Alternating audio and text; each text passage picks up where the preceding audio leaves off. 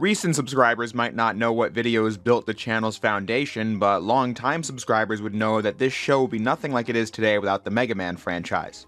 About a year into my career, I covered the Mega Man X games in a retrospective that took me from 116 subscribers to about 3,000 in 10 months' time. I later did some Mega Man Zero stuff, but I've largely been focused on Mega Man X content ever since. It has been a very long time coming, but after years of requests, I'm finally here to tackle the original Mega Man series, the classic series that started on the Nintendo Entertainment System in 1987. For today's episode, I'll be giving my full history with and current thoughts on the original Mega Man game, focusing on what it did right in building this franchise, and how the game almost didn't get a sequel.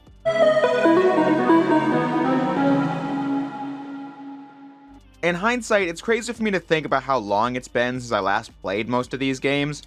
With some exceptions, I've played just about every classic X, Zero, ZX, and Legends game. When I first got into Mega Man 9 years ago, it was the X series I tried first, and that was the one I put the most time into playing, replaying, and then talking about on YouTube over and over. So while I have been through the classic Mega Man games multiple times, it has been many years since I last sat down and played one of them from start to finish. In fact, the last time I played most of these games was the cause of my not reviewing them first. If you want to cover Mega Man, it seems logical to do the original series before the spin-offs, right?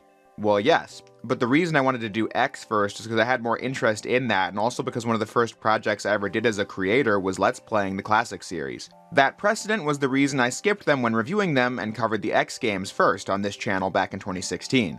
But back then, I was like a 15-year-old fumbling his way through Let's Plays with almost no video making experience whatsoever. I literally didn't have the mic plugged in throughout parts 1 and 2 of Mega Man 1 and only figured that out when doing part 3. So what is Mega Man? Well, it was a 2D platformer developed by Capcom in the 1980s. And we're back for the final part of Mega Man for the NES. It's nostalgic, but yeah, I don't have those Let's Plays up anymore. The world is probably better off without them. But starting today, that perspective shall be renewed because the classic Mega Man retrospective has officially started. Over the next year or so, I will cover just about all the games in the classic series, which may be more than you think. So yeah, let's pop this game in and start playing.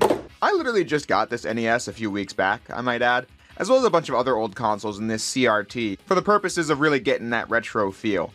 I haven't actually been in the presence of a real NES in decades, so it felt pretty cool to own one now. But speaking of that retro feel, if we're gonna start playing a radical game like Mega Man, we'd best consult the manual to see what this game's all about, right? I mean, you put the cartridge in the console and you just get taken to the title screen with no fanfare. The manual is how you got the basics of the game back in the day. So let's see what we're dealing with here. Alright, useful game hints. A thermometer-shaped Mega Man energy meter appearing upper left in game playing scenes serves to monitor Mega Man's power levels. If and when Mega Man is bodily struck or hit with enemy projectiles, degrees of energy are lost. Okay, well, let's see the controls. 4 separate action tips. Pressing any of 4 action tips moves you and Mega Man in that direction. Left, Mega Man moves left. Right, Mega Man moves right. Up, Mega Man leaps upward, and down, Mega Man crouches down. Wait, what? We're talking about a game with 2 buttons and a D-pad to work with, and somehow we messed up the controls. The manual simultaneously claims that A is jump and that up is jump. And the game most certainly has no crouch button. Alright, so the manual's a mess, but at least the story is somewhat there. It's Mega Man versus the powerful leaders and fighting forces of Monsteropolis, that strange, multifaceted land of robot-like humanoids. Okay, I don't know what a Monsteropolis is supposed to be, but despite the weird wording, the fact that it gets Dr. Light's name wrong and calls Wily his assistant, it's still somewhat the same story as the actual game. But I'm getting the impression that this manual is not to be trusted, so let's toss that out and start from scratch. In the year 20XX, Dr. Thomas Light invents a line of human-like machines called Robot Masters that can perform tasks above a human level. Some of the first were his robotic assistants / children Rock and Roll. But then he expanded it to make robots capable of helping society.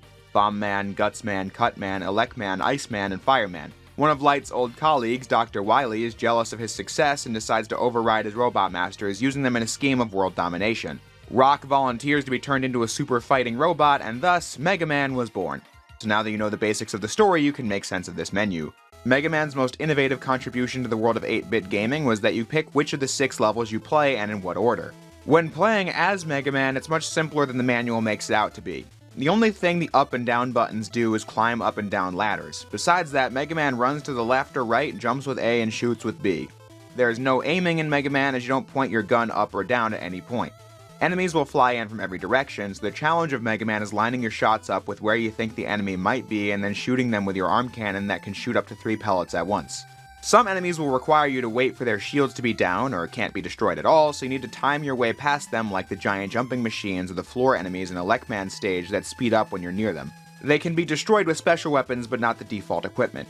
Mega Man is a very simple gameplay system, but I think it's fun to work with and provides variety in how you approach enemies, as some stages will be more left to right but others are more vertical, so you get into a lot of different combat situations in this game. Like I said just a moment ago, the idea of picking what the stage order is was pretty unusual when this game came out, as the typical action platformer had a set of stages in a predetermined order. Each Robot Master gives Mega Man a new weapon upon defeat, and another will be weak to that weapon. Even here in the first Mega Man game, this system made it so that the playthrough has more variety and experimentation than other platformers at the time. I already know the boss weakness chain starts with Bomb Man, and you work your way up to Fire Man at the end, but if you want more challenge, you can start with a harder stage and take it from there. People playing this for the first time without a guide will have to experiment with the stages to see how far they get, so finally being able to beat a stage and see the game get easier once you get more upgrades is always really satisfying. The route I laid out earlier is the most optimal one, but it's not the only easy path to getting through the game with boss weaknesses alone. Bomb Man and Cut Man are pretty equal in terms of who is the best boss to take on first. Cut Man is the one highlighted on the menu by default and might be the first stage for many players as a result. However, I think it's more optimal to play Bomb Man first, which then makes it easy to battle Guts Man and then Cut Man. The next one is Elec Man, and his stage has this extra gadget called the Magnet Beam, which can only be reached with Guts Man's weapon or with Elec Man's, but going to Guts Man's first eliminates a potential backtrack, which is definitely preferred since this game doesn't allow you to leave stages unless you get a game over or beat the level again. But you see what I mean though, right? Despite it being the first Mega Man game, this system allows for strategy and planning your playthrough, which was the game's most innovative feature 37 years ago, and the fact that it still holds up in that regard is something I find pretty impressive. But of course, no game is perfect. Well, okay then, guess the game is a little janky. Okay, maybe this game is really janky. Yeah, shock and surprise, there are many ways in which Mega Man 1 has not aged well. You just saw me take damage after killing a boss, which could have easily led to my death if I had less health. Since I'm so accustomed to how Mega Man handles in later entries, it's always weird to revisit Mega Man 1 and see how different it felt to play despite having the same core controls as many of its sequels. What you just saw was how Mega Man, if suspended in the air, will plummet to the ground at a decidedly unsafe rate. When you're placed over bottomless pits like Gutsman's stage or in the middle of Iceman's stage, you can see a formula for disaster here. But even when on the ground or jumping from point to point, there are still issues. When you start moving left or right, Mega Man takes like a frame before getting to top speed. It's hard to describe, but it always feels sluggish to move. And then when you let go of the D-pad, Mega Man will take a few frames to stop moving. It just doesn't feel very precise. Through all of that, Mega Man feels like he's got cement strapped to his feet. Cement that was laced with butter or something, because he's both very heavy and kind of slippery at times. Oh, and the knockback can send you into the abyss as well. The level design is usually fine, but it has some low points too. A good stage in this game would look like Cut Man or Guts Man, where it has a decent mix of combat, platforming, and verticality. But then you have a stage like Elec Man's, which is mostly climbing up ladders where you can get knocked down and have to climb back up. I also thought this part in Fireman stage was funny, where it seems like something is down there and you have to time your movement around the fire, only for it to be a pit. Like, why is that even there? The most infamous bit of platforming in this game is an Iceman stage. First, you have the disappearing and reappearing block gimmick, which is a staple of classic Mega Man stage design. This is easy enough to get through with timing, but then the middle of the stage has this massive pit you need to time your way through on moving platforms that fire bullets from each direction. Combine the slippery controls with the fact that gravity plunges Mega Man to his doom at light speed, and you have the makings of a tough section. The conveniently placed energy refill halfway through convinced me that this part was designed for you to want to use the magnet beam to draw a platform and skip past it. Even the manual highlights this item's placement and use, but it's kinda weird how it's either hard as hell or just cheesed entirely. Now, this is the part in the review where I'd usually start talking about the beatability of the various Robot Masters, and yeah, I did 2 playthroughs of this game for that reason. The first was just me doing the weakness order I listed before, but the second is when I just started picking stages at random. Interestingly, I think the game's design makes it so you can really do just about any stage first. Some bosses are definitely easier than others. Elec Man is absolutely the hardest boss and probably my least favorite stage of the 6, so don't do that one first. But what makes all the others kind of a toss-up is that I've had runs where I just stand mostly still, destroy the boss on the other side of the room with the default firepower, and others where I couldn't really do much as I got wrecked. This means that the bosses in this game without their weaknesses are wars of attrition. You just have to hope you get a good cycle and don't take damage. Even a boss with a predictable pattern like Iceman packs quite a punch if you get hit. For the most part, the special weapons you get from bosses are also unremarkable. I tried using them in my runs, but they just aren't that useful.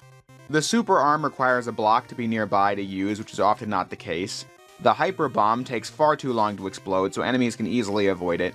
The rolling cutter is a bit too slow. The ice slasher is okay, but it leaves enemies' hitboxes active when it freezes them. The firestorm is decent as it puts a circle of flame around Mega Man, which does give you some extra frames of protection, but doesn't do much damage. And then the Thunder Beam is the only really strong weapon in the game as it fires up, down, and forward and deals massive damage, just with the side effect that it'll cause the game to slow down. Having said that, I mentioned earlier that Mega Man had an issue garnering an audience back when it first came out. Now that I've outlined the areas where this game was unpolished or janky, perhaps you're wondering, well what, was it bad word of mouth or something? To that I say, no, I don't think it really had anything to do with the game itself, because janky and unpolished games were the rule more than the exception on the NES. But it's just odd because the game is pretty cool and unique. I mean, who wouldn't want to walk in a Blockbuster and go to the game section and rent this game? It looks perfectly— oh my goodness! Capcom! I'm sure you saw this part of the video coming if you know anything about Mega Man. Why did Mega Man have an issue selling in the West? Look no further than the abysmal box art the game had in the US. It is low-hanging fruit to make fun of this cover art, but I mean, if you're talking about Mega Man 1, how could you not? The story goes that this game wasn't intended to get a Western release, but when Capcom USA decided to bring it over, the marketing team had one day to get the cover done, and in 6 hours, this masterpiece of shit was born. Capcom decides to release the game in Japan in a limited amount. Surprising everyone, the game catches on in Japan. Capcom decides to bring the little robot to America. It had some of the worst box art in the history of video games. It doesn't look anything near the Mega Man that we see today. The box art for the first Mega Man game in the US was done very quickly. The president of Capcom US said to his marketing guy, we need a cover done tomorrow. And he went out and got a friend of his to do it in like 6 hours. Where do you begin? I mean, it doesn't look anything like Mega Man, his face is terrifying, the color palette is messed up because Mega Man doesn't even have a drop of yellow on his character design, he uses a gun instead of an arm cannon, nothing is happening, the background is bland, and none of it tells you anything about what kind of game this even is or why you'd want to play it over some other NES shooter. Even Keiji Inafune cites the US box art as a large contributing factor to why Mega Man 1 struggled in the sales department, and you can see why. Today, bad box art Mega Man is a meme the internet has been laughing at for decades, and it even has become a recurring gag in other Capcom games. I genuinely think this terrible cover art stifling the game in the West could have been something that ensured the game never got a sequel. This is a real shame because the original Japanese art design in this game still holds up. The Japanese version's key art doesn't excite me much either since nothing's really happening in this one either, but I'm just saying the art style is strong. Inafune was pretty new to Capcom when he started doing character designs for this game, and I think these original designs, like the Robot Masters or Mega Man himself, are really striking and colorful, translating to the NES sprite work pretty well. A lot of NES games have very basic backgrounds, and while Mega Man will have flat colors or blank backgrounds, I think the game has visual variety across its many stages. Combine that with the really catchy and upbeat soundtrack, I think it's fair to say that the presentation of Mega Man 1 is really solid for the standards of 1987. But with all that said, once you defeat all 6 Robot Masters, you can proceed to the final stages where Mega Man will defeat Dr. Wily. This is gonna be awesome.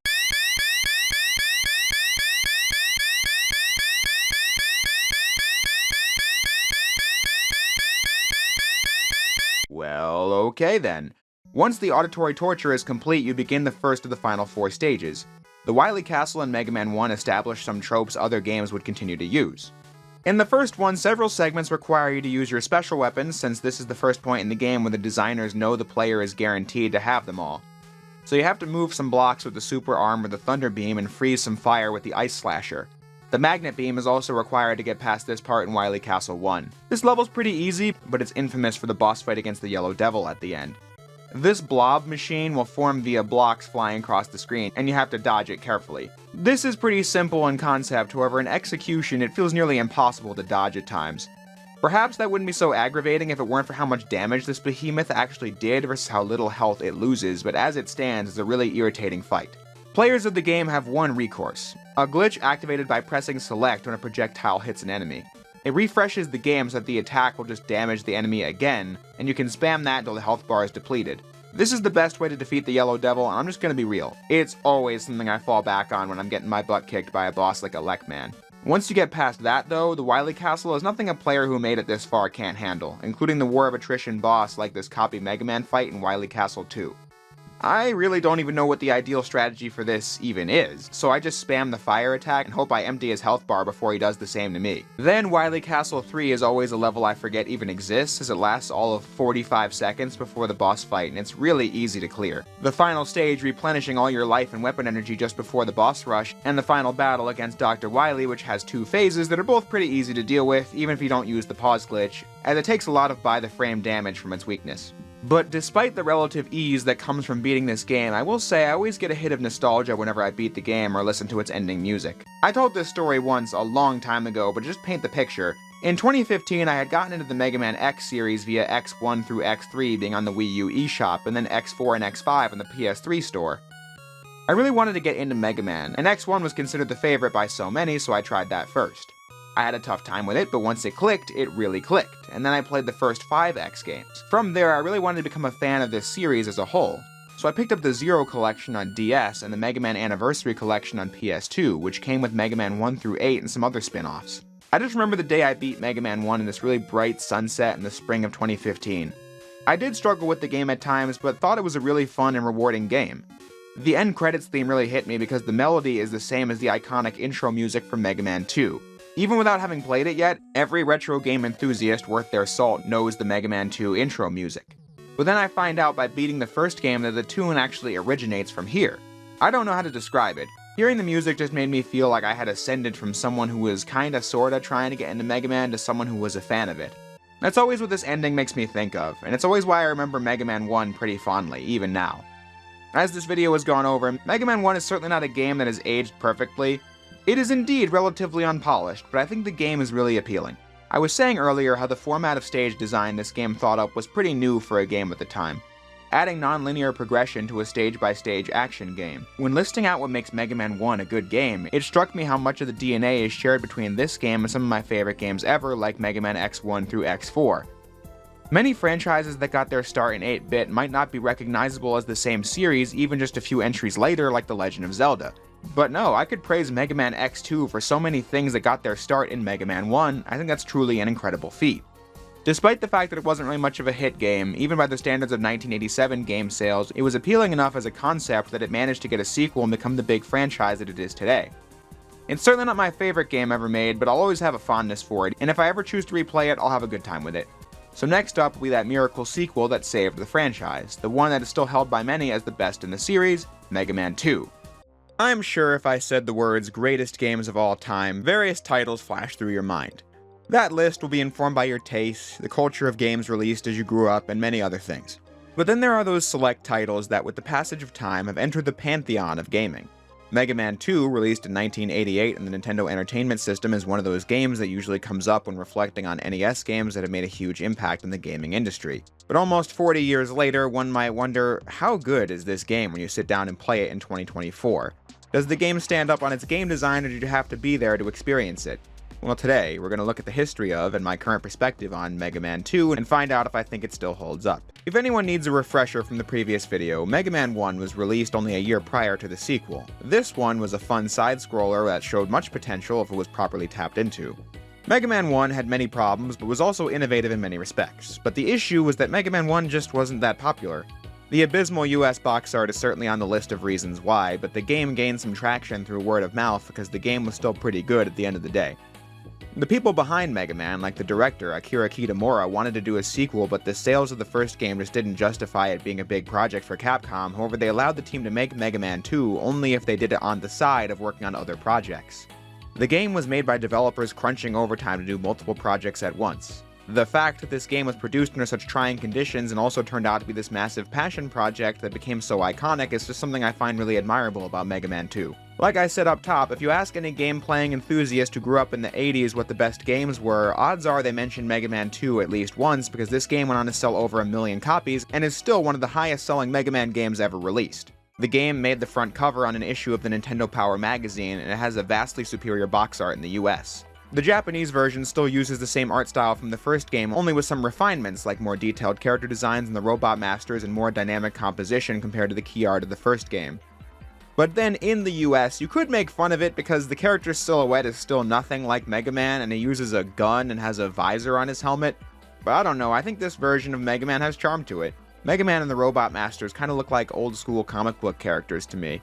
Mega Man makes me think of somebody like the old Blue Beetle, for example. It's not how Mega Man should look, but as an adaptation of the idea of Mega Man, I think this looks really endearing. Selling players in the game much better than the horrid abomination on the cover of Mega Man 1, which doesn't even mention this Flash Gordon-looking Mega Man from the European cover art. The European art was at least good enough to be featured in the Complete Works art book, which cannot be said for the US art, but I just thought that was funny to say. Anyway, this game is a critical darling of the massive NES library, but a nearly countless amount of Mega Man games have been released since 1988, many of which are games I hold quite dear. These are games that take the foundation of Mega Man 2 and greatly expand upon it. So when actually putting Mega Man 2 under that critical microscope, how will I feel about it? Like the first game, I haven't played this in years. I have played it multiple times for sure, though I don't actually remember that first playthrough quite like Mega Man 1. I do know I tried getting into this game in like 2014 or so, but I didn't get very far, so I don't really count that. This was a while before I ever tried X1, which was when I properly became a Mega Man fan. But I do remember publishing that Let's Play I did in 2016, specifically Part 1, which came out the day after a snowstorm, and I was walking home from the bus after school, walking through the ice for 25 minutes thinking about how epic this Part 1 was going to be for its audience of 9 people. So I'll just start off by saying, Mega Man set the foundation of the series. Mega Man 2 really told us this is what Mega Man's gonna be. But yeah, I haven't fully played through Mega Man 2 since then. I always thought the game was good, so will I still feel that way? Will I think it's overrated? Well, let's find out. The presentation is much more pleasing than the first game. That game just took you from the title screen straight into the menu. In this one, you get the iconic opening scene where it's explained that after Dr. Wily's defeat in Mega Man 1, he's now returned with 8 of his own evil robot masters, and it's up to Mega Man to stop them. The recap doing a new rendition on the Mega Man 1 ending theme as it pans up to the building to reveal Mega Man with the new theme that may as well be the anthem of the Mega Man franchise.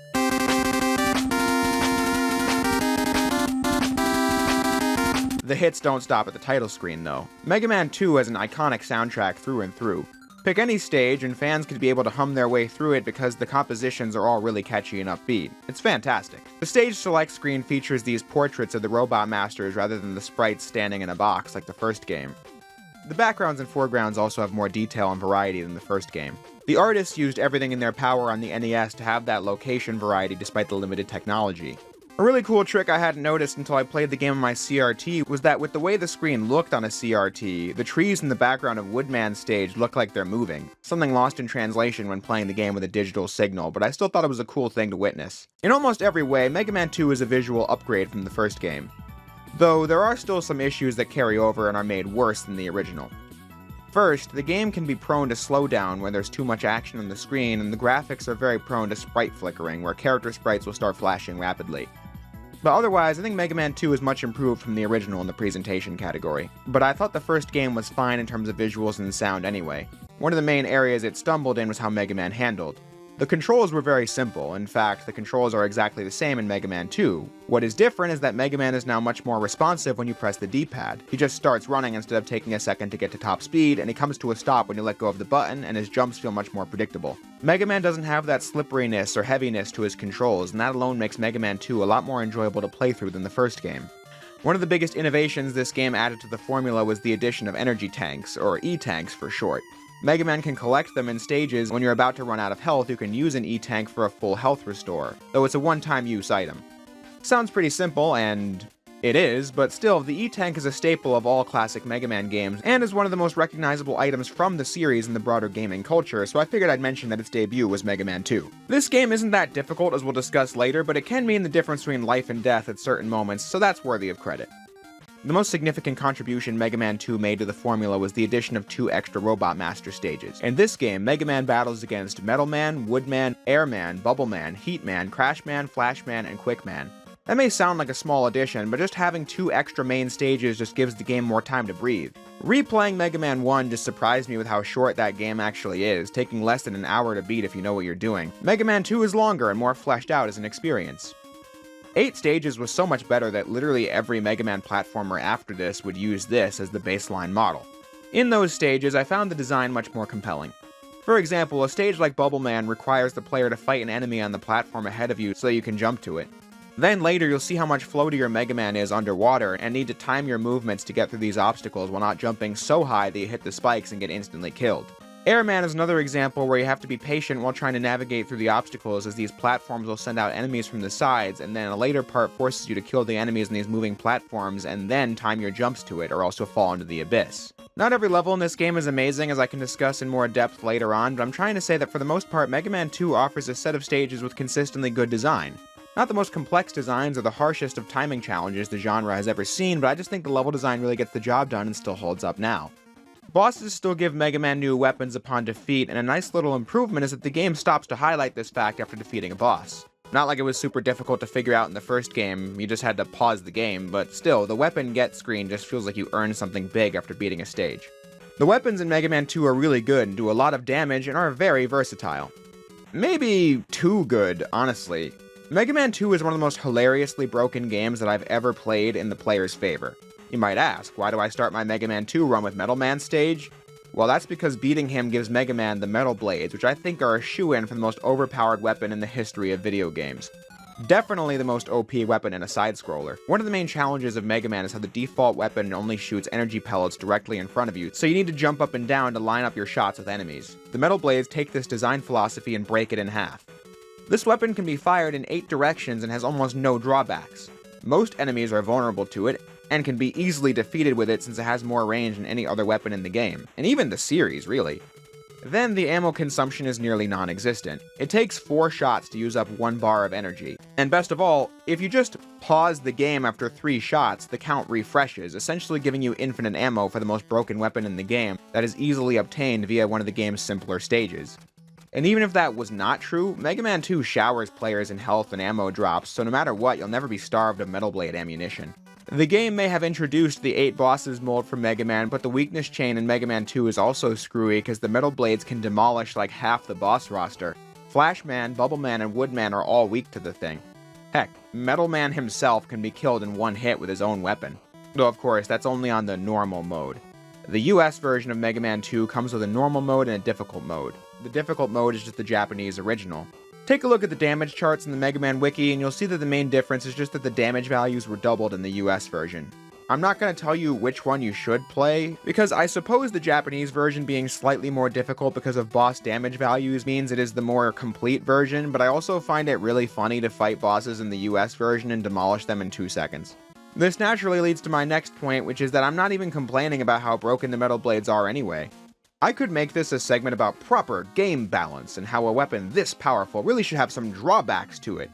Like how maybe it should do way less damage to compensate for its range, or consume more ammo, or just not have as wide of a range. There are several ways to make this weapon more balanced, but when just playing through Mega Man 2, it's fucking hilarious to just destroy enemies from wherever they are knowing they stand no chance against you. Sometimes it's just fun to be overpowered in a video game and blast your way through, especially in a game that isn't particularly long anyway. Think back to the weapons of Mega Man 1. Half of them were virtually useless. This game gives you a bunch of powerful weapons, and one of them is a ferocious beast. Ferocious beast? Run, Sly, run! Fear the beast! That's the thing. With this game's development cycle, I don't think they had the time to really sit down and put in a lot of thought into how the weapons interacted with the game world and how they were balanced with each other. I think they just thought, wouldn't it be cool if? And so yeah, one weapon just fires in every direction with virtually infinite ammo. If every Mega Man game were this broken, perhaps it would be a problem, but in the second game in a series that would later correct this issue, coming off a first game where most of the weapons sucked, I think it's pretty fun and cool. Originally, I imagined I was going to get in here and critique the game because the Metal Blades were so OP. Then I would do my second run where I went out of my way to do the stages without beating Metal Man first, and this would show that the difficulty balancing in this game was all kinds of messed up. But my second playthrough of this game was illuminating in ways I didn't expect. I actually thought playing the levels with the regular loadout was a decent shakeup from how I usually play this game. In Woodman's stage, I was shocked by how much more alert I had to be since the bats were coming up from above and I needed to time my way around them. The birds dropping bags with tiny enemies were easily disposed of with the metal blades, and these were now an obstacle I needed to consider, alongside these ape-looking mechs that come up from below. The stage just had a lot more going on when I played it primarily using the standard shots.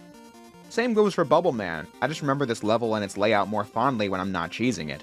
So now I have an extra appreciation for the stages if I were using the blades or not. Though I didn't like Crash Man's stage much. Aesthetically, I thought it was neat as you keep getting higher and higher and the background gets darker and darker until it's nothing but stars. Climbing to space is a cool set piece, but when enemies are dropping in from every which way, without the metal blades it becomes kind of irksome. But through not using the metal blades, I got to experiment with the other weapons in the game and saw how powerful most of them were too. Did you know that the air shooter just destroys these walking mechs? I didn't until now.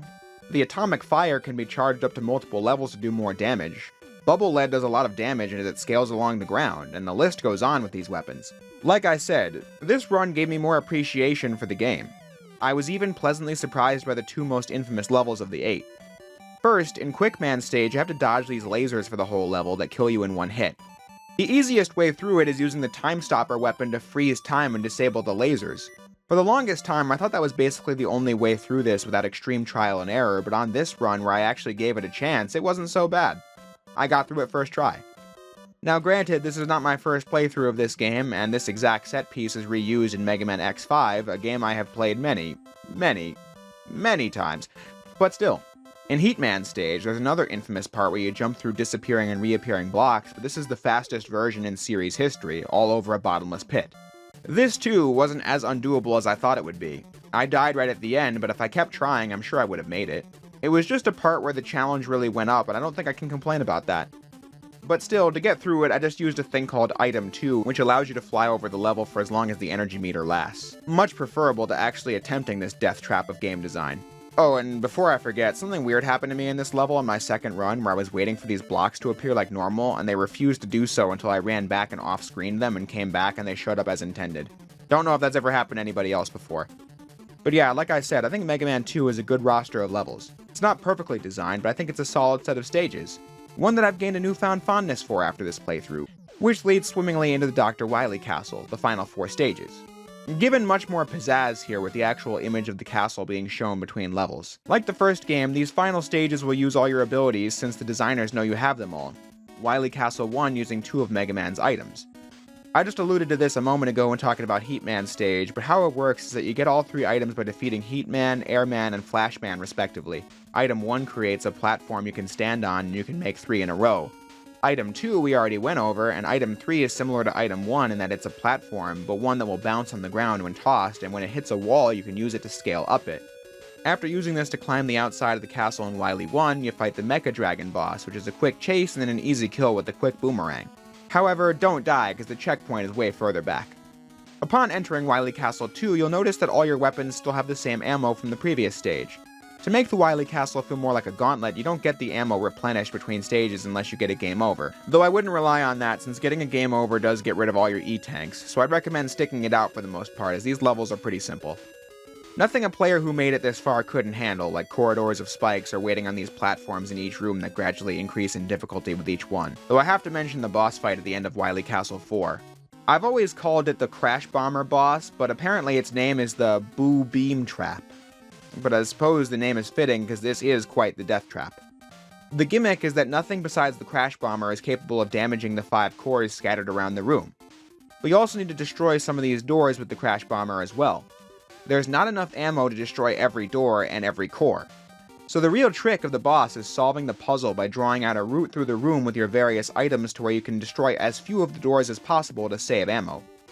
One wasted shot means you can't win. It sounds simple enough, but like I said, if you mess up, you can't win, and to replenish your ammo, you need to just wait around and hope to get a game over and then have to play the stage from the beginning. It's just a weird difficulty spike, because Mega Man 2 has never had a boss requiring this much from the players before this point. I got through it on the first try, but still. I said these were the final 4 stages, but technically there are 6 levels in this game's final castle. But Wily Castle 5 is just the boss rush, and the 6th stage is an easily navigable cavern. But before I get ahead of myself, it's refreshing to play the boss rush in Mega Man 2 compared to how many times I've played the X games over the years. Longtime viewers would know that I think this is the worst part of almost every Mega Man game, refighting all the bosses before the final battle. Mega Man 1 and Mega Man X1 had both placed the boss rush throughout the final stages, which I suppose is my favorite way to do it. However, I can't complain too much about a boss rush done like Mega Man 2, and here's why. In the NES Mega Man games, the bosses don't have iframes, so you can beat them in like 30 seconds and then they die in like 2 seconds and you're on to the next one. When in something like Mega Man X2, you have to wait a few seconds before each hit and then wait through a 15-second explosion scene for each one. And then X4 adds that warning animation before each boss, further dragging down the pace. But on the NES, it was perfectly tolerable. And on the boss against Wily, I thought it was funny because I kept dying at first, and that was because I was trying way too hard to dodge the attacks and trying to aim my shots. When the truth is, you just get in there and spam the metal blades and you win in like 20 seconds. The final stage is, as I said, a run through this cavern that ends with Dr. Wily turning into a space alien as the final boss, only for this to be revealed as a hologram before Wily gives up the second time. But then, after a high-energy action platformer like this one, you get kind of a melancholic ending. There's no text explaining it or anything, you just get an ending scene of Mega Man walking home as the four seasons progress in the background, while kind of sad music plays as the final shot shows Mega Man's helmet left behind in the fields. Perhaps this is looking too deep into it, but I don't know, maybe this ending was supposed to be like the story of the game's development? Like, it was a hard fight and now everyone gets to go home. Mega Man hangs up his helmet, maybe to never return, but he'll always be ready to do so when the need arises. Perhaps the developers got the chance to make Mega Man 2 as this passion project but had no idea if it would ever get a sequel, perhaps thinking this was Mega Man's final adventure, merely being glad it got the chance to exist at all. Yeah, I have no idea what they were going for here, but that's the best I can come up with, as the game goes straight from that ending into the triumphant credits music. Circling back to the title of the video, do I think Mega Man 2 is in any way overrated or undeserving of its spot in the pantheon of gaming greats? Well, no, I really don't think so. I mean, I certainly don't think this is the greatest game I've ever played, nor do I think it's anywhere near the list of best games to ever be made, but in terms of the best NES games, I think it's a worthy mention in that conversation. Like I was just saying, it was honestly a miracle that Mega Man 2 even got made in the first place. Something like that probably just wouldn't happen today. Unpopular games or niche hits usually don't get that many sequels. But the developers were able to do this game and refine the idea of what Mega Man was from the fun but flawed first game, and then in turn produced one of the most revered and influential side-scrollers of the 1980s that spawned a million sequels and spin-offs. Mega Man in its current form exists because of Mega Man 2, and that covers everything from art design to boss design to level progression and all that. That fact cannot be understated. Sure, I think there are better games and a plethora of better Mega Man games as well, but this one is really cool and worth your time if you enjoy retro 2D platformers. I won't be replaying it every day or anything, but if I ever feel the need, I will certainly enjoy it. Especially now that I've experimented with the game's design much more than I used to, giving me a newfound appreciation for it. Now, amongst the retro NES crowd, this game was the most popular and most successful, so therefore it's remembered as the best of the NES bunch, but Mega Man had quite a lot of games in the console. So next up we'll be tackling Mega Man 3, which is the second most popular Mega Man game in the NES. Now that the Mega Man franchise had some gas in the tank, you might think Mega Man 3 came together much easier than, say, Mega Man 2, which was a challenging project for the team. Well, there's where you're wrong. Mega Man 3 wound up being the most stressful one yet, and one that series producer Keiji Inafune would look back on and regard as one of the most stressful Mega Man projects they've ever done. Mega Man 2 released in Japan in 1988, and then Mega Man 3 released in 1990. Despite the extra time between releases, this didn't do anything to alleviate the issues of crunch development, as the director of the first two games, Akira Kitamura, left Capcom while Mega Man 3 was in development, so Inafune had to work with someone completely new to the franchise, producing a game that, Inafune claimed, was not in a properly finished state by the time of its release. I probably already knew that well before making this video, but it's always odd to reflect on because Mega Man 3's legacy is not that of an unfinished project marred by crunch development. As I said a moment ago, this game was one of the most popular games in the Mega Man franchise, also being one of the few Mega Man games to cross that 1 million units sold milestone. This is one people remember really fondly, as it, like Mega Man 2, was also featured on the front cover of a Nintendo Power issue and even came with a giant poster of the 8 Robot Masters and the new mech called Gamma that's the final boss. Sorry, not sorry for the spoiler. And then the US box art has also seen another leap in quality from the previous games. This time, Mega Man actually looks like Mega Man. If you took this character's silhouette, it would verifiably be Mega Man. But now we have a new problem, which is that facial expression which is trying to convey something as Mega Man blasts Sparkman in the Mega Busters. I can continue to highlight it every time I see it going forward, but the point is, now that they've finally figured out how to draw Mega Man in the West, they often struggled with the face. There are other goofy things about this cover art, like Rush just sitting in the back with Top Man, but still, they're clearly improving. The European art is actually able to draw Mega Man accurately by this point, as the European art is pretty much the same thing as the Japanese one. But then I don't know what happened to Dr. Wily up top, he looks all kinds of messed up. But back on target, as I said, I don't really remember much about Mega Man 3. The last time I played this game for longer than like 5 minutes was the Let's Play I published in 2016. I had to switch from my PS4, which I did Mega Man 1 and 2 on, to using the Wii U, since somehow my crap top at the time was able to record that without shitting itself as often. But besides that, there isn't really much to say about the playthrough at the moment, but I'll come back to the topic later. Now that I'm returning to Mega Man 3 for the first time in 8 years, I'm excited to see how I'll feel about this game. So let's get into it. Well, one area where Mega Man 3 feels rushed from the get-go is the title screen. Mega Man 2 had that intro cutscene, and now Mega Man 3 just starts up in this black void of nothing for a title screen. That only sticks out to me because I'm convinced there was meant to be more to this. Because why would the composers go this hard in the title screen music if most people will only hear it for 2 seconds? Seriously, listen to this absolutely boppin' tune.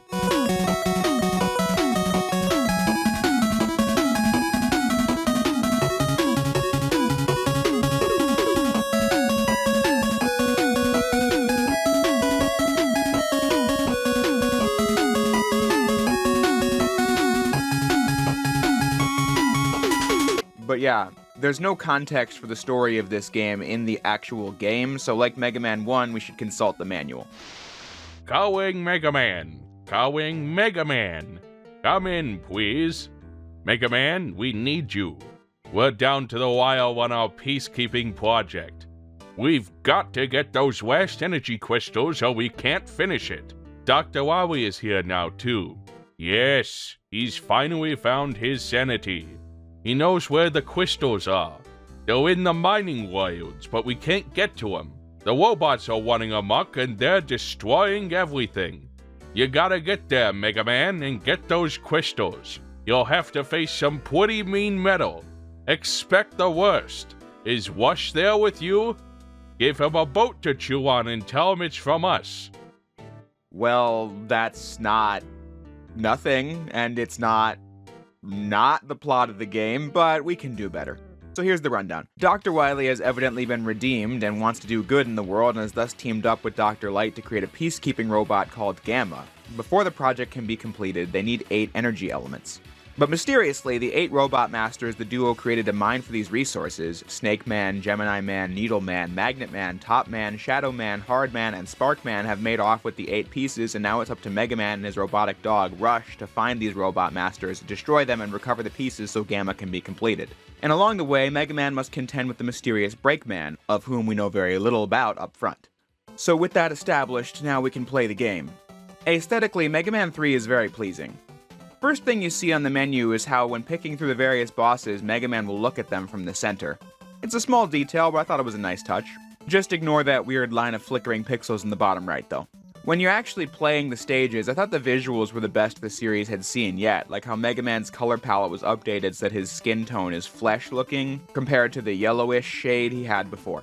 The backgrounds have more variety and different designs than before as well, like how Snake Man's stage is decorated in these scaly green textures, or how the sky in Magnet Man's stage is comprised of different colors to make it look more visually distinct from the stages where the sky is just a flat shade of blue like Needle Man's level. Top Man's stage has a lot of colors and lights throughout, but a detail I thought was pretty cool was these exposed spikes that have clearly cracked through the glass that you run on for the rest of the stage. Gemini Man's stage has these unique red and blue rocks making up the foreground, and really, the list goes on. I think Mega Man 3 is a very visually appealing game, and sonically, the composers turned out another banger. Perhaps this is an unpopular opinion, but while playing through Mega Man 3, I hummed along to the tracks in the background more than I did in Mega Man 2, which was also an iconic and catchy NES soundtrack, but I just thought Mega Man 3 was the one I enjoyed more. When actually talking about the gameplay, all that was good from Mega Man 2 is still here. All the improvements to Mega Man's handling are still in place. The further we get through these games, expect to hear that kind of phrasing more often, but that's not fair to Mega Man 3 because this game adds a huge game changer to the moveset. In Mega Man 3, the titular hero can climb up ladders way faster than he did in the first 2 games. What a relief. What, was that not it? Oh right, I almost forgot! In this one, Mega Man can now slide along the ground by holding down on the D-pad and pressing the jump button. That's a pretty comfortable button mapping for the slide maneuver, and it was clever of the designers to think of that since the NES only has 2 action buttons that were both taken. The slide really shakes up how you play Mega Man more than you might think from the way I described it. In the Mega Man 1 review, I laughed at the instruction manual for claiming Mega Man could crouch when that was never a mechanic in the game. The truth is, it was supposed to be, they just never ended up implementing it because they thought it created too many options for the player. In that, you avoid attacks in Mega Man by jumping over them, so they thought a crouch button would make players debate with themselves over whether an attack was crouchable or jumpable, and they thought it was best to just leave it to jumping. In combat, the slide serves that purpose because you can quickly slide underneath incoming attacks, which just adds an extra bit of strategy to the Mega Man combat we've all gotten used to from the previous games. The slide changes the level design because now the designers can create timing challenges based on your sliding underneath things to avoid them or sliding through areas to get to secrets. Needle Man stage is the easiest to point to for this, as these pistons will rise up and down and sliding through them is the easiest way to avoid damage. I think Mega Man 3 has consistently good level design. For the 8 Robot Master stages, I thought the challenge was always fair. Like in Snake Man stage, where these clouds will follow you, and if you shoot them, they'll turn into these bullet build type enemies that launch forward. You time your attacks so that you can avoid them while standing on these cloud platforms. Stages make good use of tiny diverging routes, like needing the rush coil to get to this upper part of Top Man stage. I thought it was cool in Magnet Man stage how you have this one segment of disappearing and reappearing blocks that gets harder and harder as you deal with wind pulling you in that direction while trying to jump. The escalation of difficulty was really well done here. Same in Sparkman stage with these timed electricity challenges, and just about every other stage as well. As I said, I thought the Robot Master stages of Mega Man 3 provided good platforming to master with enemies that have readable patterns and good opportunities with Rush and the Slide. The game earns a lot of points with me in terms of level design and gameplay. I found the bosses almost all well designed too. I always start with Snake Man in this game, but when I first played the game for the video, I was surprised at how much he was kicking my butt. There is an avoidable pattern to his attacks, but it just took me a few tries to actually get it down. But past that point, whether I was using the weakness or the default weapon, I was able to come out on top without too much struggle in Mega Man 3. The weapon roster is also far more balanced than the previous game. The easiest way to tell is by looking at the Shadow Blades, a direct repeat of the Metal Blades in the previous game. But this weapon doesn't fire in all 8 directions, doesn't travel the full distance of the screen, can only shoot one at a time, and is not as fast. Sounds like a total downgrade, but I think it's good for making sure the game balance isn't totally wrecked by one weapon. And then a weapon like the Magnet Missile that targets enemies from the ground and into the air consumes a lot of ammo per each use. There are some weapons in this game I didn't really like using, such as the Gemini Laser, which is just too slow for its own good and leaves you defenseless while it's slowly bouncing around the walls. And I also didn't find much use for the Hard Knuckle or the Top Spin besides boss weaknesses, but other weapons like the Search Snake, the Magnet Missile, the Spark Shock, the Shadow Blades, and the Needle Cannon carried their own weight perfectly fine and added to Mega Man's moveset meaningfully. I don't mean to say those weapons I didn't use as much aren't useful, because with experimentation you can find a use for just about any Mega Man weapon, just that in my playthrough there were ones I would stick to and ones I used way less often. The way the menu is designed in this game with the 2 tabs also makes me want to experiment less, because switching through things can be a bit of a pace killer. But don't get me wrong, the weapons might be more balanced than Mega Man 2, but this is certainly not a balanced game. In some ways, it actually is more unbalanced than Mega Man 2 was. Take for example, Mega Man 2 only giving players a maximum of 4 E-Tanks. It made those E-Tanks pretty valuable. In Mega Man 3, you can get a max of 9 E-Tanks, so you can just start hoarding them no problem, which makes the game too easy, especially in the final levels. Then there's Mega Man's robotic dog, Rush. Rush replaces the items you could collect in Mega Man 2. By default, every player will have Rush Coil in their inventory, and this allows Mega Man to jump on Rush's back and get a huge boost into the air, and then there will be many segments that require this because it's a default move. This is pretty cool and adds to stage design like I said before, but the other ones are really funny to use because they can easily break stage sections in half. You unlock the Rush Jet and the Rush Marine, the former of which can be used to fly over any difficult platforming section.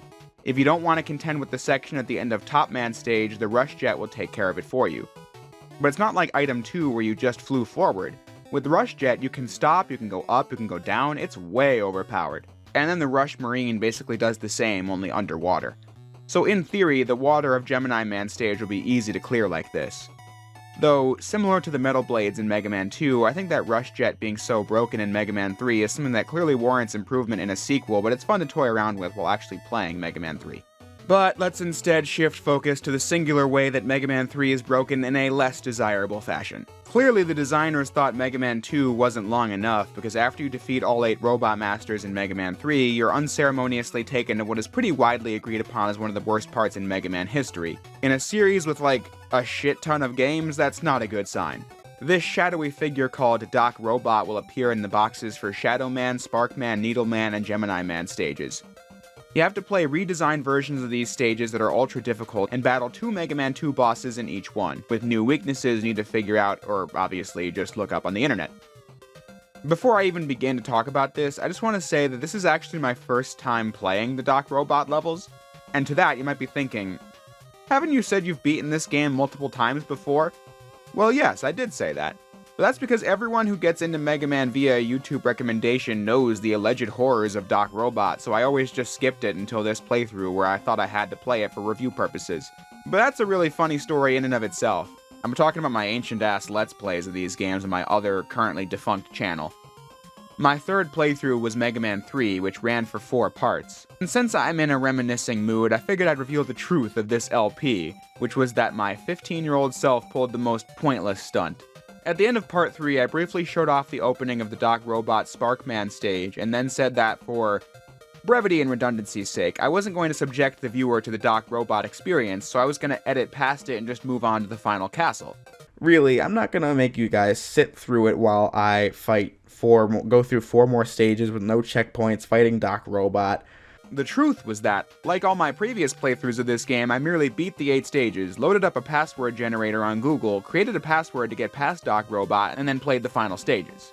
But I guess I thought that would make me look like a retro gaming amateur, so I said what I did in that clip I just played.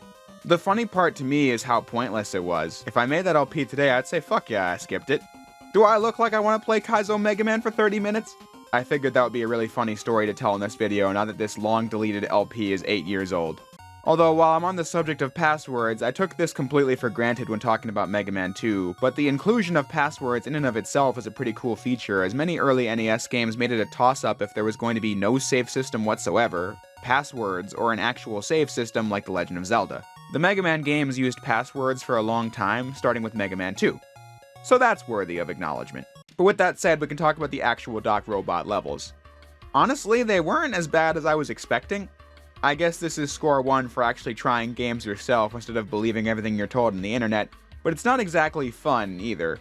If you made it this far, I believe you'll probably beat these with enough patience, as by this point you have Rush Jet, you have Rush Coil, and you have all the special weapons. The biggest issue you're probably going to run into is that many of these segments feel like damage boosting is the only solution you really have, while also contending with really limited checkpoints, so large chunks of levels will have to be done over and over upon death, or God forbid, a game over. Some parts do just throw the kitchen sink at you, like Shadow Man's Doc Robot section, and design like that is why I'm saying this part's not really that fun, even if it's not impossible either. The part that kicked my ass the most was actually the one at the end of the Sparkman section where you have the falling blocks you need to time your way through against a pit. But then I watched a friend do it in one try, so maybe I just sucked. That is absolutely an option. Regardless, on repeat runs, you can probably get used to any of this and get through it without much hassle, but what really reeks about the Doc Robot sections is that it's so blatantly obvious that it's here for no purpose other than padding the runtime. And that's pretty unusual for NES standards. What most NES games did to achieve that end was make the thing way more difficult than it needed to be, thus making the small amount of content seem more valuable, so we either had to rent the game multiple times or just buy it at full price. So I guess you could say Mega Man 3 was ahead of its time by inflating the value through filler content, which is also overly difficult anyway. Now that I've finally played it, I can say with confidence that anytime I revisit Mega Man 3 in the future, I will absolutely be passwording my way through it because I don't think this adds any value to the game, it just makes it far worse than it otherwise would be. But I don't have much else to add on it besides that. Once all that is said and done, you get the first mid-game cutscene in the Mega Man franchise. This stuck out to me because there were no cutscenes in the previous games while you actually played through it.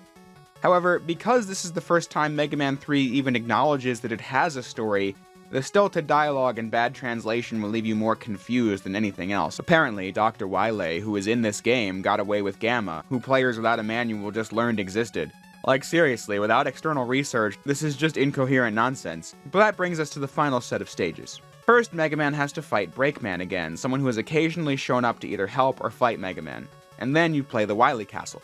The final levels of Mega Man 3 unfortunately don't stick the landing. After all the Doc Robot antics you had to play, you might expect the final stages to be a true gauntlet. While you still don't get your energy refilled between castle stages, that's not really a problem because this is a pretty easy final set of levels. For one, no challenge in these stages is anything a player that made it this far can't easily get through, like a water section with spikes on the bottom, or a room of spikes that Rush Jet can easily fly through. I don't know, the final levels of this game just really feel like the designers were running out of time and hastily put these together. To add insult to injury, there are E-tanks and extra lives plastered throughout, so it really should be no challenge at all for you to get through the finale of Mega Man 3, even against the bosses who are also easy. Such as this Yellow Devil Mark II, who is very simple to avoid now that you have the slide, or this clone Mega Man room that can be killed in seconds with the Search Snake. The worst offender is actually the final boss against the Gamma Mech. Just look at this. This isn't with some easy mode or whatever, that's just the final boss of the game, clearable in like 30 seconds. But the game ends with Mega Man and Wily trapped under some rubble, but Breakman saves Mega Man and returns him to Dr. Light's lab. Here's where we get some more story in what is another somewhat melancholic Mega Man ending. It turns out that Breakman is actually Proto Man, the original Robot Master. Before the credits, Mega Man goes out to look for him, and you see the list of all the mechs that Light has created thus far, which includes the 6 bosses from Mega Man 1, Roll, Mega Man himself, and finally Proto Man, Mega Man and Roll's older brother.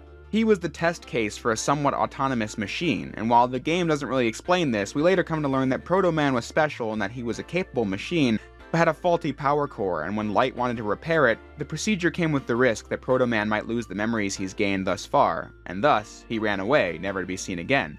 Until Wily repaired him on the side and had him fight Mega Man in this game. And now, his location is unknown yet again, and Dr. Wily's also out there planning some dastardly scheme. Which is the note Mega Man 3 ended on, to the tune of Proto Man's full theme. But in closing, am I trying to say Mega Man 3 is not good or unworthy of praise? No, I'm definitely not saying that. My experience revisiting Mega Man 3 was largely positive. I thought the new additions to the franchise were good ones that became mainstays for a reason. I think Mega Man 3 is a perfectly good game worthy of a playthrough for any Mega Man fan or retro game enthusiast. However, when you read up on how this was a troubled production cycle, that fact is quite evident in the final product. The game is unbalanced, it has an extended filler segment that almost nobody likes, even by the people who made the game, no doubt, and then it has a set of final stages that are pretty meh, as well as final bosses that leave a sour taste behind. Mega Man 3 is a good game, it just doesn't really stick the landing. So the qualities it had that are a product of being really rushed are things that make Mega Man 3 stand out from other games in this series. But I think this game has plenty of positive qualities which are enough for me to say the game is still good and worthy of its iconic status, but it just happens to be very messy, and that fact kinda hangs over Mega Man 3 and probably always will. But what is unique about Mega Man and the NES is that most franchises that started on the console only had a few games released. Mega Man had quite a lot. 6 to be exact. This gave the team behind these games the chance to really hone the classic Mega Man NES craft. Doing dedicated videos in the second trilogy of NES Mega Man games is interesting because these games tend to have a reputation of, yeah, they continued to exist, they're more of the same, not much to say, I don't know why they made so many of these games. Something like that is usually the takeaway when talking about Mega Man 4 and 5 specifically, but more recently I've seen many fans regard Mega Mans 4 through 6 as the superior games while Mega Mans 1 through 3 have various issues, a product of them being the first ones made. I was curious where I was going to land with Mega Man 4 because, like the others, I haven't played this in years. But then Mega Man 1 through 3 and 6 onward are games I can recall pretty well.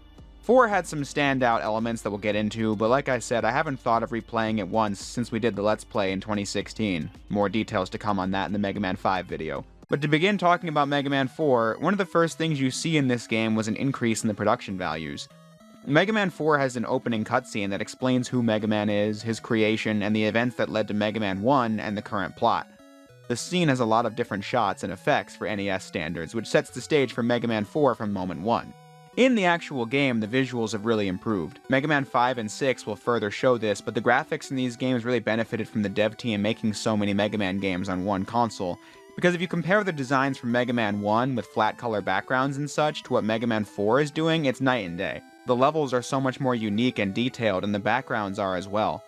Skullman Stage has this bone theme throughout the level, while Pharaoh Man Stage takes place inside of a tomb in the desert, or Toadman Stage having the rain hit the ground.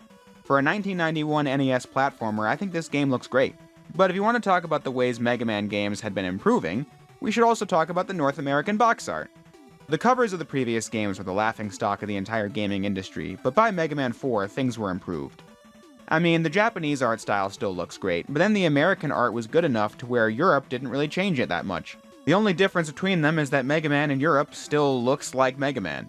I guess his design wasn't good enough for the Western localization team, so they still kept his basic silhouette, but then gave him extra details and changed his face to be whatever this is supposed to be. That's always the funniest thing about this era of US Mega Man art to me. They have the basic design of Mega Man right, but they just never figured out how to draw his face, and it always just looked really weird, like he's up to something dastardly at all times. But on the whole, I'd say the cover for Mega Man 4 is a step up from Mega Man 3 in the US. No, the issue I have with the cover of Mega Man 4 is actually more obscure. What is that? This is something I never really noticed until I had to work with Mega Man 4 assets to make thumbnails and such, but like, there's no logo for Mega Man 4. Not one from the 90s anyway, this is just text that typed onto the box, when the previous games all had stylized logos. But then that got me thinking about the logos of Mega Man games in general, and then I was like, am I really going to spend 60 seconds of the viewer's time in a Mega Man 4 video talking about Mega Man logos? Of course I am! Mega Man 4 had no logo, but interestingly, it's one of the many examples where Mega Man is clearly and obviously 2 words. In fact, it always was 2 words in the US logos. This is an inconsistency I talked about in my Mega Man X4 video from a few years ago, but the rabbit hole is deeper than I thought. The Game Boy Mega Man games debuted the style of logo where the word Mega Man had this curve to it that was used in Mega Man 5 and kind of Mega Man 6, because these games can't be bothered with logo consistency. But then Mega Man 7 and 8 do this as well. Mega Man X1 through X3 have this style, as do the Mega Man Legends games. But then in Mega Man 8, the logo is 1 word in the title screen but 2 words on the box art. But then Mega Man X4 more directly adapted the Japanese logo style, and that set the precedent for Mega Man being 1 word rather than 2. I still always write Mega Man as 2 words like a majority of the early games did, but that's just me. Let's once again talk about how we do it in the comments section below. But yeah, the funniest thing about the Mega Man 4 box art to me is the logo. Thus concluding the latest Odd J's Reviews Tangent segment. So let's talk Mega Man 4.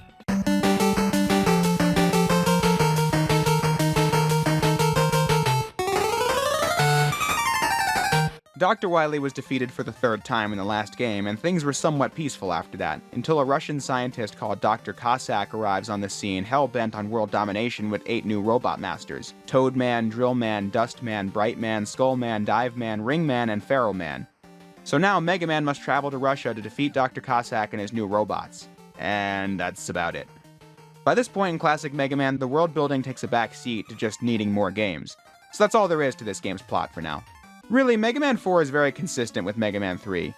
By that game, I felt like Mega Man's handling was about as good as it was going to get in the NES, so Mega Man 4 retains all the improvements from that game, like the slide, which benefits the level design in all the same ways it did in Mega Man 3, using it to quickly pick up speed on the ground and for narrow passages you need to react to. Though Mega Man 4 does come with some nerfs to make sure the game is balanced. Rush is still available for Mega Man to use, with the Rush coil functioning exactly how it did in 3, but the Rush jet got nerfed. In that game, you could use it to fly in any direction and could change your direction at will. This trivialized most platforming segments over bottomless pits. Rush Jet still makes platforming far easier in Mega Man 4, but now it only flies forward and goes up and down. The forward movement can't be stopped either. For this, I'll repeat what I said in the Mega Man 3 video. I'm totally fine with the game's nerfing overpowered abilities in sequels.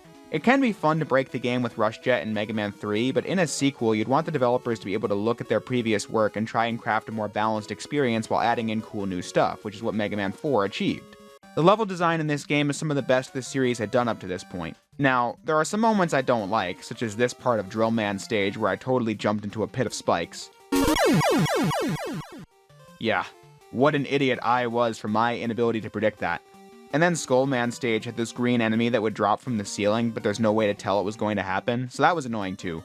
I also had a repeat issue with Mega Man 4 where I would undershoot my jump angles, especially with the rain pushing you back in Toad Man stage. But that's more of a skill issue than a design one. But as I was saying, the level design in this game is pretty solid. I really like how Ring Man stage is designed. The gimmick is these light floors that retract as you walk on them. You get introduced to how it works in a safe environment in the first room, and then it gradually tests you on it more and more throughout the stage, combining vertical stage design with horizontal and with floors that retract in the opposite direction, giving you new challenges to overcome and mini-bosses to fight as well. It's a very well-designed stage. Whenever I play Dust Man stage, I always get Mega Man X6 Recycle Lab flashbacks, but this compressor section is actually easy to navigate. You just need to destroy the blocks in the way and get through the crushers in time. Stages have a lot of variety in Mega Man 4, like Dive Man being an underwater stage, so you need to take advantage of and work with the higher jump. Feral Man stage including quicksand to avoid, and Bright Man stage having this cool gimmick where there are light enemies, and if you shoot them, the stage will be pitch black until one of these tiny green robots shoots some fireworks that bring the lights back. So you need to platform around while making sure you don't destroy the light machines. The levels have great, diverse visual theming and good level design, which is all you really can ask for. Mega Man 4 also includes some light exploration elements too. Previous games included extra unlockables, but most came from beating stages like the items in Mega Man 2 and the rush upgrades in Mega Man 3. But in Mega Man 4, you can explore alternate routes and stages to find extra stuff like the wire, which Mega Man can fire into the air to reach a higher area, often a hidden E-tank. You can also find the balloon, which gives you extra platforms to stand on, which can come in handy over pits or spikes or during an auto-scroller. There's not much to it in this game, but I think this was laying the groundwork for Mega Man stages becoming more complex in their layouts to facilitate an increase in exploration, which really came to fruition in the Mega Man X games. Mega Man 4's biggest claim to fame is the introduction of the Mega Buster, an upgrade to Mega Man's arm cannon. Before even talking about its functionality, it's funny how this term was meant to describe the upgrade that was only present in Mega Man 4 and onward, but it eventually lost that meaning and became synonymous with Mega Man's arm cannon in every game, including 1, 2, and 3. But I will have the world know that in the previous videos, I only called it the arm cannon or the default weapon. But now I can just call it the Mega Buster like everyone else because it's been formally introduced. Anyway, this allows Mega Man to charge his weapon up to 2 extra levels for a more powerful shot. This was a pretty massive change to Mega Man combat because it made the Mega Buster a more powerful option in combat than it was supposed to be in the previous games. Those games made you want to try out your other weapons because the regular shot wasn't that powerful and only shot forward, when something like the Thunder Beam or the Metal Blades were more useful. I have heard folks say over the years that the charge shot just makes special weapons not that useful, but in this game in particular, I feel like that comes from a lack of experimentation. The Mega Buster is more powerful now and can do things that other weapons can't do, like destroy these bone enemies. The other special weapons in Mega Man 4 carry their own weight if you mess around with them. The Ring Boomerang makes short work of the Trash and Dust Man stage, the Flash Stopper all but guarantees victory over the mini-boss in Ring Man stage, the Pharaoh Shot can be charged up for multiple powerful attacks, and the Skull Barrier is especially useful because Mega Man 4 has a habit of dropping things from the ceiling or having enemies rise up from bottomless pits, and this weapon can just destroy those threats in one hit. It's a lifesaver in Drill Man stage and Cossack Castle 1. I think these are good weapons, well worth using, even though the Mega Buster has a charge shot function now. I am saying this because I think these weapons are useful. If I didn't, I'd say so. I think there is such a thing as a bad roster of weapons, and some of the later Mega Man games like, say, X8 are an example of the weapons just not being useful compared to the myriad of other combat options you get. In this game, the Mega Buster is most useful when you don't have a lot of special weapons, as it can help turn the tide against the bosses. Though I don't know if I'm the only one, but I had an issue with this game's charge shot where it sometimes just wouldn't start charging up unless I fired one of the regular pellets first. That was kind of annoying, but still. The bosses are a pretty mixed bag in Mega Man 4. I like how a lot of them have pretty readable patterns, like Skull Man activating his shield and jumping, or Dive Man charging across the arena, or a Drill Man going underground and coming back up. I like when these bosses have patterns you can grasp pretty quickly, but I thought the battles still felt really unbalanced in this game because the damage output from bosses was really high in this one. So while the patterns aren't the worst to deal with, the battles can still eat up your limited life pool while you're trying to learn it because they hit like a truck. But then on the flip side, special weapons also reduce bosses to scrap in record time. This game having some of the worst examples of this in the entire Mega Man franchise. Toadman is a poster child of this, and you don't even need his weakness to do it.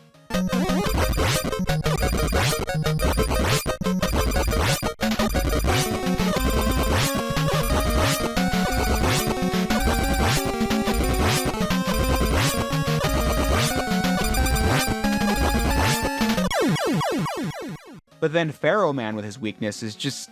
what the fuck?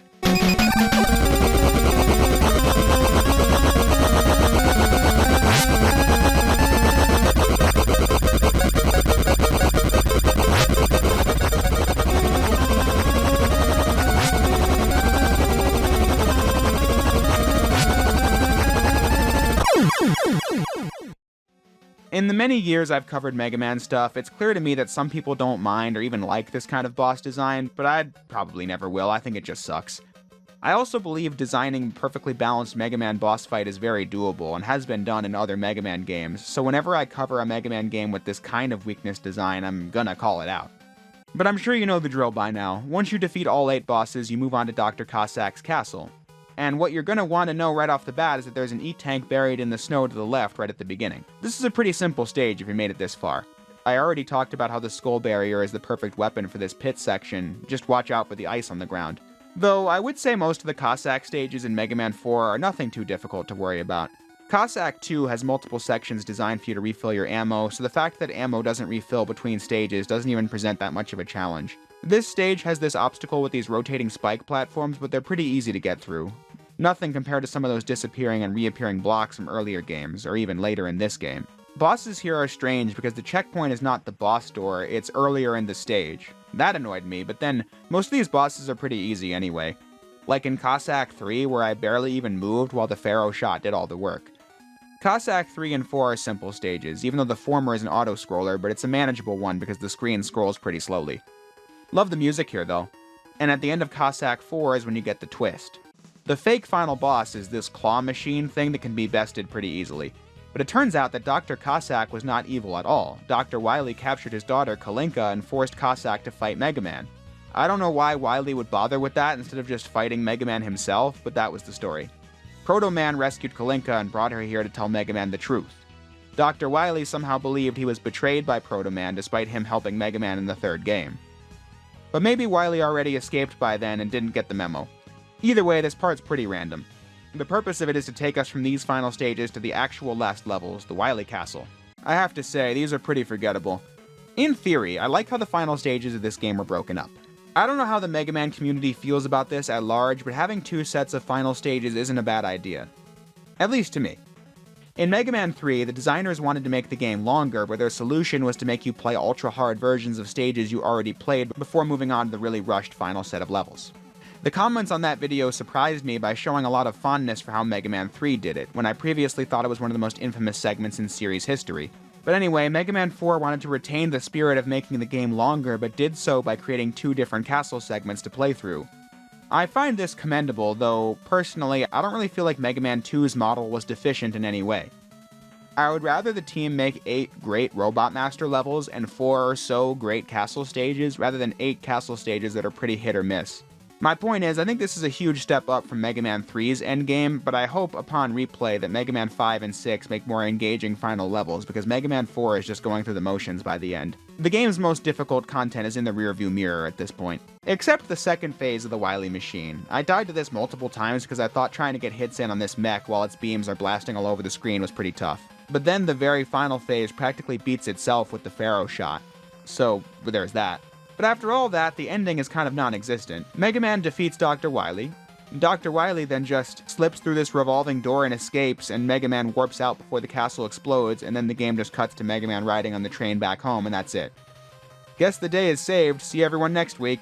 I don't know, I just find it kind of humorous how inconsequential the story is in this game, to the point where the final twist just happens out of nowhere, and then the ending is like, well, that's it, game's over now. I might even say that in terms of story, this game adds the least to the series of all the main classic Mega Man games. But obviously that's not the criteria we judge classic Mega Man on, I'm just saying. While I think Mega Man 4 has a kind of weak endgame, it's not to a degree where I think it ruins my overall assessment of the game. I think Mega Man 4 is a really solid game. I have a couple of issues with the experience that I went into earlier, but ultimately I'm understanding of these issues because it's still an NES game. Sure, bosses did too much damage for my liking, but Mega Man 4 demonstrates how good the people behind these games were getting. There are clear improvements over the previous games in terms of how it was balanced while introducing new mechanics and striving to include as much new content as possible. I find that element of Mega Man 4 to be very commendable. So when looking at the big picture, I think this was a pretty good game. I won't be coming back to it all the time or anything, but it is a game I'm confident I'll have a fun time with anytime I felt like replaying it. Of all the classic Mega Man games thus far, this is the most well-made, which would make it an easy choice for my favorite of the 4, but I don't know.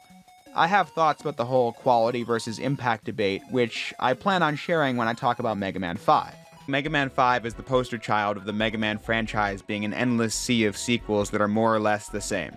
The second trilogy of Mega Man games on the original Nintendo have that reputation as a whole, but Mega Man 4 had the charge shot, and Mega Man 6 had the worldwide setting and rush power-ups to make them stand out. Mega Man 5 really is Mega Man the next one. If anything, that reputation is Mega Man 5's defining legacy.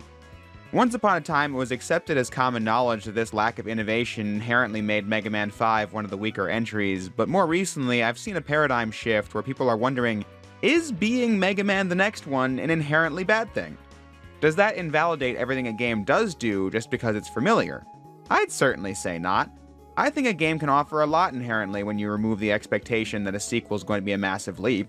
Having said that, I haven't played Mega Man 5 in over 8 years. I've only played this game all the way through twice before now. Once when I first played it in 2015 alongside the other Mega Man games, and the second was from my Let's Play channel back in 2016. I had gone into those old playthroughs in my videos on Mega Man 1, 2, and 3, but now I figured I'd talk about the LPs one last time. My Let's Play career on that side channel only lasted about a year and a half, with some later playthroughs releasing on this channel, though I later deleted them. But anyway, the playthroughs of Mega Man 4 and 5 are historically significant to me because this was my first time I'd ever worked with other people for videos. Exo Paradigm Gamer and SQG to be specific. Mega Man 4 Part 1 turned into a disaster where one of us didn't have their mic plugged in, and I, with my infinite wisdom, was like, it's fine, no need to re-record.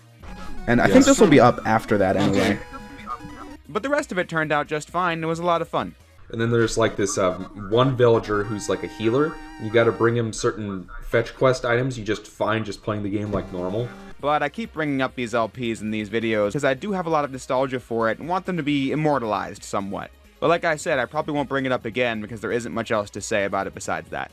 So let's just get into Mega Man 5 properly. From the intro cutscene, we learn that, in the year 20XX, a vicious army of robots is bent on destroying the world. Dr. Light even being kidnapped, and their leader is Proto Man.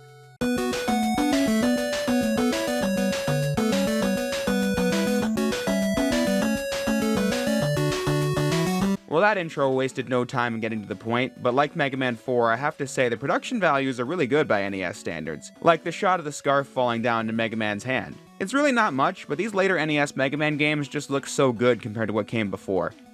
The in-game graphics have once again increased in quality. Just look at the backgrounds and details in Crystal Man's stage. The background colors keep changing depending on what part of the cave you're in. It looks really appealing. The forests of Napalm Man's stage have a lot of colors and detail compared to previous games, as does Stone Man's level, Wave Man's level, and the rest. This game is just really easy on the eyes. But yeah, in this game, supposedly the original Robot Master, Proto Man, has gone rogue and has 8 Robot Masters of his own unleashing havoc. Starman, Gyro Man, Napalm Man, Crystal Man, Gravity Man, Stone Man, Charge Man, and Wave Man. They kidnapped Dr. Light, and now Mega Man has to stop the rampaging mechs and learn the truth about what's going on. Mega Man's greatest ally in this game is Dr. Cossack. Trying to make amends for what happened in Mega Man 4, Cossack began working with Dr. Light on upgrades for Mega Man. The one you have by default is the Super Mega Buster. In Mega Man 4, you charged your attack up to 2 levels, but Mega Man 5 made it more powerful. The blast itself just takes up more of the screen than the thin beam from 4. This is a big improvement because the hitbox is bigger, so the odds of the attack hitting the enemies has gone way up, especially for tinier foes. Though before I move on, I should probably mention something that slipped my mind last time, which was that the Mega Buster in 4 through 6 is loud as hell when charging up.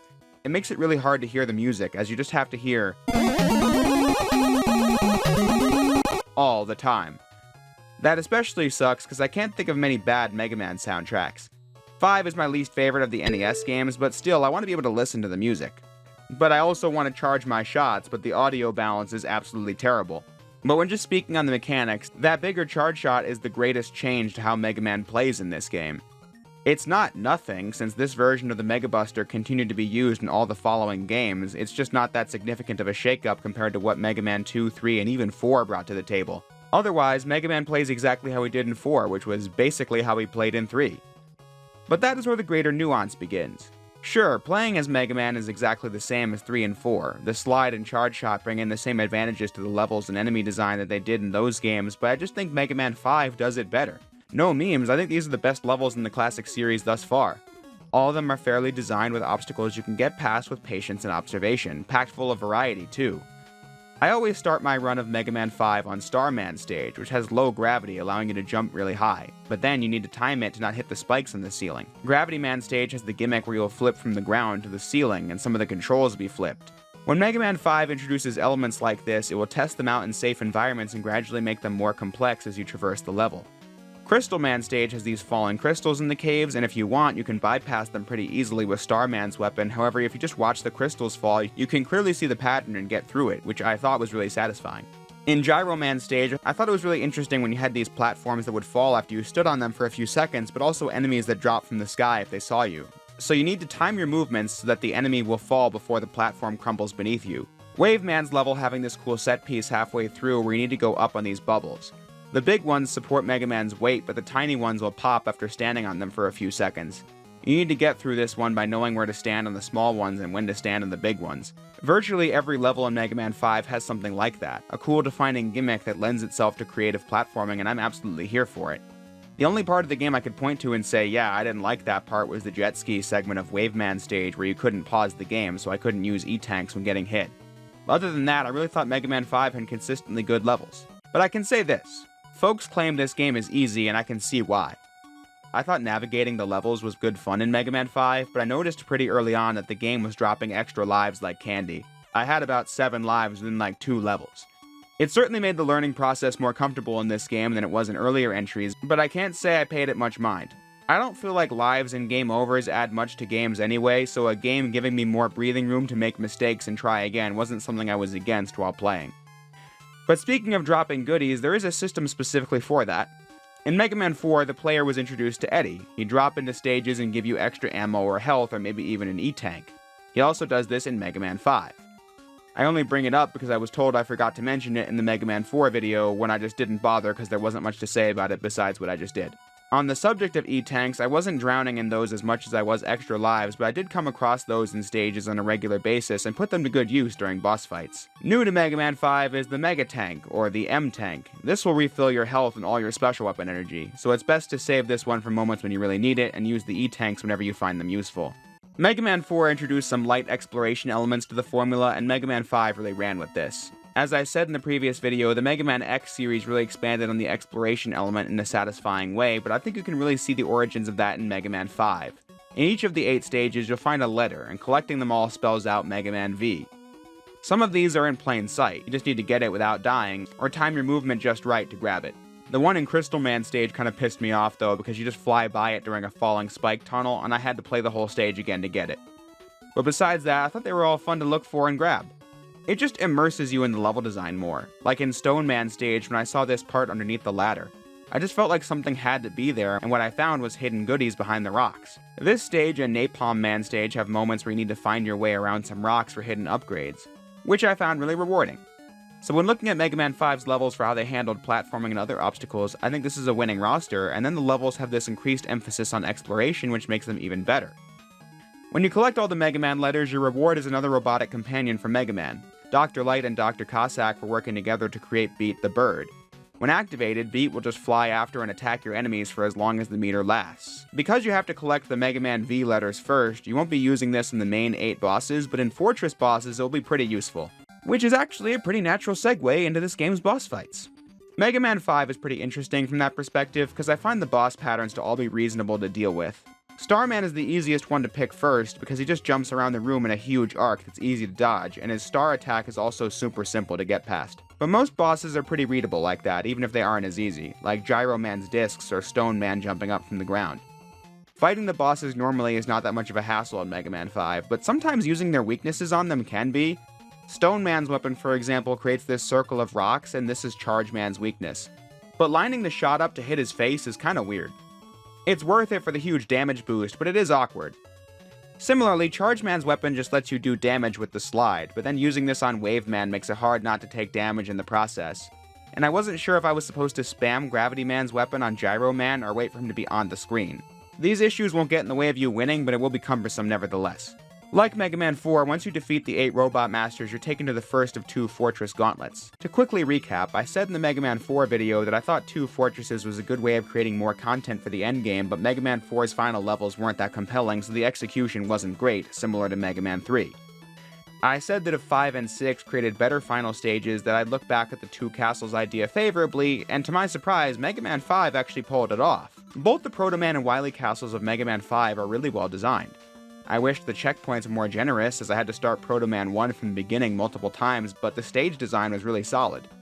The final stages bring back enemies from earlier in the game and make them tougher to deal with, as you need to fight your way through them while avoiding instant death obstacles. Sounds tough, but the game makes it work. The designers know you have access to your full toolkit by this point and expect you to make use of them. The various special weapons will be needed to deal with enemies, like Gravity Man's weapon sending flying enemies off the screen. The returning Rush Coil and Rush Jet are both necessary during the Fortress stages as well. Rush Coil's kinda weird in this game though. In the last 2 games, you just jump on Rush and a spring would send you into the air, but in this one, Rush bounces up with you, which took a second to get used to. Numerous castle levels make use of the new tool Mega Man has in his arsenal, the Super Arrow. This is something you can fire that will give you a platform to stand on whenever it hits the wall.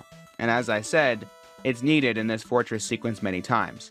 The stage designs get pretty unique as well. Like one of the Proto Man levels where you need to shoot these pillars to gradually make the building fall down without getting yourself killed or trapped in the process. It was pretty easy, but it's a memorable stage gimmick. The final set of bosses are also interesting, like this one where you need to blast one of the 2 bottom platforms so that they attack you, but jumping on them gives you the chance to get high enough to destroy the head. All in all, I was pretty impressed by the finale of Mega Man 5. The designers really learned their lesson from the easy endgames of Mega Man 3 and 4 and created a final set of levels that's a worthy challenge increase from the rest of the game. Of course, there are still Mega Man staples like a tedious boss rush right before the end, but at this point I've reviewed enough Mega Man games to where it's a given that this part is a boring piece of shit in my opinion. Not much else I can say on it after 33 other Mega Man reviews in the last 8 years. The final boss is also kind of a dud in this one. The last battle of Mega Man 4 basically beat itself in a dark void, but then Mega Man 5 is almost exactly the same, only it takes triple the time. He just spawns around the room with easily dodgeable attacks, and you hit him when he's in range of your charge shots. Beat makes this a lot easier, but I wish I had thought of using him in my first go around, because doing this with the Mega Buster alone takes way too long. But come to think of it, I don't think the final boss was good in any of these classic Mega Man games thus far, so that's also something to keep an eye on as well as we go through these games. But then, there still isn't much to the ending in this one either. At the end of the Proto Man castle, it turns out that, surprise surprise, Proto Man isn't actually evil and Dr. Wily made a fake one to trick everyone. The real Proto Man showing up at the last second to save the day. Mega Man then gets to save Dr. Light and they all escape. Wily also getting away to fight another day, which is basically the same ending as Mega Man 4. But I would still say that shockingly, Mega Man 5 contributes more to the ongoing story than 4. On the one hand, Cossack is teamed up with Mega Man in this game, but that's never mentioned in-game, so you can easily ignore that. Mega Man 5, I'd say, is when it became solidified that Proto Man was Mega Man's ally, saving the day from the fake one. So that's certainly something long-term to take away from 5, which is more than you could say in 4. But either way, Mega Man 5 then quickly takes you to the credits. In conclusion, what I came to realize while making this video was that Mega Man 5 was easily the most well-rounded game in the series thus far. I might be the most surprised by this outcome as anybody. I haven't thought that hard about Mega Man 5 all that much since the Let's Play, which was 8 years ago. I just always accepted that Mega Man 5 was a bland game that amounted to little more than Mega Man the next one, like I said at the beginning. If you also feel this way about Mega Man 5 and haven't played it in a while, I'd honestly recommend giving it a shot, but on its own, not in a series-wide binge. When binging the whole series, it becomes easy to overlook this game because of its lack of direct innovation. However, when stopping to do an analysis on the game, I found a pretty well-made platformer. In execution, I just think Mega Man 5 hits in areas that Mega Man 1 through 4 all missed in. The only real knocks I can think of with this one is that the special weapons aren't as interesting and powerful as, say, Mega Man 2, but I already think that by this point in the series, the moveset and equipment has been shifted away from direct combat into more general utility, and I think the levels really benefited from that.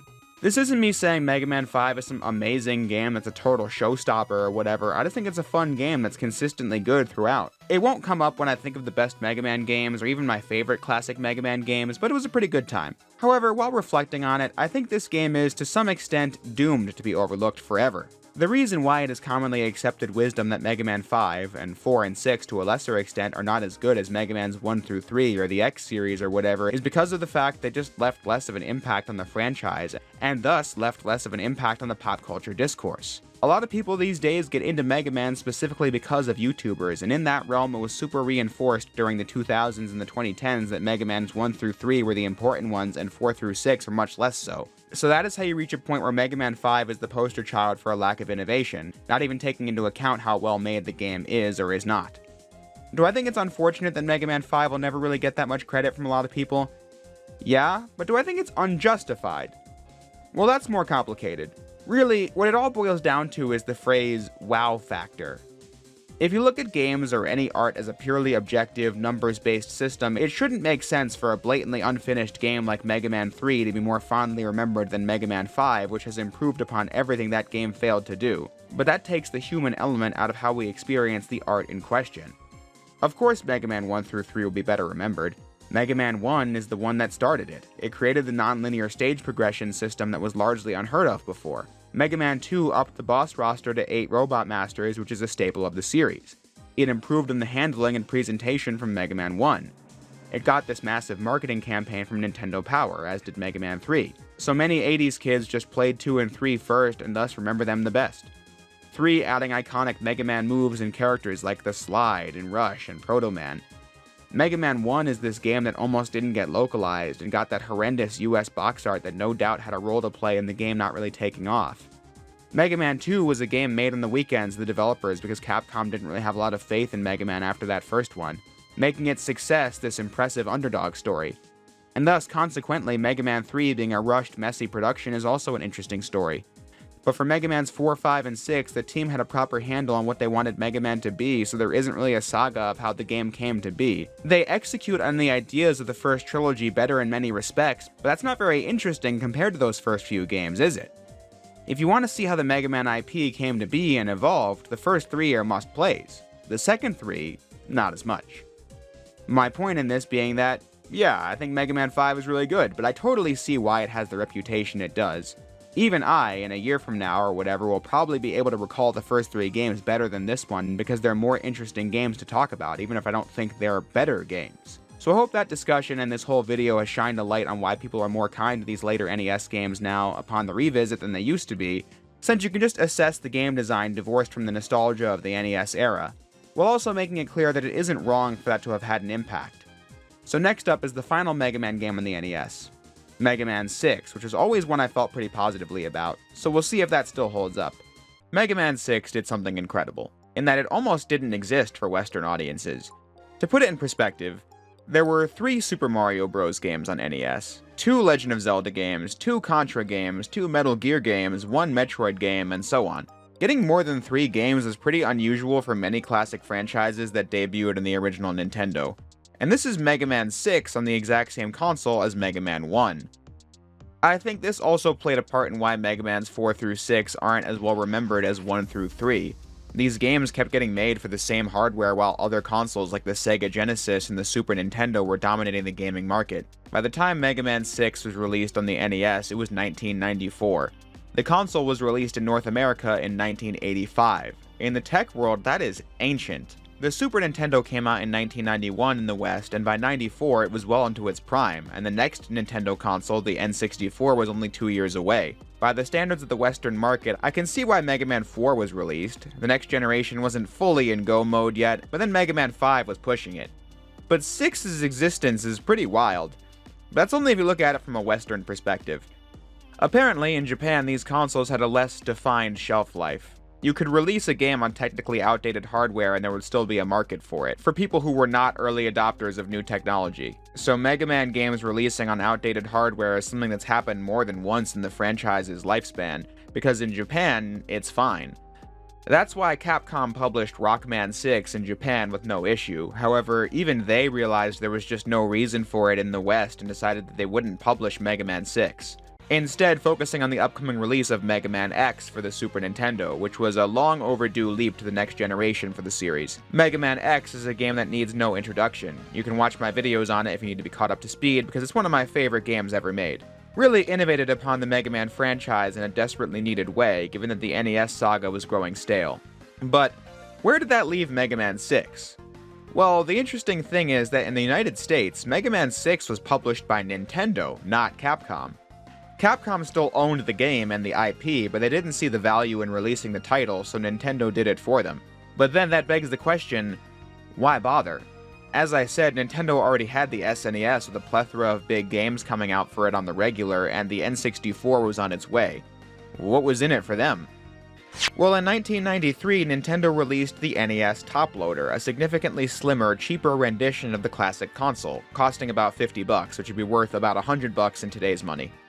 Ironically, today, the bulky original version of the NES that you see before you now is cheaper on eBay than the top loader, but it served its purpose as a cheap machine for consumers who didn't already own an NES and didn't want to get an SNES. If you got the top loader when it came out and didn't have an NES before then, now you had a cheap version of the system with a huge library of games accessible. Looking at this American commercial, Mega Man 6 was a featured game. For Nintendo, they saw Mega Man 6 as the perfect game to attach to the top loader. And that is how Mega Man 6 came to be in the United States. And I'm glad it did, because Mega Man 6 is a game I've always felt pretty positively about. Just like all the previous games, I haven't played this all the way through in about 8 years or so since I did the full playthrough of it on my other channel, but I won't spend today's nostalgia segment talking about that this time. Instead, when thinking back on Mega Man 6, I'm actually pretty sure this was the first, or one of the earliest Mega Man games I tried. I always say that I became a fan of the series when I first played Mega Man X all the way through in 2015, but Mega Man X alongside Mega Man's 6 and 7 caught my eye the most. I think it was in 2014 or so when I tried out Mega Man 6 on an emulator on the house computer, because that's when I was first getting into emulation. I was playing Flame Man's level with the keyboard, and having never played much Mega Man, I got my butt kicked, but there was something I found really charming about Mega Man 6 which made me want to try it more than the other classic Mega Man games. I chalked that up to the story and art of Mega Man 6. This time around, the first ever annual Robot Master tournament is being held as 8 of the most powerful Robot Masters are going to compete. Nothing could possibly go wrong with that, I'm sure. But of course, the host of the championship, Mr. X, decides to turn all the combatants, Nightman, Centaur Man, Tomahawk Man, Flame Man, Wind Man, Blizzard Man, Plant Man, and Yamato Man into his own army as he seeks to take over the world. Mr. X is apparently the mastermind behind Dr. Wily's previous schemes. Mega Man and Rush now have to travel across the globe to stop it. There's nothing revolutionary about that premise, but taking Mega Man across the globe interested me in this game from the offset because it was a great excuse for diverse level theming. The visuals in these games got much better with each installment, and Mega Man 6 is a fitting send-off for the NES era of Mega Man.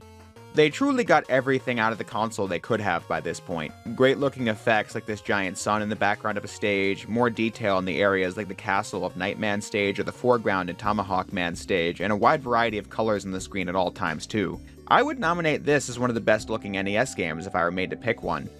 The global theme of Mega Man 6 also made the boss roster really compelling before I played it as well. Starting with Mega Man 2, the Japanese fan base is allowed to submit designs for potential Robot Masters, and the art team at Capcom would pick the best one and refine it to be in the game. Mega Man 6 was no different, but they also opened it up to the US as well, and Wind Man and Nightman were the bosses that made it from US submissions. This is actually why those are the Robot Masters on the US cover art. But before I get to that, the boss designs are just so much more complex than earlier games. Just look at the boss roster of Mega Man 1, where almost all of them had the same kind of body type that was easy to make sprites out of, to Mega Man 6, where they all look and function so differently and have such varying sprites. It's incredible how much the art team had grown in terms of character design and sprite art as well. The actual art style had evolved with each game too. In Mega Man's 1 through 3, Keiji Inafune was the lead artist and character designer, and you can see his style evolve with each one. But with 4, you can see the style still looks like the previous games, as Inafune was an artist on all the Mega Man games up to X3, but the key art and many character designs from 4 through 6 were done by Hayato Kaji, and this is the most recognizable classic Mega Man art style. The one that was perfected in Mega Man 5 and used again in Mega Man 6, enhanced in Mega Man 7 and 8, and directly paid homage to with Mega Man's 9 and 10. Meanwhile, the US artwork had also reached a point where it looked perfectly fine too. I didn't mention it last time because I figured I'd save it for the Mega Man 6 video since I knew I'd be talking a lot about art in this one. But Mega Man 5's box art still has that thing where Mega Man's face was adjusted to make him more manly looking than his actual design, especially when you compare the US Mega Man 5 to the European one where he just looks like Mega Man. But I think this is plenty good enough, and has a lot of charm to it as well. Then Mega Man 6, despite the angry expression, actually just looks like Mega Man. They finally did it. Took them the entire NES run of Mega Man games, but they did it. But this one doesn't have European art because, fun fact, Mega Man 6 wasn't released in Europe. When looking into it, the NES version didn't come to Europe for the reason I went into earlier. Capcom didn't feel the need to release this game in English-speaking countries. And Nintendo didn't publish it in Europe either. The NES Mega Man games were later ported to PlayStation 1, but those were Japanese exclusive, so it didn't get to Europe then either. The PS2 Anniversary Collection was US exclusive, and thus European players weren't allowed to play the game there either.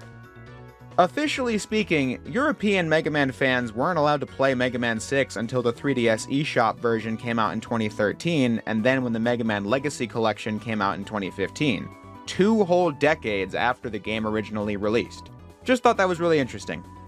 But yeah, the art design of Mega Man 6 and its development history has always fascinated me. But how's the actual game upon the replay? Well, that's what we're here to find out. If you've been playing all the NES Mega Man games up to this point, you're undoubtedly up to speed in how to play Mega Man 6 because the base moveset is exactly the same as Mega Man 5. The only change I can think of is that Mega Man's charge shot is slightly smaller in Mega Man 6 compared to Mega Man 5, but it's still larger than the charge shot in Mega Man 4. But on the subject of charge shots, it was stated in the Mega Man 5 comments section that it was a downgrade from 4 because if you got hit while charging, you have to start the charge from the beginning. When in 4, getting hit didn't affect the charge at all. Honestly, this is the kind of thing I never would have noticed in a million years. Or rather, it would happen in Mega Man 5 and I wouldn't even question it and assumed it was always like that in 4. But now I know differently. And Mega Man 6 does not fix this issue. Assuming it was even an issue in the eyes of the designers to begin with and not something they did on purpose.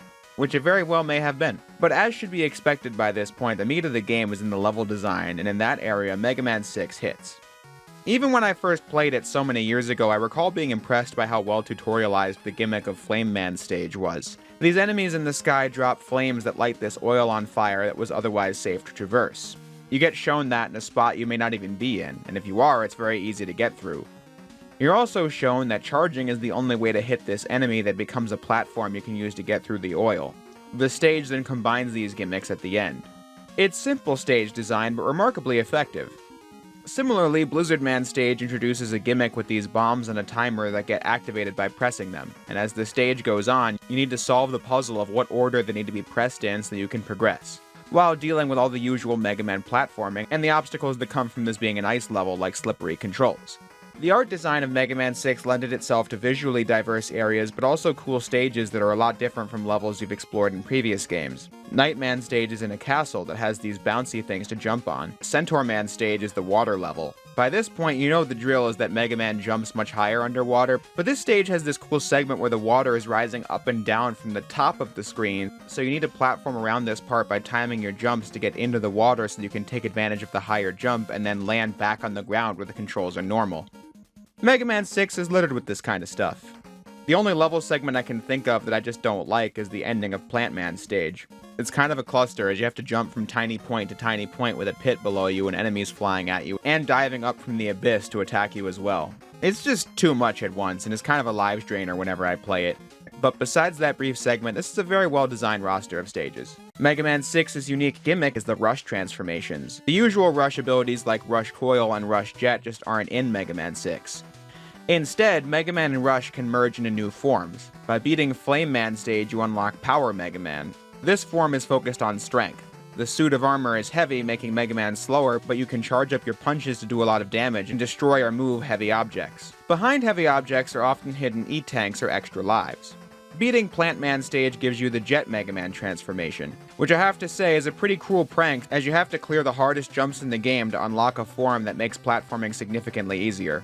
Jet Mega Man allows you to fly after jumping for a brief period. This can be useful in platforming, but is most often used for reaching higher areas and alternate pathways. When you list out the functions of these forms like that, it's pretty simple how it works, but again, I think it really lets Mega Man 6 stand out because the levels have all these opportunities to use these forms effectively, and the other games just don't have this, so it's pretty unique. The biggest issue with this is how you can only access weapons from the menu, and so using Power and Jet Mega Man forces you to pause the game and switch to it, but that's just a product of this being an NES game. There weren't any other buttons to work with for a quick swap. Power and Jet Mega Man do contribute to this game's exploration in the ways I just said, though there are not as many collectibles as Mega Man 4 and especially 5. The only major thing to grab is the Energy Balancer, a new must-have upgrade. With this, collecting weapon energy with no special weapon equipped will automatically fill up the weapon with the least amount of remaining ammo. This is actually something that Mega Man X had at default, but you need to collect in Mega Man 6. Oftentimes, ammo will be pretty pace-breaking in the previous games, because if you really needed it for a weapon, you'd have to pause the game and equip it first, so I'd usually not even bother.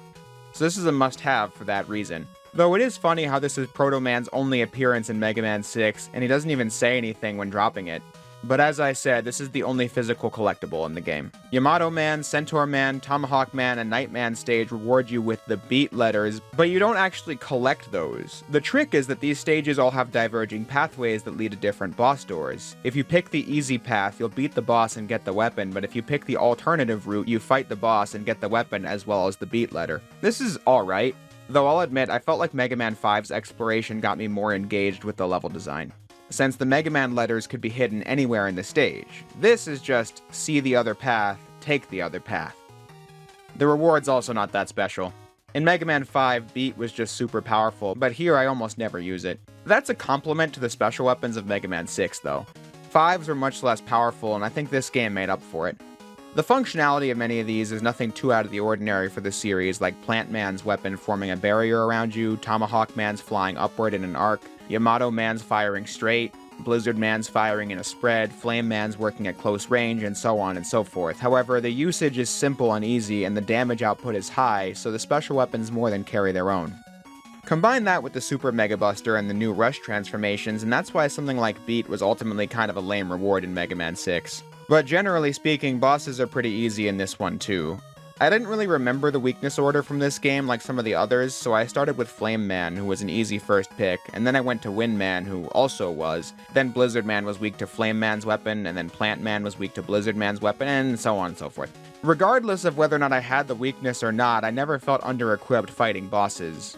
This game's boss roster is just on the easy side, but like always, I appreciate how the attacks are readable and thus can be fun to avoid even if the battles are over pretty quickly. Moving along to the end game, Mega Man 6 is the third and last Mega Man game to have 2 sets of final stages. I thought Mega Man 5's really improved on what 4 had to offer, so when going into the Mr. X Fortress of Mega Man 6, I was hoping for more of the same. But in reality, I thought it was alright. I think the level design in 6's finale is good. There are a lot of perilous segments that make use of both Power and Jet Mega Man, fitting for the game's final stages, and I really like how if you know how to use these forms effectively, you could take these shortcuts that bypass the more difficult sections. However, I think these stages came stocked with too many lives and E-Tanks. By the end of the game, I had 7 lives and 7 E-Tanks, which is just a lot. Having said that, there are segments here that demonstrate smart thinking from the designers, like how Mr. X Stage 2 has these pits you fall into that are clearly marked by the yellow walls with holes in them. But you get shown this in a safe way first. You fall in and there's ground to walk on before you jump out. Now you know how this works before it becomes deadly later in the stage. These are solidly designed stages. Not as good or challenging as Mega Man 5, but solid. Just too short, too many extra pickups, and the bosses went down really easily. But I thought the aesthetics were great and the music felt properly climactic. Though the final boss with Dr. Wily is probably the easiest one yet. I mean, look at how the Silver Tomahawk shreds this health bar. And then the final phase is basically the same thing as Mega Man 5, so it's not that climactic, but that reminds me, Dr. Wily is in this game. Surprise, surprise, he was Mr. X all along. I get why Wily would pretend to be Mr. X to commandeer the Robot Championship, but I don't know why he'd keep the ruse going past that point, but Dr. Wily's schemes are pretty goddamn stupid for a vast majority of the series, but that's part of the charm. Though, to this game's credit, something finally happens in one of these games. Dr. Wily doesn't escape in this one. Mega Man finally captures him, and he actually goes to jail. It's like they knew this was the last NES Mega Man game and wanted a status quo shift to finally occur for the first time in 3 games. But the ending credits do come with a to be continued, so they knew Mega Man 7 was going to exist on the SNES, but that's a story for another day. So when just talking about Mega Man 6, I like it. That much should be obvious by now, I suppose. There are some things I thought Mega Man 5 executed better, like exploration and final stage design, but I think Mega Man 6 wins out purely because it's the 6th installment in the same series that usually didn't change much from game to game, that managed to do enough new things anyway and look aesthetically pleasing enough to the point where it stands out inside of this 6-game roster. I think Mega Man 6 is a really good game. And to bring it full circle to where we started, I'm glad the game was localized in the West. I can easily picture a parallel world where Rockman 6 never leaves Japan until eventual re-releases and for a while is only accessible in English through ROM hacks on the internet. Mega Man 7 would still release and take place after 6, but maybe they'd pull a Final Fantasy and just call that one 6 because we didn't get the real one. Needless to say, I'm glad we live in the timeline we do where Nintendo saw something in this game and decided to release it themselves, even if what they saw was a marketing opportunity. But yeah, now that I've replayed and covered all 6 Mega Man games in the NES, I can say I had a lot of fun with this. As you may know, the Mega Man X games, X1 through X4 in particular, are ones I've played an uncountable amount of times and will continue to do so in the future. And I also go back to Mega Man Zeros 2 through 4 every now and again as well. However, the classic series has just never gotten that much serious attention from me. I played them all a couple of times, or just once depending on the game, when I first got into the series, and then I LP'd them all in 2016, and in the time since, besides sampling them for stock footage, I never fully played through them again for 8 years. So going through these games again was nostalgic, but also fun to look into their histories more and critique them from the same lens I did in the X series.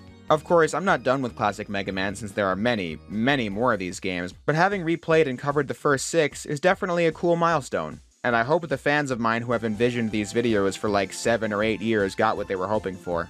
Mega Man 7 should not have been good, which reveals right at the beginning that I think the game is good. But I can do better than that. Mega Man 7 is one of the best Mega Man games ever made. The shocking thing about this very fun and well-designed platformer is that it came together in just a few months. We will begin this discussion with the Mega Man Complete Works art book. The Mega Man 7 chapter sees each artist discuss their experiences working on this game in 3 months. Thinking of a major game being developed and completed in 3 months and being well liked, too, is pretty unheard of now. Big games take like half a console generation to make these days. But the truth is, the circumstances behind Mega Man 7 were also unusual even by the standards of the mid-90s. Mega Man had become a yearly franchise. In my videos on Mega Man's 4 through 6, I talked about how getting that many games on one console was pretty unique. But that wasn't even the full extent of Mega Man games. Going into the 90s, Mega Man was on the Game Boy, Mega Man was reaching Sega, Mega Man finally made it to the SNES with Mega Man X. It was one of the most prominent Capcom IPs back then. With the release of Mega Man X, that now meant there were 2 Mega Man franchises running concurrently. Mega Man X2 was the big game in the series for 1994, but Capcom wanted to shift the focus back to the original series for 1995. Mega Man 7 was released in Japan in the spring of that year, and according to the book, making the game in 3 months was just bad timing. Capcom wanted to meet their schedule, and the devs didn't want to delay the game and disappoint the audience, so a team of about 7 programmers really locked in and worked on this game every day and well into the night, to the point where people in the office not working on this game were concerned for those that were, because, as I said, even back then, this was a standout case of crunched development. But evidently, the team felt a real sense of camaraderie and passion to make this the best quality product possible. This was explained a few years back in an interview with Game Informer that Mega Man 11 producer Kazuhiro Tsuchiya did. He was a programmer on Mega Man 7 back in the day and recalled many of his experiences with it. どこかには載ってる話なんですけど、実は3ヶ月で作ってるんですね、このゲームって。で、なので本当に時間がなくって、みんな本当に1時間も無駄にはできないっていうぐらいの雰囲気ではあったけれども、みんなその作りたいゲームのビジョンはすごくはっきりしていたので、本当にたった3ヶ月しかなかったんですけれども、すごくそのみんなの思いというか、みんなのクリエイティブがすごく綺麗なパズルでいうと本当に一気にパズルが完成したっていう風な感じの感触がありますね。だからすごく大変だったけど楽しかったっていう思い出ですね。The fact that Capcom allowed this game to be so heavily crunched really screams out to me how Mega Man oversaturation was already a huge issue by 1995. The game came out in March, and at that time, Mega Man X2 was only a few months old.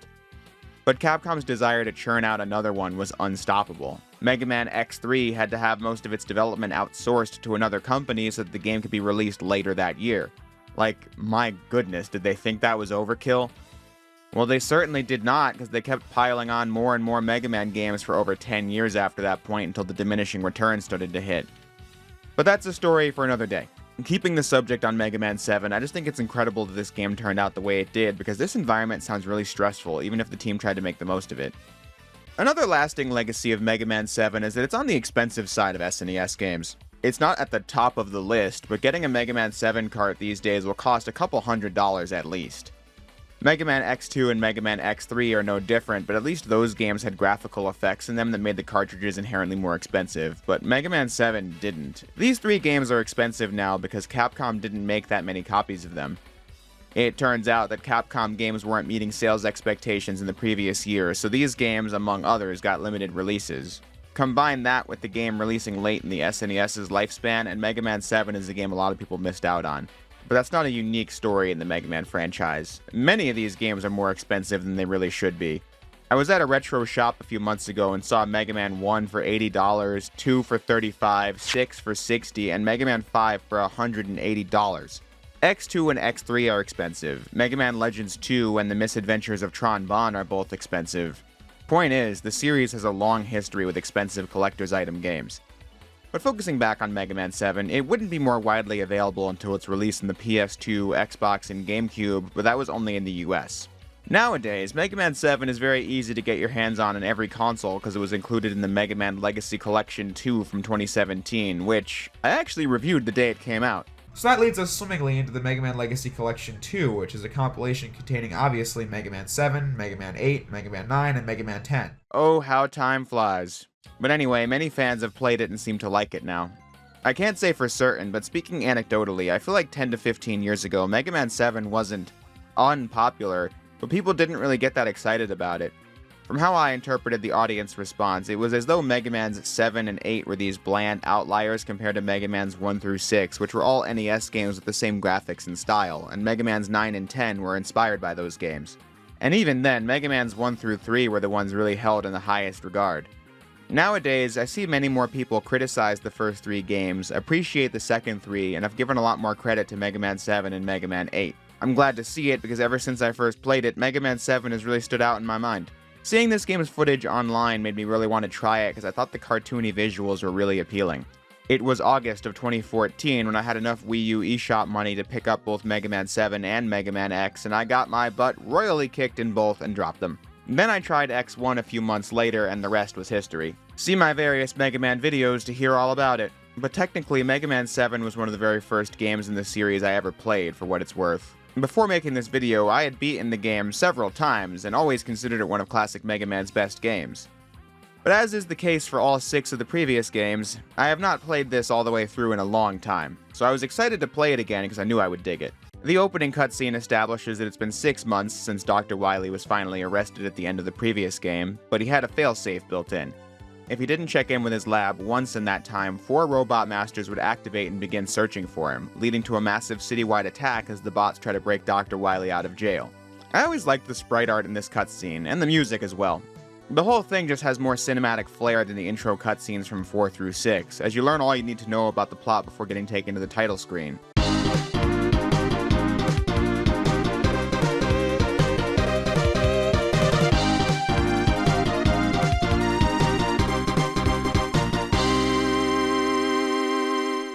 The game takes a huge cue from Mega Man X by opening with an intro stage, instead of taking you directly to the stage select like the previous games. Though unlike X1 through X3, you don't get right into the action, Mega Man 7's opening stage has a cutscene before you start playing.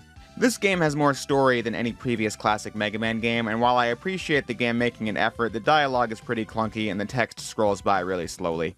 In practice, it does feel like a drag when starting up the first stage. But it is funny how this scene reminds the audience how Mega Man has a sister named Roll.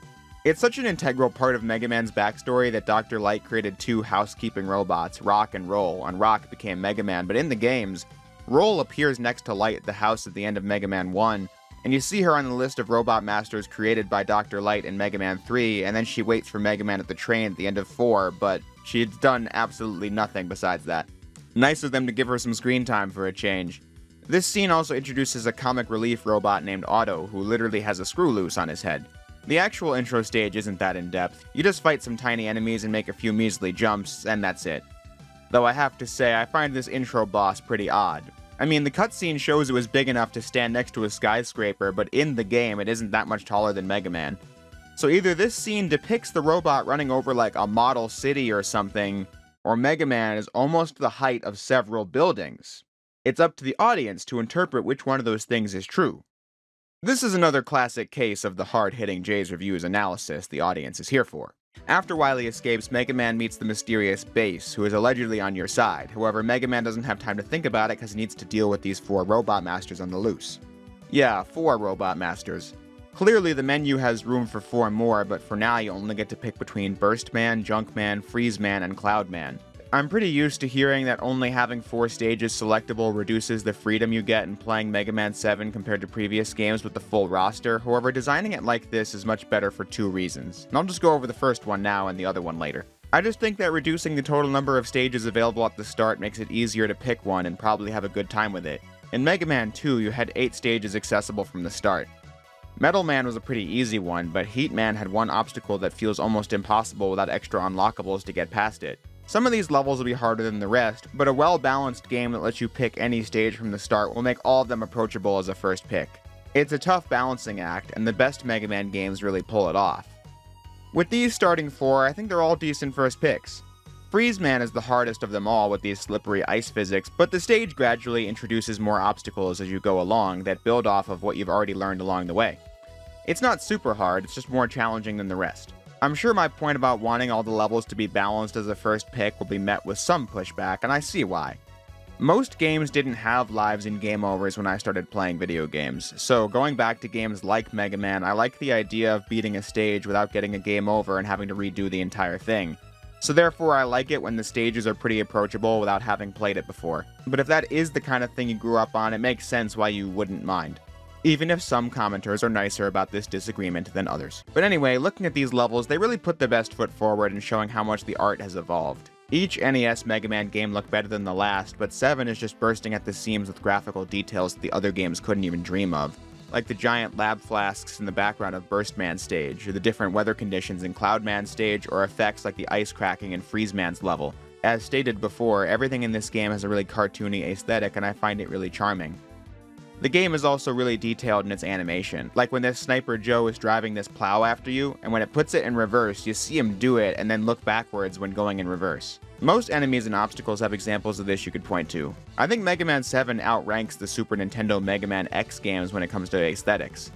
Those games were not realistic, but they were less cartoony than this game, and thus had more practical locations than 7 often has. I just think this is one of my favorite Mega Man games regarding visuals.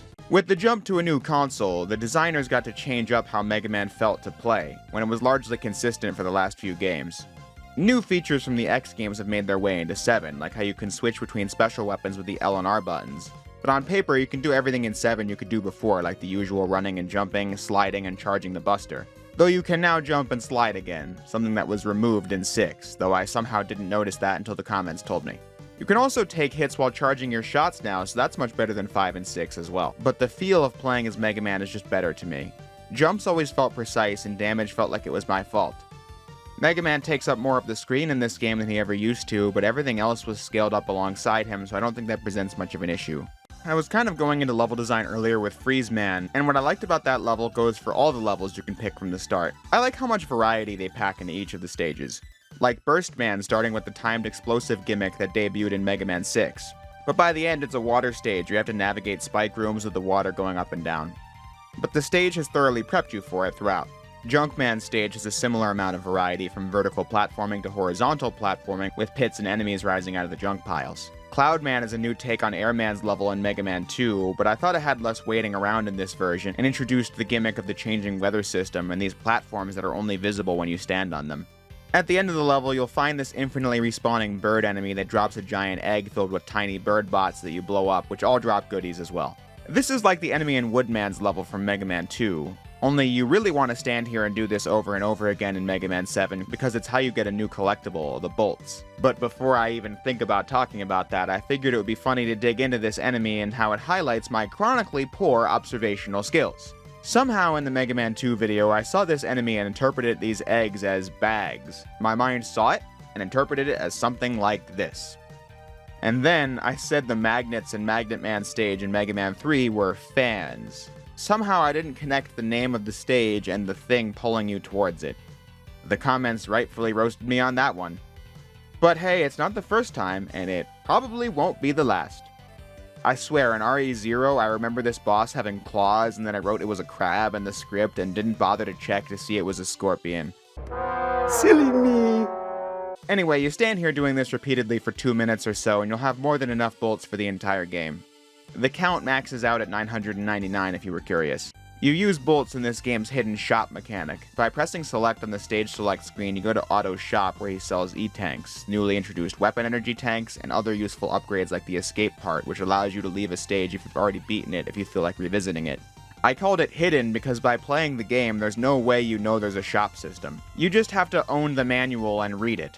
This is unfortunate because getting E-tanks through the shop is your best bet since they don't drop very often and are sparsely hidden in stages. Since the end of the game was designed for you to need them, it's pretty important to have bolts and use them. The game really should have had a text icon on the screen telling you that there was a shop with the select button if you ask me. But hey, it's cute that Eddie is in Otto's shop. It adds a little bit of context to Eddie in Mega Man's 4 through 6, that Otto was the one making the upgrades that Eddie would bring to Mega Man. That's a nice detail. But the shop isn't your only path to upgrades in Mega Man 7. Rush Coil has returned to your arsenal, and you use it to reach higher areas like always. My only gripe with it and all your other non-special weapon tools is that you can only access them by pausing the game. You can't quickly swap to them with L and R. Only the weapons in the top half of this screen can do that. But you can find other Rush abilities in the first 4 stages, like the Rush Search and Freeze Man stage. This makes Rush dig underground, where you can find valuable upgrades. In Freeze Man stage, you can dig up the exit part for free so you don't have to buy it from Otto. Same goes for the Hyper Rocket Buster and Turbo Man stage, and the Energy Equalizer and Shade Man stage. This exploration is the best thing Mega Man 7 retained from Mega Man X. The exploration in this game is not as involved as X, but like those games, it gets you to consider your stage route more deeply than wondering what weapon is good against what boss. For example, the Thunderbolt activates the Power and Junkman stage, giving you a lift to the Rush Jet, which is really useful in the early game. Assuming you don't die trying to get it, I mean, geez, what an idiot I was for my inability to predict that.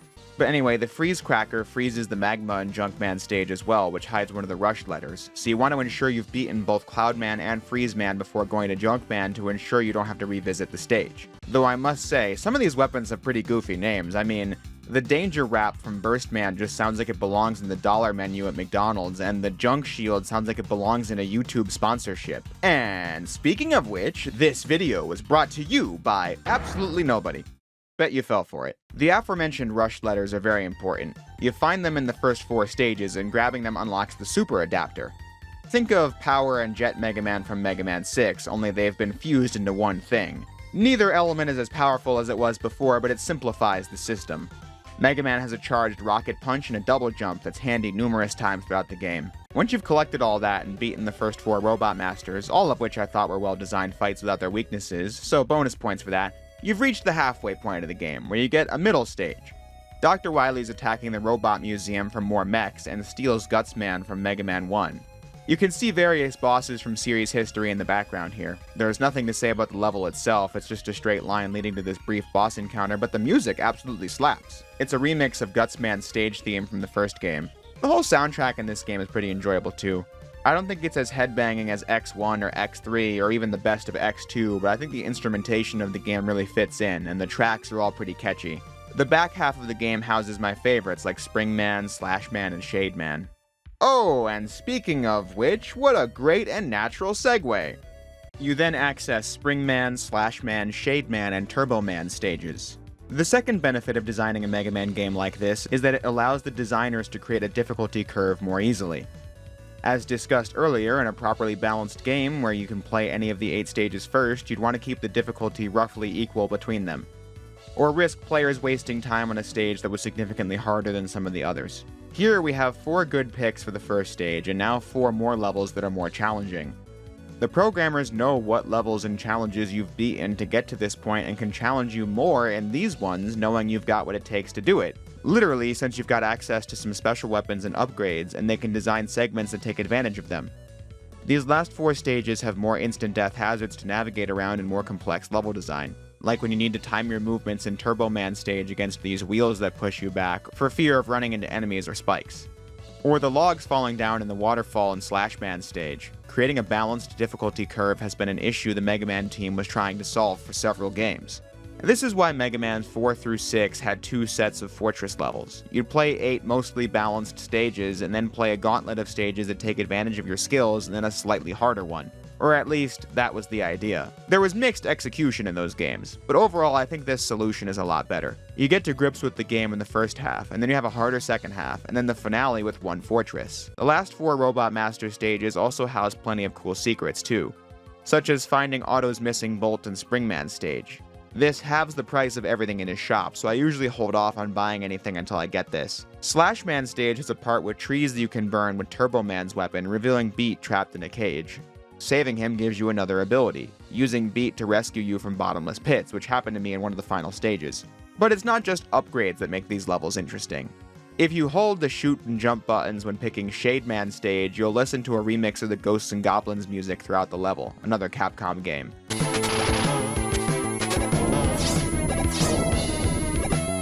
Though I honestly prefer the actual theme in this stage, but it is a cool Easter egg. This level has 2 secrets in it. There's this pumpkin bot mini-boss with multiple layers. If you shoot and destroy the inside layer, you open up a path to fight Proto Man, and defeating him gets you his shield, which blocks energy weapons, and that can come in handy a few times throughout the game. But there's another secret here that I didn't even know about until this very playthrough. If you shoot the eyes on the outer layer, you get a different path with the energy equalizer. I was pretty surprised to find that out, but to reduce backtracking, I take the Proto Man route and buy the equalizer from Otto. Another thing I really appreciate about these final 4 stages is the consistently great theming. Turbo Man's is themed around vehicles and car parts, Slash Man's is a robotic Jurassic Park, and Shade Man's is a robot graveyard where beat-up machines rise from the ground. It's all really cool and creative. Spring Man is kind of an outlier though, it's just a bunch of springs plastered all over the wall. But to give the mech his dues, I didn't remember who was weak to what, so I was just completely winging it when it came to the boss order here. I actually found Shade Man is easier without his weakness. I thought it was hard to be precise with the Wild Coil compared to the Mega Buster where I could repeatedly get shots in. But then Spring Man really surprised me. With his weakness, he's one of the easiest bosses in the game, but without it, Mega Man can just get bodied by Spring Man and tossed around the room. It was honestly kinda humorous. If you were curious though, Slash Man is weak to both Freeze Man and Torch Man's weapons, so if you're partial to using weaknesses, you start there. Then Spring Man, then Shade Man, and finally Turbo Man. No matter what, I always hate fighting Slash Man though. I never know when these red things are gonna drop and I always get hit by it, and it makes it so you can't do any attacks until a few seconds go by. But moving on, at the end of Shade Man's stage, you find Bass battle damaged. Mega Man sending him to Light's lab for repairs, but surprise, Bass is evil and was created by Wily, and now he can use Light's blueprints for the super adapter to give Bass and his dog Treble the same powers, challenging Mega Man to come to the fortress, beginning the final set of stages. But if you made it this far, there isn't too much to say. I think the Wily Castle in Mega Man 7's pretty good stuff. It recycles obstacles from earlier in the game, but remixes them for greater challenge, like navigating rooms of enemies where the lights are only on when you jump, and doing that in a room where you only have a limited time to stand on these moving platforms. Some of the castle stages in the previous games are on the easy side, and Mega Man 7 strikes a nice balance. I don't think there's anything show-stopping in these levels, but they're a worthy challenge for the final levels without being annoying or boring. Helps that there's such consistently good music here. Wily Castle 1 is a really climactic track, and then Wily Castle 2 is always a good listen because it sounds like Thriller.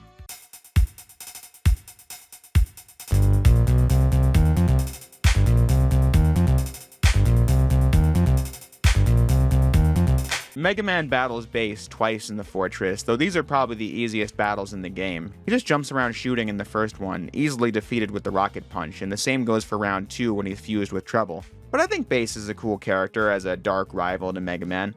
Though he doesn't really do anything of note in Mega Man 7, especially since those bosses are so easy, but he's an iconic character nevertheless, and will be well used in later entries, so that's good enough for me.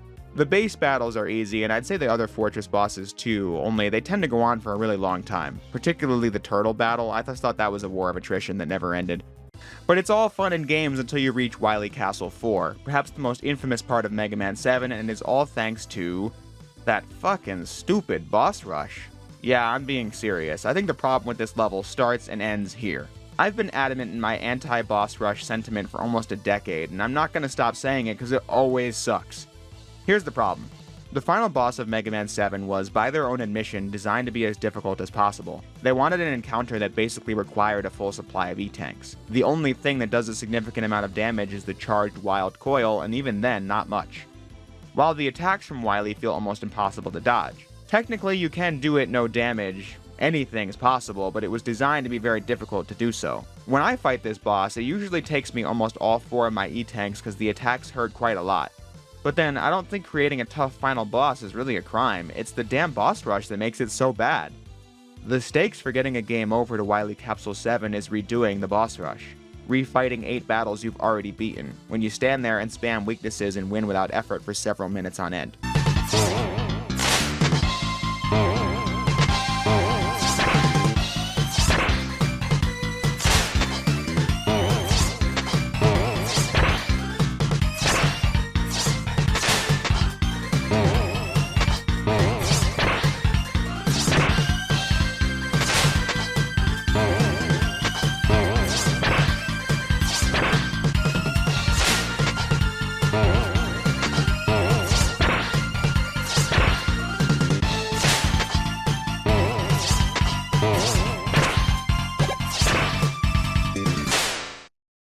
You could fight without weaknesses, but I'm trying to save resources for the final boss, which is right after.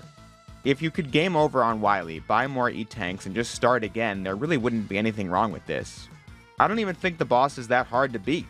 With a full supply of E-tanks and weapon energy tanks, I've beaten Wily Capsule 7 first try on all 3 of the playthroughs I did for this video, but the principle is that if you're designing a final boss that's meant to be a lives drainer, placing it after a tedious slog of nothing that lasts 5 minutes or whatever just knocks the wind out of your sails right at the end. I truly see no reason to have them, especially when later Mega Man games have checkpoints after game overs, making the challenge of boss rushes effectively moot. If a Mega Man game ever removes this horrible section, it might be a shoo-in for one of the best in the franchise. But that's my endgame speech. I truly have more of an issue with the boss rush than the infamous final boss. But once you win, Mega Man becomes bloodthirsty out of nowhere. He intends to just kill Wily this time, and Wily reminds him that machines can never directly harm humans. To which, Mega Man claims that he's more than a robot, and Wily must die. Until the fortress explodes and Wily escapes with the help of Bass. This is a casual example of how US localization teams were just free to make up crap when translating games. That did not happen in the original Japanese script. Mega Man is reminded that he can't hurt Wily directly and has nothing to say to that because he's right. Don't ask me how all those exploding machines never hurt Wily before, but regardless, that is the point. Robot masters like Mega Man actually can't do anything against a human. Mega Man's job is to stop Dr. Wily's reign of terror and leave it at that. That is what made Mega Man X different. He was a truly free-willed machine with a passion for justice like no other. The US ending of Mega Man 7 is just not canon, because it's impossible to have taken place. But also, Mega Man is meant to be a robotic 10-year-old boy or whatever. Him passionately wanting Wily to die is just highly out of character. But it also changes the meaning of the credits. Mega Man walking away from the burning castle is usually talked about as a badass ending, following the butchered final scene, but in the original script where Mega Man is unable to finish Wily even if he wanted to, it makes this part seem a little more somber. Like Mega Man's walking away from yet another Wily fight, knowing he'll have to fight again whether he wants to or not, because that's his role as the hero and Wily refuses to change. But that's looking all deep at the characters of Mega Man 7, so I guess we should wrap it up. I'm just saying, it's something the original creators worked on, and I feel like the US version doesn't do it any justice. But if you want to experience that original version in English, you have many options. I went to romhacking.net and checked out Mega Man 7 Restoration, a hack that brings back many things from the Japanese version that got lost in translation, including a fixed script with improved grammar and more faithful dialogue to the original Japanese version. The ability to fast forward through cutscenes, which is a godsend, restored subtitles for boss intros, these cutscenes between Mega Man and Roll and Mega Man and Auto that the English version didn't bother with, and other cool things. It's definitely the best way to play Mega Man 7, and it will be how I revisit the game whenever I do. But when looking past that and just focusing on my overall thoughts on the game, I think it's fantastic. Circling back to how we started, this game was developed in 3 months, but look at the sheer unrelenting attention to detail. Mega Man 7 is clearly a labor of love. These are not the conditions you'd want any game to be made under, but it's a fantastic display of talent nevertheless. Mega Man 7 is a stellar action platformer. It took all the best ideas from previous Mega Man games, streamlined them, and made the best classic Mega Man experience up to this point, while taking what it could from Mega Man X and integrating that into the classic formula. If you played this game blind, you'd have really no idea this was ever a difficult project to work on because the talent from the artists and programmers just shines through in the final product. A robust, fun, fast, replayable action side-scroller, and you really couldn't ask for more.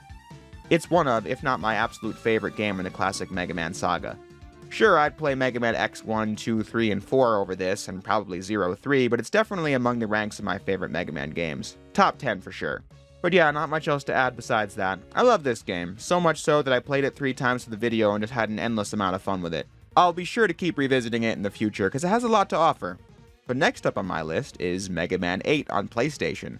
I went over this in my revisit to Mega Man X4 a few years back, but it bears repeating when discussing Mega Man 8. The game launched in Japan on PS1 in 1996 and on Saturn in 1997.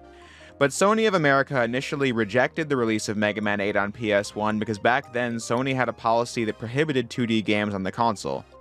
The mid-90s was when 3D graphics went mainstream in video games. It all looks crude now, but I would argue that the jump from the games of the early 90s to the mid-90s was the biggest leap the gaming industry has ever seen.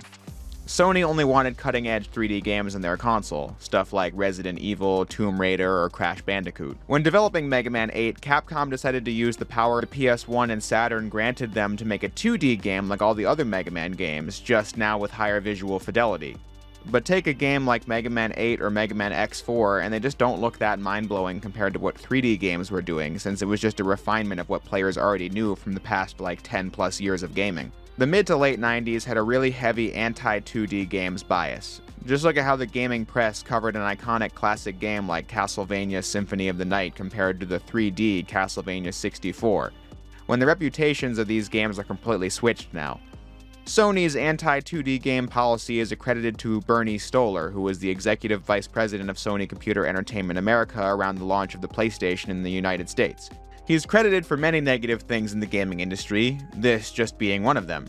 He later left PlayStation and moved to Sega, and is considered a crucial part of tanking the Sega Saturn in the West when he said the console was not the company's future midway through its life cycle. But that's a story for another day.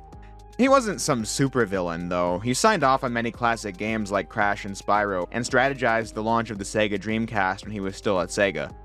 So it's a conflicting legacy in the gaming sphere, but he passed away a couple years ago, so may he rest in peace. But back on subject, how did Capcom get past this anti-2D game policy? Well, as soon as Sony found out that the Saturn was getting Mega Man 8, they changed their tune because they didn't want that console getting exclusive games under their nose. So they would allow Mega Man 8 on PS1 on one condition. The game comes with some kind of exclusive thing that Saturn players wouldn't get. The PS1 version launched with a 10th anniversary art book because it had been 10 years since Mega Man 1 came out. That was apparently enough to satisfy Sony. This is ironic because, as we'll discuss later, the PS1 disc technically has less content on it than the Saturn version. But the company later dropped this 2D policy, and thus 2D Mega Man games were released on PS1 without issue going forward. But it's impressive that a 2D platformer from 1996 could have such ceaseless drama occur over it while it was in the process of being localized. But the final product was a game people liked. Mega Man 8!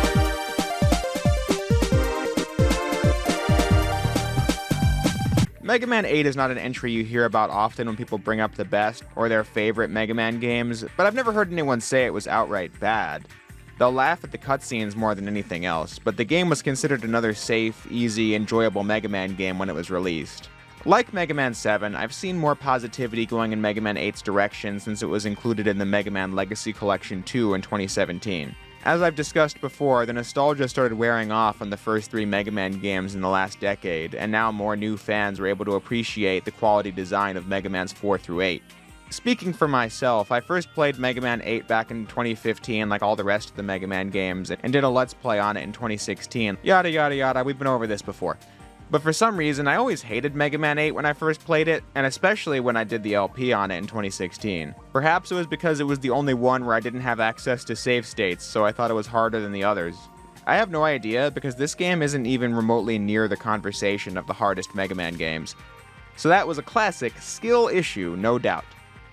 I last played this game about 4 years ago and concluded that it was a decent time. Going into this video, I figured I'd enjoy it again. So after playing it 3 more times, what is my assessment on it? Well, let's find out. Since the PS1 and Saturn both used CDs as their format, the devs used that to their advantage to put full animated cutscenes in the game. The story begins in outer space as 2 figures duke it out and crash land on Earth, while Mega Man and Bass battle again. Mega Man, today we finish this! Hey, Bass! Why must I fight you? We are not enemies! Shut up!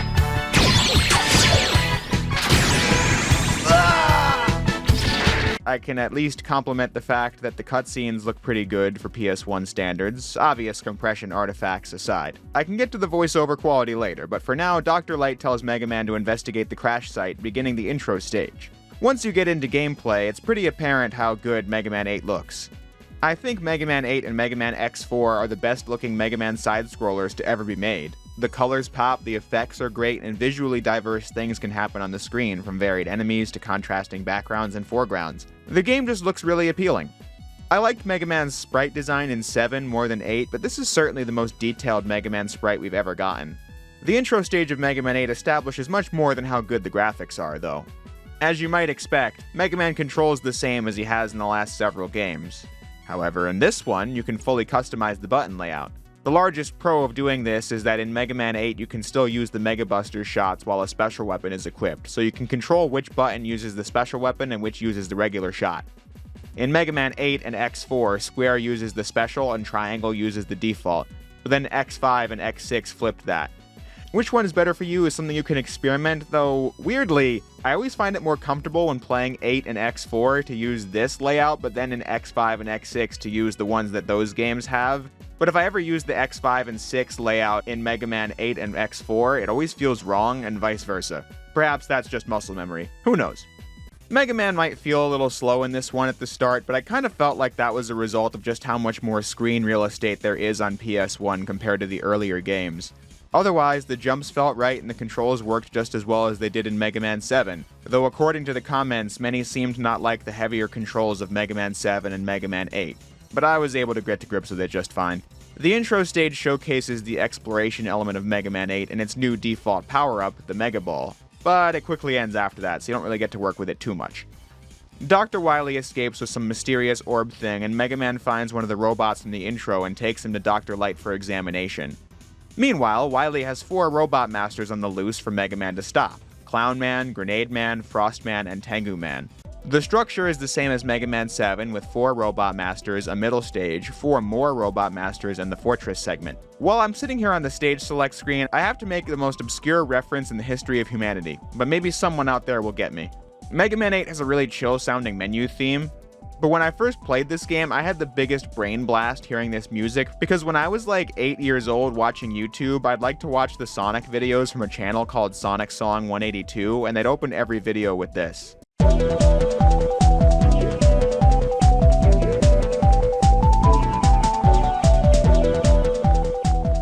I always thought that opening music was kinda catchy, but then like 8 years later I discovered it was from Mega Man 8.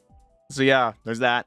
In theory, Mega Man 8 gains the same advantage that Mega Man 7 did by splitting the 8 Robot Masters into 2 halves. It makes it so that there can be 4 easier stages to pick at first, letting players get to grips with the game, and then 4 more difficult, demanding stages now that the player gets the game. However, in execution, I think Mega Man 7 had a more consistently good roster of stages. In Mega Man 8, I just never vibed with the early levels as much. After doing 3 playthroughs for the video, I don't think they're bad by any means, I just have some issues that weigh them down. All 4 of these levels are pretty long. In fact, they're long enough to where there's now a permanent checkpoint system implemented. If you get halfway through a stage and get a game over, you'll return to the halfway point. Longer levels aren't an issue, but it's what Mega Man 8's early levels spend that time on which I don't care for as much.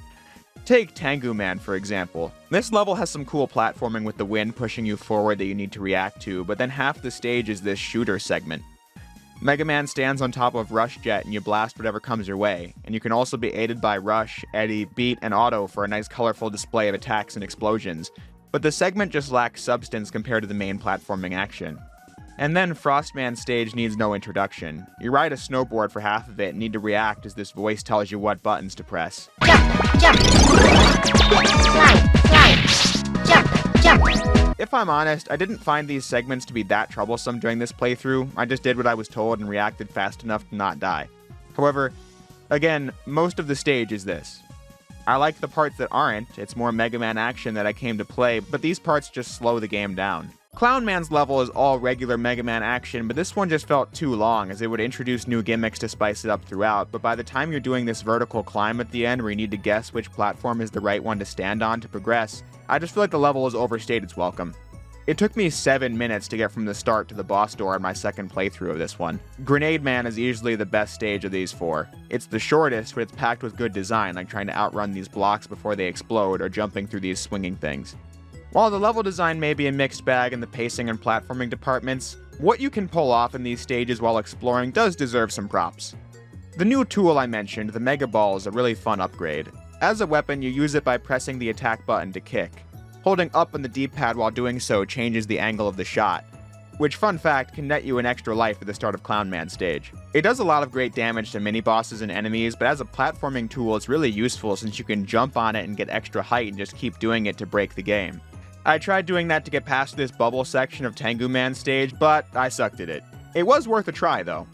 If you want to see some sick Mega Ball strats, check out what Magnus Zero was able to do in his playthrough.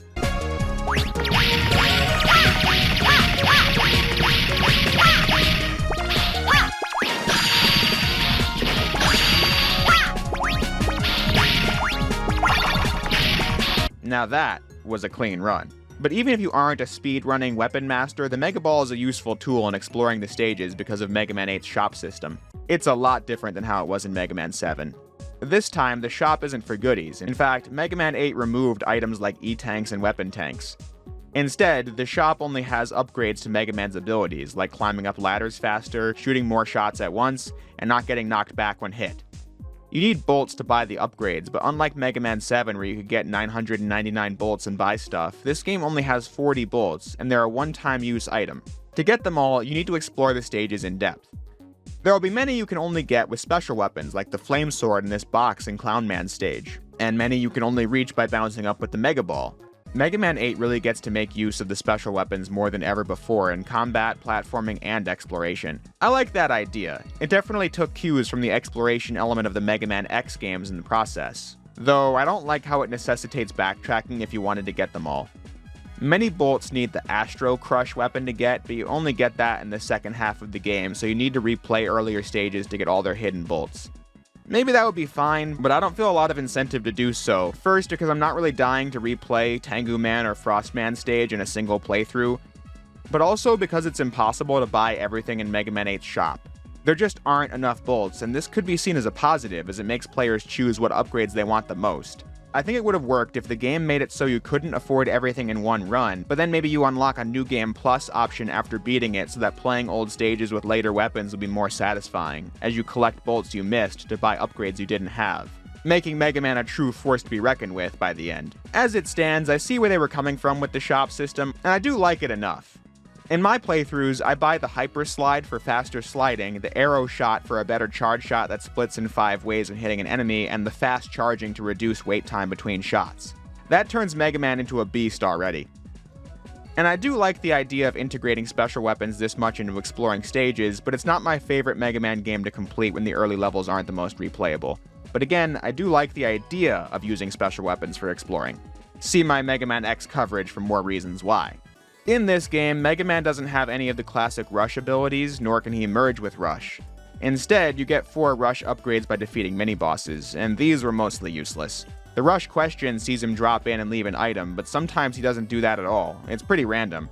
The Rush bike is what it sounds like. Rush turns into a bike, and it gives you a longer jump and can allow you to move faster, but there aren't a lot of segments where this would be useful.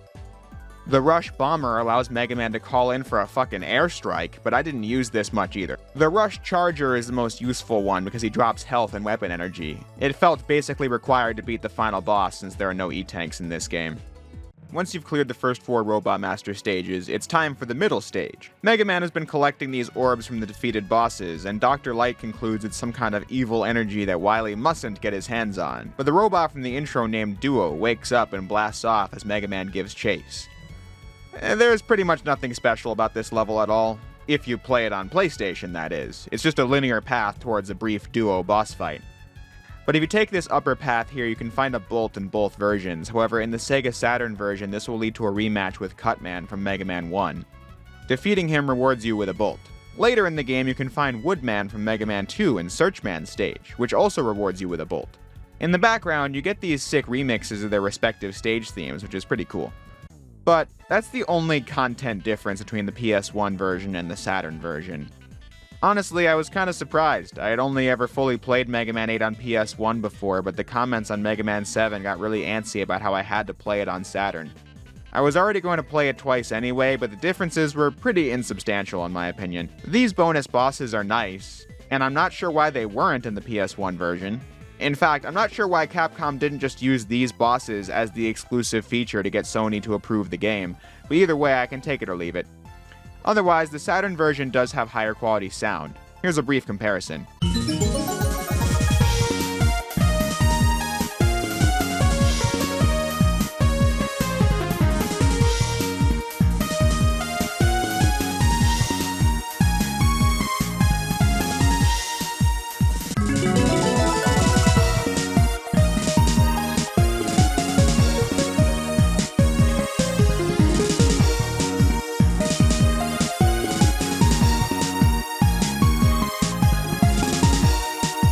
But that also doesn't really impact the play experience much for me.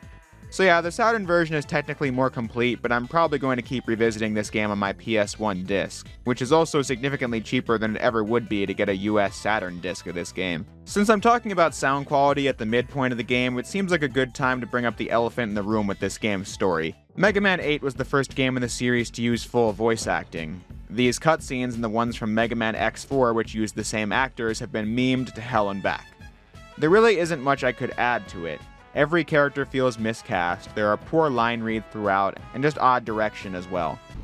Don't run away, coward. You'll pay for this insult. I'll be back. We must recover all the energy immediately, Mega Man. But where is Dr. Wily? That's a good question. We may be able to locate another energy emission from the radar room. When we find that meteor, we'll find Dr. Wily. The Robot Masters are especially weird. See you in my dreams. Mega Man screaming for 15 seconds is a particularly funny example. But what I would like to bring up is that the voice of Mega Man was a woman named Ruth Mary Jarman. People often complain about the fact that Mega Man has this really feminine voice in this game, but that actually is a common practice in the industry, letting adult women play young boy characters. Think of Tara Strong being the voice of 10-year-old Ben Tennyson. But anyway, Miss Jarman did an interview with a fellow I know named Coleman X on his Rambling Reploids podcast in 2021. She had a lot of interesting stuff to say, including the fact that she didn't know she was in two different games for years after the fact. She was the voice of Mega Man in Mega Man 8, but also the voice of Mega Man X in X4. Sorry about that. But the directors just asked for the lines and never specified what it would be, so it was not known to the largely reused cast that two different games were being recorded for, which blows my mind. She also said that it was recorded in 1993 or 1994 when the game was not released in the US until 1997. That's also nutty because that would mean Mega Man 8 and X4 voiceover was recorded before the releases of Mega Man 7 and X3. But most importantly, she had a whole point about why she thought Mega Man was given this voice despite the name Mega Man. And I thought it was really eloquent. The US production team clearly put a lot more stock into the man part of the name than Japan just by looking at the art, when culturally speaking, the term would mean something much different over there. Your point that you just brought up is critical to this conversation because the connection of man at the end of Mega Man, or as it's known in Japan as Rokuman, in Japan, they will say, instead of key person, they'll say keyman is how you express the concept of key person. It's keyman here. If you do sales and if you're a salesperson in Japan, you're called eigyoman with the man at the end. Eigyoman, it's how they import certain words into Japanese. So I guarantee you, as we would say in Hawaii, garans barbarans, that's what we say. I guarantee you that when they thought of the name Mega Man in Japan, they were not specifically going to target it only at boys. It was like Mega Man is kind of like the mega person that we can all relate to. That logic made me feel less harsh about this voice of Mega Man. However, I still would have cast somebody else as Mega Man X, since his character is supposed to be a robotic late teen or early adult compared to Mega Man, who was a robotic child. But still, that's my take on the voice acting. It's pretty bad, but very interesting nevertheless. And I have nothing but respect for everyone who worked on it. Voice acting in games was very new at the time, so making it work was something that would take trial and error to figure out. Moving right along, Mega Man can't get to Wily's castle quite yet, and to do so, you need to complete Aquaman, Swordman, Searchman, and Astroman stages. The level design definitely picks up here. As established, these are the harder stages. What I love about them is how they integrated the weapons you already have into the level design. The Thunder Claw is used to swing from point to point, and you'll have to get to grips with it to complete Searchman's stage. Enemies right on the ground will be easy to dispose of with the Mega Ball or the Ice Wave. The Flash Bomb will do great chip damage to most anything it encounters. The Ice Wave will also be needed to get through the flames of Swordman's stage, as will the Tornado Hold to solve these puzzles. These weapons are well utilized in the stages, and I think the designs are pretty good too. Aquaman stage revolves around the new swimming controls. Mega Man functions the same underwater as he always has with the high jump, but now he can swim too. It doesn't add too much, so I see why it didn't return in later games, but it does work in this one stage. Astro Man's level can be a bit cumbersome with these mazes you need to get through, but I was able to get to grips with it relatively quickly. I really liked the last 4 stages. I thought they had great opportunities for exploration, platforming, and weapon use, and they didn't break the pace up with gimmicks too often either. But something I did find quite interesting about the boss chain of Mega Man 8 is that it has 2 separate weakness chains. Even though Mega Man 7 split the boss roster in 2, you could still seamlessly use boss weaknesses on all of them. Slash Man was weak to both Freeze Man and Turbo Man's weapon for that purpose, who I mistakenly called Torch Man in the last video when describing this fact, because Turbo Man's weapon was called the Scorch Wheel, and I somehow just mixed up the words. And then I didn't even notice it when voicing it or editing it. It just so happened that Torch Man is actually a boss in Mega Man 11. Go figure. The Mega Man 7 video was one where I talked about my poor observational skills, and that video features an example of it just a few moments later. You couldn't have written better irony if you tried. Anyway, in Mega Man 8, Clown Man is an easy first pick, and then you go to Grenade Man, Frost Man, and Tengu Man. None of these weapons here are the weaknesses of the other 4 bosses. You just start again with Aquaman, an easy boss, and you use his weapon on Swordman, then Searchman, and then Astro Man, whose weapon is the weakness of Aquaman. This isn't a positive or negative, it's just something I noticed. The boss design is pretty approachable and easy in this game, except for Tengu Man. He kicked my butt when I tried him without a weakness. However, that's mostly thanks to my always playing on the offense. If you wait and take it slow, he shouldn't be a problem. An interesting facet of the bosses in Mega Man 8 is how some of the weaknesses are like puzzles to solve. Tornado Hold only freezes Clown Man in place for a bit when he's swinging around, so you can get some easy damage in that way. And then the Ice Wave only works on Tengu Man when he's briefly on the ground, otherwise it won't hit him. And then others like Astro Man are the usual Mega Man fare of spamming the attack until you win. I definitely prefer it to be like Tengu Man. That way, it ensures the weakness gives you an edge, but it's not an instant win button. As is tradition, beating all 8 Robot Masters brings you to Wily's castle. This one also doesn't really light the world on fire. The first one brings back the snowboard gameplay for pretty much the entire stage. It's a gimmick I'm pretty indifferent on, like I said, so one more round of it is playable, but not that interesting. The boss fight here requires the Mega Ball to beat, so best hope you knew how to angle the attack or you might be here for a while. But hey, the music's kinda cool for this stage. But that goes for every Wily Castle stage theme in Mega Man 8, my favorite being Wily Castle 2. However, this level is less fun than the previous one because it sees the return of the flying shooter section. And it was here where I learned how BS it is that the speed you go at in reverse is really low, so that got me a game over in one of my runs. Be sure to use your shots carefully in the boss fight too. It is most weak to Astro Crush, but that only has 4 shots. Once that's done, Wily Castle 3 is the first one with no weird gimmick, just Mega Man platforming, and for that reason I find it the most fun. I like this part where you're going above spikes and can only be saved by this enemy throwing a boulder to stand on. You could fight him and grab the health next to him, or Mega Ball jump over him, which is always satisfying to pull off. The stage is a bit short though. Its main purpose is housing a battle with Bass, who's fused with Treble and Evil Energy, but he can be defeated pretty easily with some charge shots. And then the stage ends with the battle against the Green Devil, but this is probably the easiest devil monster in series history. The Thunderclaw does a lot of damage to it. Wily Castle 4 unsurprisingly houses both a boss rush and the final boss. Again with this absolute crap. Getting a game over at the final Wily battle just means you have to stand there refighting all the same bosses again, where you largely effortlessly decimate them with the weakness weapons. But as the comments keep showing me, many a Mega Man fan would not have it any other way. Some find it a showing of growth. I don't agree.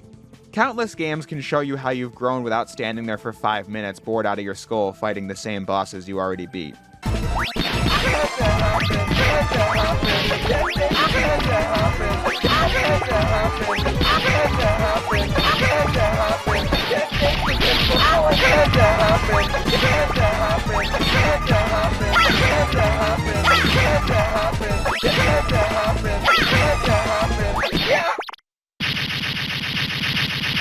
great!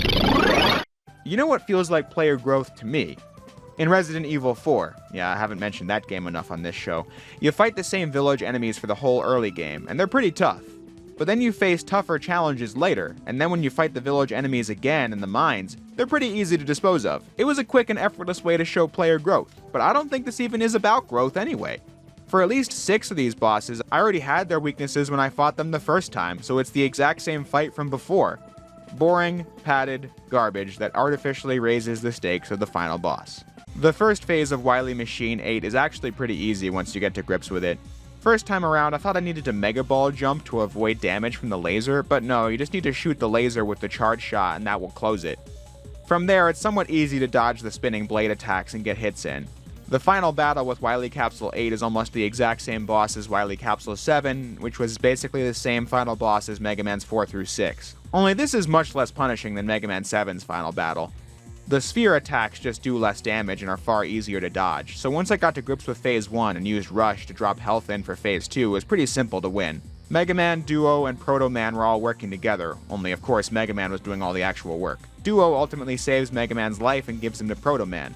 Duo's deal is that he's a defender of justice from outer space, but sees how heroic Mega Man is and thinks the Earth is best left to him, taking off to parts unknown. The rest of the cast glad to see Mega Man back in one piece. While Mega Man gets oddly emotional over Duo's departure, which I thought was odd given Duo's like 1 minute of screen time. Guess Mega Man's just a nice guy like that, even though of course Wily escaped yet again to fight another day.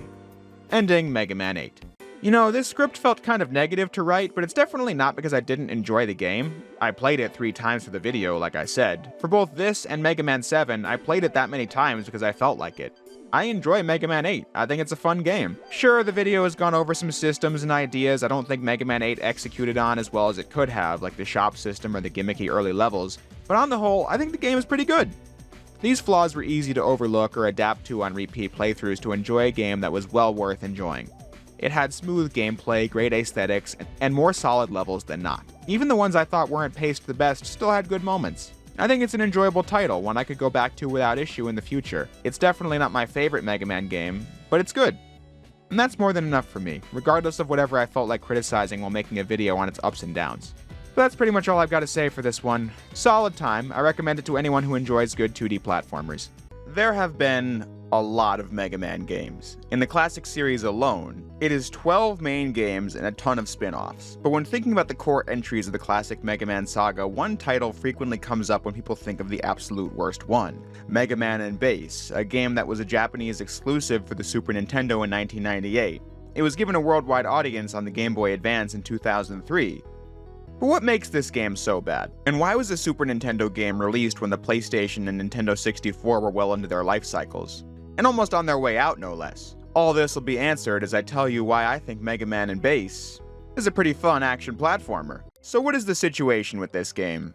It goes back to what I was saying at the start of my video on Mega Man 6. That game was released in Japan well into the SNES's lifespan, because in Japan, older hardware has a longer lifespan. Mega Man 8 released on the PlayStation and Sega Saturn in 1996 and 1997, respectively. It had colorful, flashy 32-bit graphics that were the best the series had seen up to that point. But by 1998, there were still a lot of kids in Japan who didn't have a PlayStation or a Sega Saturn and were still playing games on their Super Famicoms. Series producer Keiji Inafune felt like it was worth making another game for the console to make sure these fans didn't miss out. Using a team of old and new staff, Rockman and Forte, or Mega Man and Bass, was born.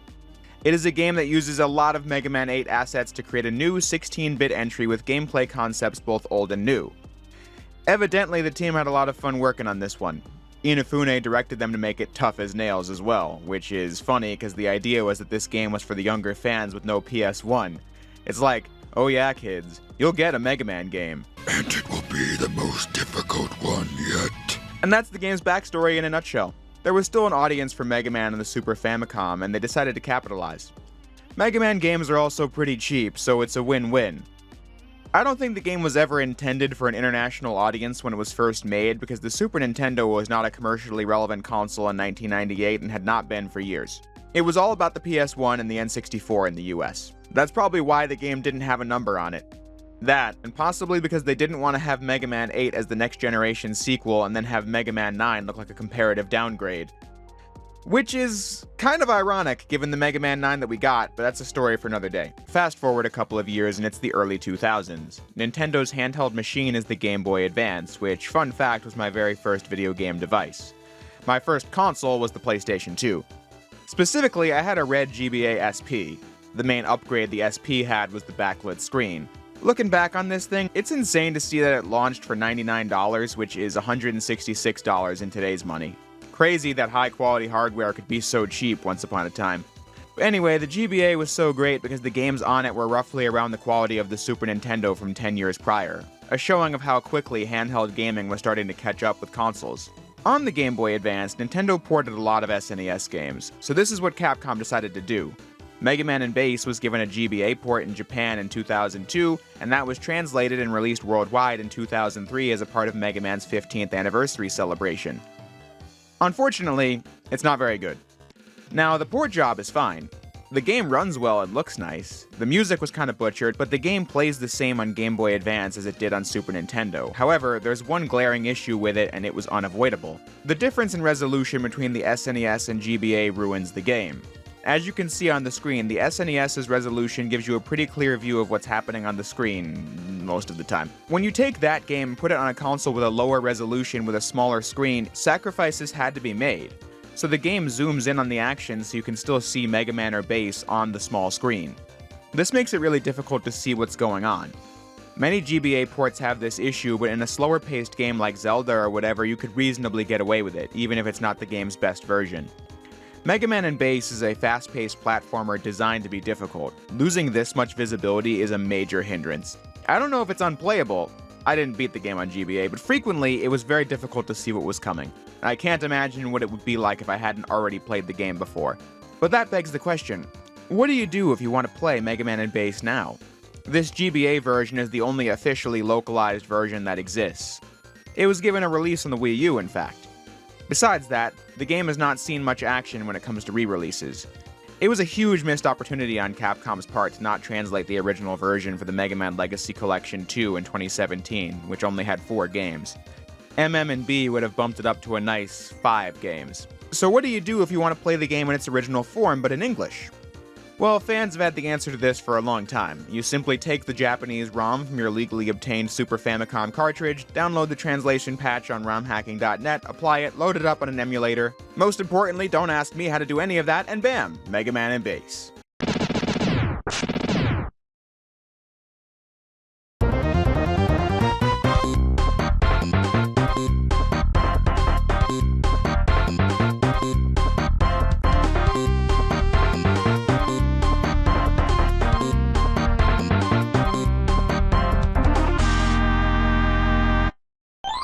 If you want an authentic experience, though, the secondhand market will provide.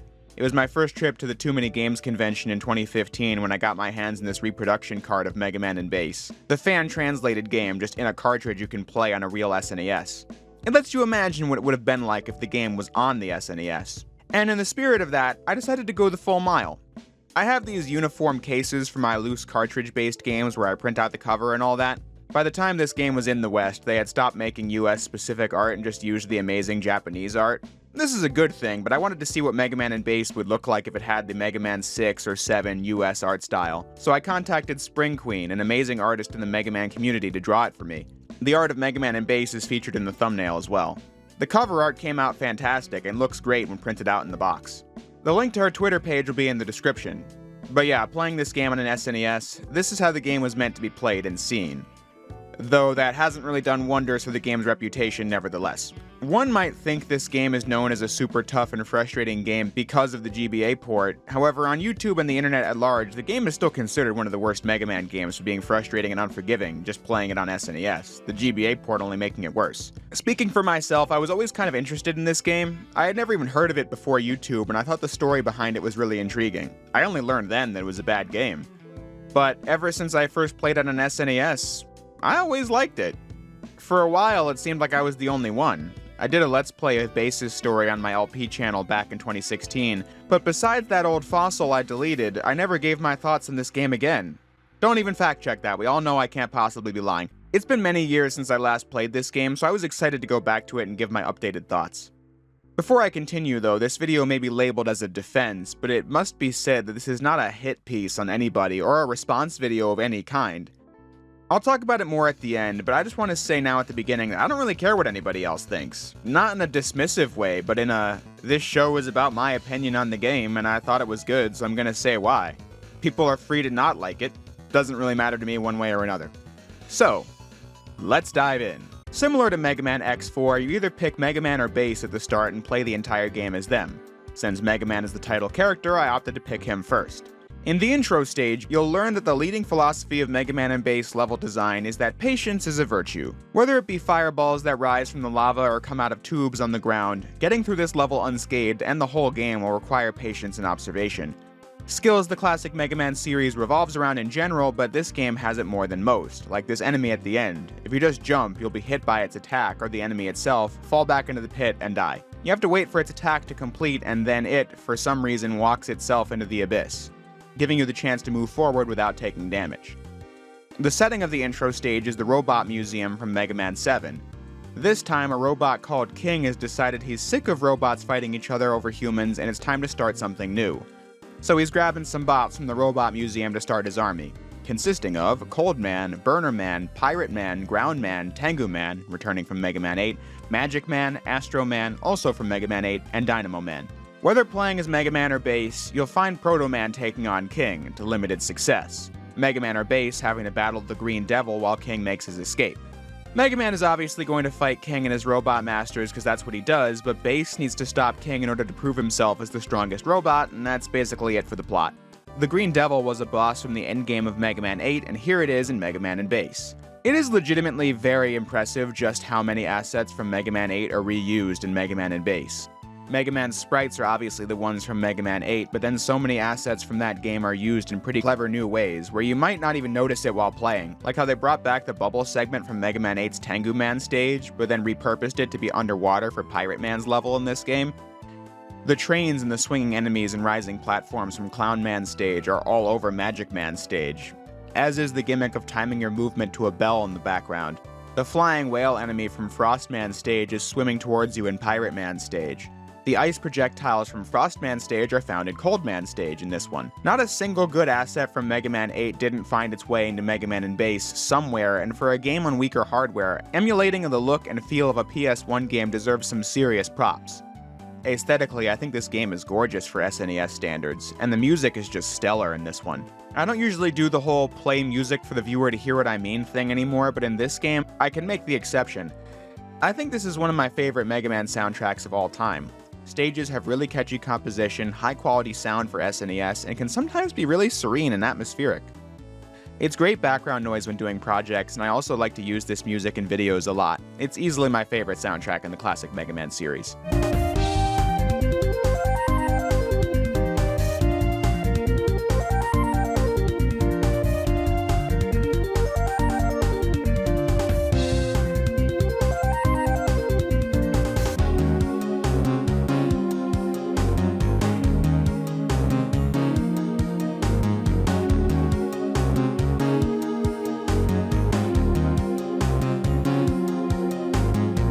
So what is this game like once you properly get into it? If you play it as Mega Man, things will be pretty predictable. In this game, Mega Man plays exactly how he did in Mega Man 8. That should be expected given that it's all the same animation, you jump, shoot, slide, charge your shots, all the good stuff. I thought Mega Man handled really well in Mega Man 8, and I think that's the same quality in Mega Man and Bass. The series has reached a point now where you can just say, it's the same as all the rest, and it can be an accurate statement. It's playing as Bass, which is the headline feature. They wanted him to feel unique to play as, so he's not a skin swap of Mega Man, he's totally different. For starters, Bass can double jump. This is a godsend in platforming as you can correct any mistake that Mega Man just can't. For Bass's movement, they lifted the core mechanic from the Mega Man X series, dashing. By pressing the A button or double tapping the D-pad in whatever direction you're facing, you accelerate forward and can combine that with the double jump for some really impressive movement by classic Mega Man standards. I do have a nitpick with it though. In Mega Man X, the dash was also mapped to the A button by default, which was the rightmost face button. In every Mega Man X game, it was mapped to the rightmost face button. But in all of those games, you could reconfigure the buttons to your liking. Dashing is far more comfortable on one of the shoulder buttons, something I learned when I first played Mega Man 0, which had it there by default. Dashing with the rightmost face button isn't bad, it's just not my preference anymore. Mega Man and Bass doesn't let you change the controls at all, so you have to play it that way. And I had to play it that way because this footage was definitely obviously recorded on real hardware, am I right? In combat, Bass is very different from Mega Man. As the titular hero, you can only fire 3 shots from the Mega Buster at once, and they only go straight. The Bass Buster cannot charge its attack, but it can shoot as many shots as you want and can be fired in 8 directions. You also can't move while shooting. The trade-off with Mega Man and Bass is that the former is a less mobile character and is much stronger in combat because the charge shot is much more powerful than anything Bass can do, but as Bass you're much more mobile and have more range in attacking, but with less power. In this game, the progression system is a bigger shakeup than what Mega Man 7 and 8 did. In those games, they took the boss roster from being 8 stages you could pick from into 2 sets of 4. Mega Man and Bass has this grid where only 3 bosses are active at once: Cold Man, Astro Man, and Ground Man. I think this was an attempt at introducing more non-linearity into the game, as beating Cold Man, for example, unlocks Burner Man and Pirate Man. Beating Astro Man unlocks Pirate Man, Dynamo Man, and Tengu Man. Then beating Ground Man unlocks Tengu Man and Magic Man. In theory, this could lead to more strategy, like if I wanted to play Dynamo Man early, but to do that you have to play the stage that gives you his weakness, Astro Man. But in practice, it doesn't really amount to much. This game doesn't have the kind of item hunting in it that previous games or the Mega Man X games had, where I think the system might have been more interesting, but here it's little more than an experimental concept. Cold Man is the best pick for an easy first boss as both characters, but since this game is known for how hard it is, I wanted to go against the mold. Keeping in mind that I haven't played this in years and I was starting out as Mega Man, the character that's considered significantly more challenging to beat the game as. So I picked Astro Man first, just to see what it would be like. I wanted to see if I was missing something here when I said it was good years ago. As Mega Man, I really didn't have an issue with the level. The enemies are easy to see coming, and if you played the previous games, you'd know to take it slow in a section like this one where they jump from the screen in the background. I did die to the rising block section in the middle, but that was it. This level features the disappearing and reappearing block gimmick that is in just about every classic Mega Man, but I think it's pretty tame in this one. But if you play as Mega Man, you will run into a problem where there's no avoiding it either. In all the other games, there was some tool you could use to avoid this section entirely, like the Magnet Beam in Mega Man 1 or the Rush Jet in Mega Man 3. Though, if it's a design concept so bad that you need a way to just skip it, maybe it was never really a good idea to begin with. I thought the one in Mega Man 2 was much more punishing since I cleared this one first try. Astro Man's boss fight was the true test, though. I've mentioned in the past that I'm the kind of player who likes to go on the attack, so when I was fighting Astro Man with no weakness, I got my butt kicked because I kept flailing around trying to hit him as often as I could, but the strategy that really paid off after I died the first time was instead reacting to whatever attack was coming in and hitting him whenever I knew I had an open shot. I then learned the pattern, saw when he was open, and knew when he was invulnerable, and had a good time with the fight.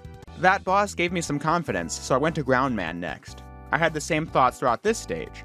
When I tried to play on defense, I had an easier time with it. The mini-boss is a little too much health for my liking, but it also went down pretty simply. I like this series of puzzle rooms where you destroy these statues, which force a wall of spikes to get closer to you, and you need to strategize which statues to destroy to get through the room. If you have the Wave Burner weapon, the second room can be cheesed by destroying the door opening statue with the weapon. But either way, I thought it was a neat obstacle to overcome. As Mega Man, the final room will really test you. Using your charge shots on the little guys before they destroy the ground is imperative. Then I tend to damage boost through the Sniper Joe if I have the health. Finally, the boss fight was like Astro Man in that I got through it just by focusing on dodging attacks. That's the dichotomy of Mega Man and Bass in this game. If you like to go on the attack and brute force your way through games, which I often do, Bass is the character to play as. It's why I gravitated towards him in earlier playthroughs. Sometimes they'll even design different segments for these abilities, like how Bass has to go through an upper route at the start of Pirate Man stage with his double jump, while Mega Man has to go below with the slide. But what I'm getting at is that cheesing the platforming as Bass is a lot of fun to do, but I just want to give Mega Man's run more credit this time. A perfect stage to show this off is Magic Man's. The beginning of this level is pretty tough as Mega Man. You'll need to ride the train cars and destroy the enemies with the right timing or you'll fall off and die. There's an extra life here, so you have as many chances as you need to do it. But as Bass, you can dash double jump through it pretty effortlessly. The enemies are no problem thanks to Bass's range, and the platforming is pretty trivial. For that reason, I think Bass is quite fun to play as in this game, but if I'm honest, I think the game is better balanced when playing as Mega Man. That's the last thing I thought I'd be saying about this game upon the replay, but I think it's true. Playing as Mega Man first helped me see that. As base, there are countless stage segments you can easily bypass. The spikes of Cold Man stage, the bubble section and Pirate Man stage, the balloon section of Tengu Man stage, the ending of Ground Man stage, and the list goes on. There are segments you can't do that with, like the dark part of Dynamo Man stage, but still, as Mega Man, I saw a diverse roster of stages and was able to get through them and thought it was really satisfying.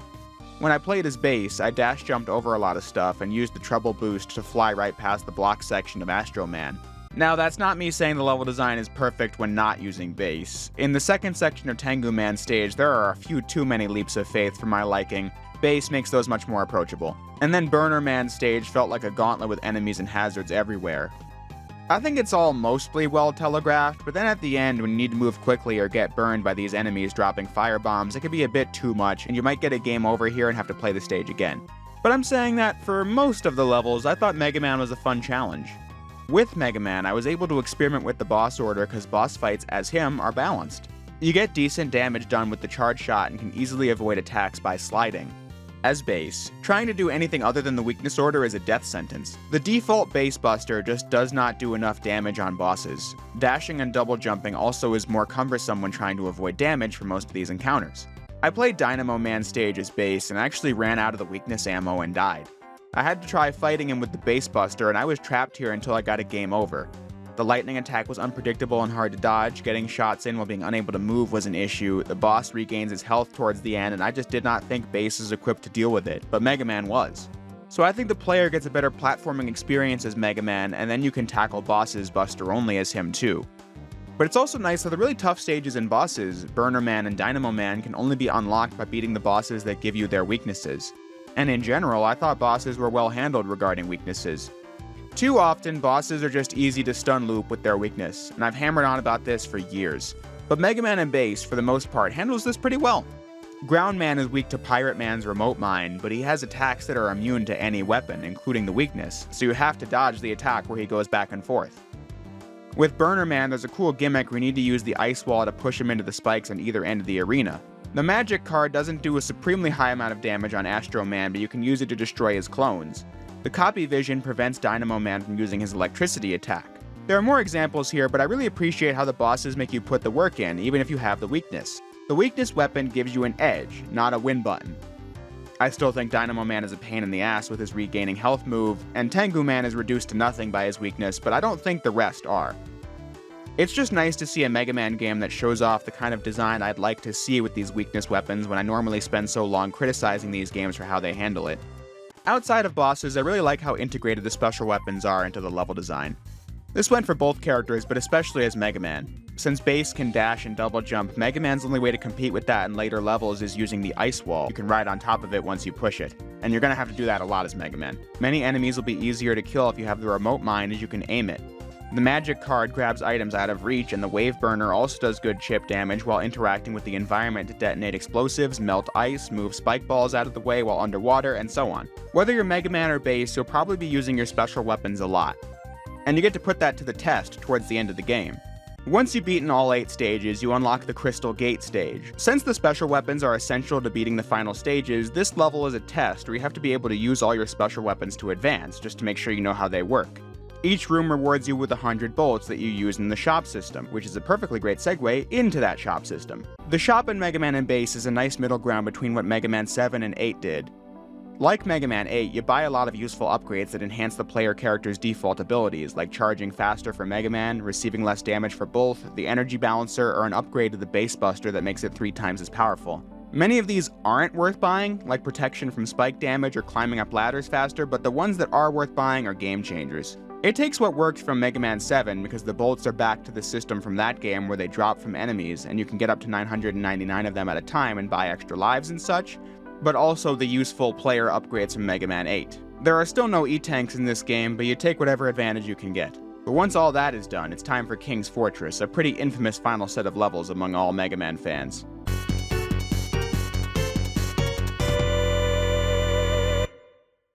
Well, before I even comment on the actual stage, I have to first say, the music here totally didn't need to go this hard, but it definitely is one of my favorite tracks in the game. Like, what a bop this one is.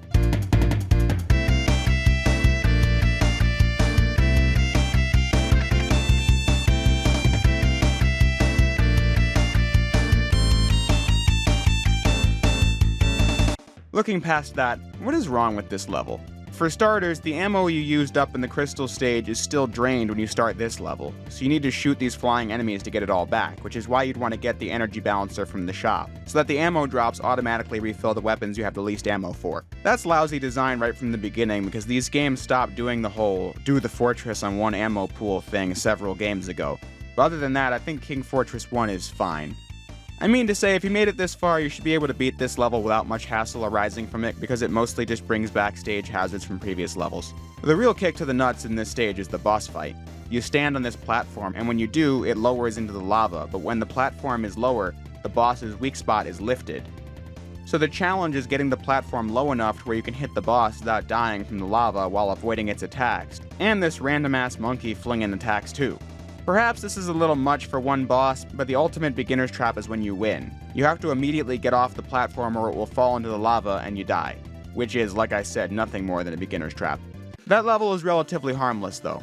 It's King Fortress 2 that gets all the ire, and for good reason. This level is just too damn long for its own good. I don't mind the parts where you attack and avoid enemies. It puts your weapons to good use, all the stuff you'd expect from a good Fortress stage. Where this level really goes wrong is at the bosses. About a quarter of the way through, you face a tank that goes back and forth with a weak spot on the front, the back, and the top. Getting through this will consume a lot of your remote mine, lightning bolt, and copy vision ammo, but it's doable.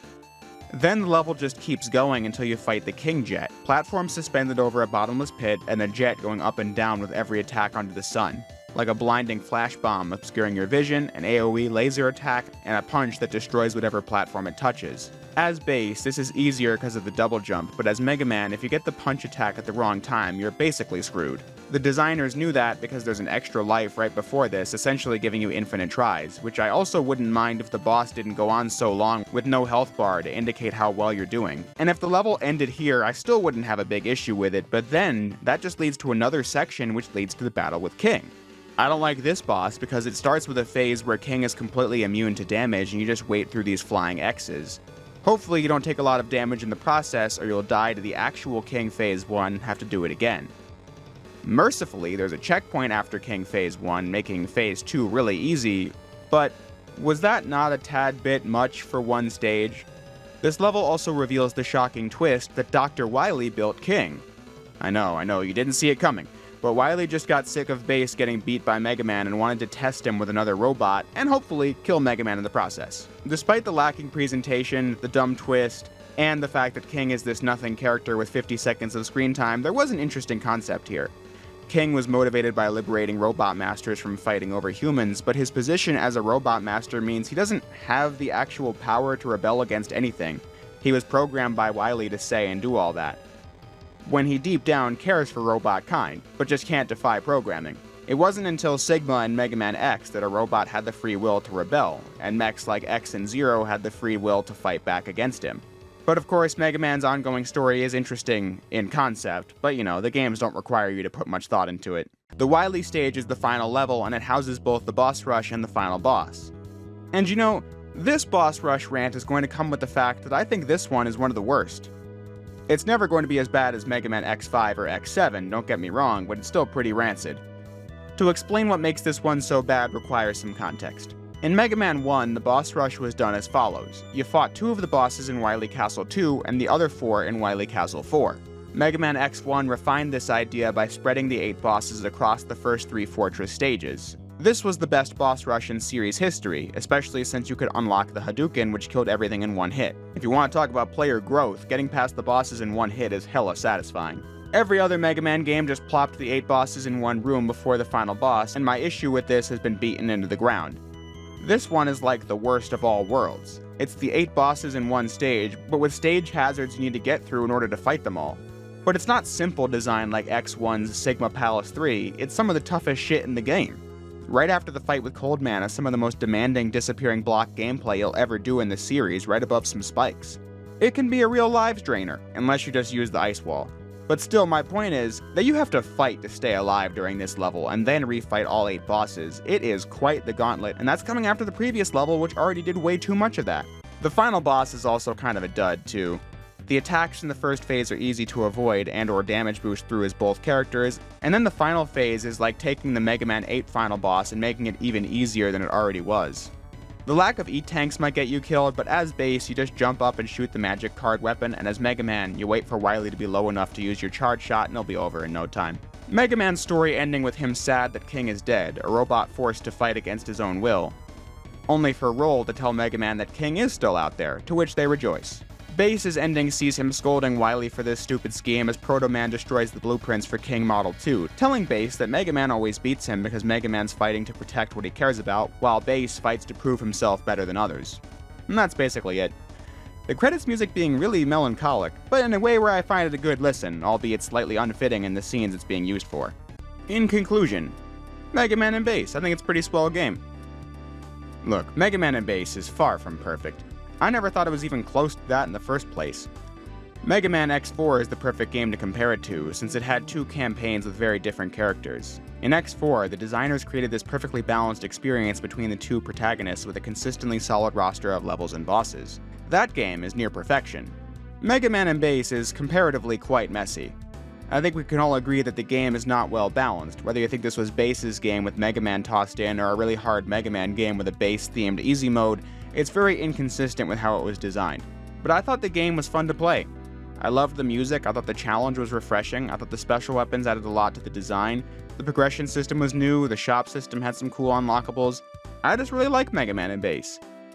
I think it kinda falls apart in the last two levels, but then I think back on Mega Man's 1 through 8, games I all thought were pretty good to great, and most of them have something I don't like in them, be it a terrible boss rush, Doc Robot, or bad weapons, or some stages being dramatically more difficult than others, a bland set of final levels, and so on and so forth. In fact, looking back at my favorite Mega Man games, I could find issues with most of them. I love Mega Man 02 and 04, but I can think of 100 things I'd change when I replay them. Many of my favorite Mega Man games have less damning issues than Mega Man and Base, but I have no problem saying that despite it being an imperfect game, it's still one I really enjoy. We're talking lower end of the top 10, but it still stands out in my mind, which is why I can identify it as one of my favorites. I like Mega Man 7 more than this, but I'd play this sooner than Mega Man 8, which I enjoyed, and played 3 times for the video.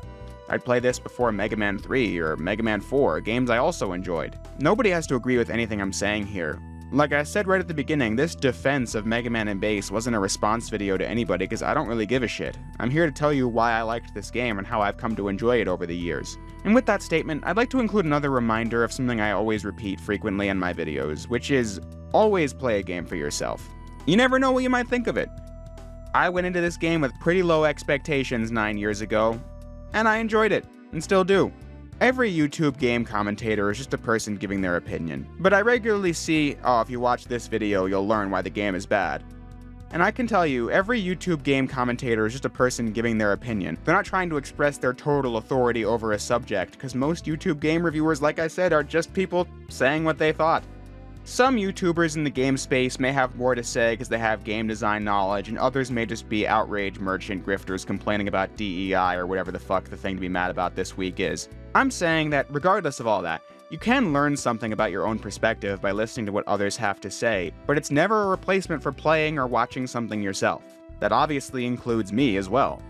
I'm saying what I thought, but I'm just some dude on the internet. You may play a thing I liked and hate it, or vice versa. That's okay. But the only way to have an opinion on something is to try it yourself. Maybe you've played this game on SNES yourself more times than I have and still think it sucks. That's totally fine by me. Differing opinions, when expressed in good faith, should be fine by everybody. Mega Man The Wily Wars is a fascinating game because of how it's a full-on remaster of Mega Man's 1 through 3 from the original Nintendo, just now on the Sega Genesis. Remastering one-generation-old games is a practice people have grown to really dislike in the last 10 years or so, but it's interesting to see that the origins of the video game remaster go back decades. Back then, taking an NES game like Mega Man or Mario and overhauling them on new consoles just a couple years later was a huge leap in graphics and sound quality and all that good stuff. Part of what made this an interesting release was how it got published. Mega Man was always owned by Capcom, but it was definitely associated with Nintendo. The first 6 games were all NES games, and then the Mega Man X series was only on Super Nintendo. Capcom and Sega working together for Mega Man was seen as a pretty big deal. This artwork was drawn by Greg Martin to celebrate the collaboration. He's responsible for countless iconic VHS and old video game box art.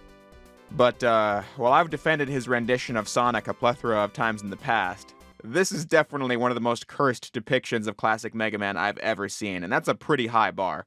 But anyway, what came of this was the Wily Wars remade trilogy on Genesis and a new game for the Sega Game Gear. But I've never played that, so we'll have to revisit the subject in a soon-to-be-released video. The Wily Wars got a normal physical release in Europe and Japan, but in America, the game was not published in stores. It was instead released as a part of the Sega Channel service, a pay-to-play system where you could get access to games and demos and stuff like that. Think of it like streaming, long before streaming. You'd pay, you'd plug the adapter into the console and the television, and then had access to the service. For the longest time, this was the only official way to play these remakes in the US. Which is funny because US box art got drawn for the game, it just never got released. Oh my goodness! Yeah, you can, add that to the list of disturbing classic Mega Man poses. Nowadays, the game has seen some more love in the West. It was included with the Sega Genesis Mini console a few years back, it got a reissue limited release cartridge, and is also on the Switch as a part of its streaming service.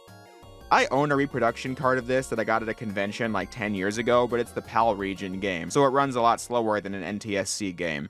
But these new versions correct this problem. But I've never played this all the way through before. I've sampled it here and there over the years, but I never sat down and beat all 3 games because I was always content playing them on the NES.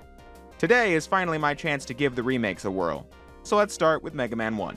Before you get into the game, it's important to visit the options menu. The Genesis controller normally has 3 big buttons, unlike the NES's 2, so you're going to want to configure what buttons you'd like to have shoot and jump and all that. Upon starting, you get this fancy save select screen. You get 3 save files, which will track your progress across all 3 games. That's nothing noteworthy in 2024, but back in 1994, some games had this and some didn't. Mega Man 1 had no save system, and 2 and 3 used passwords, so this is definitely an improvement.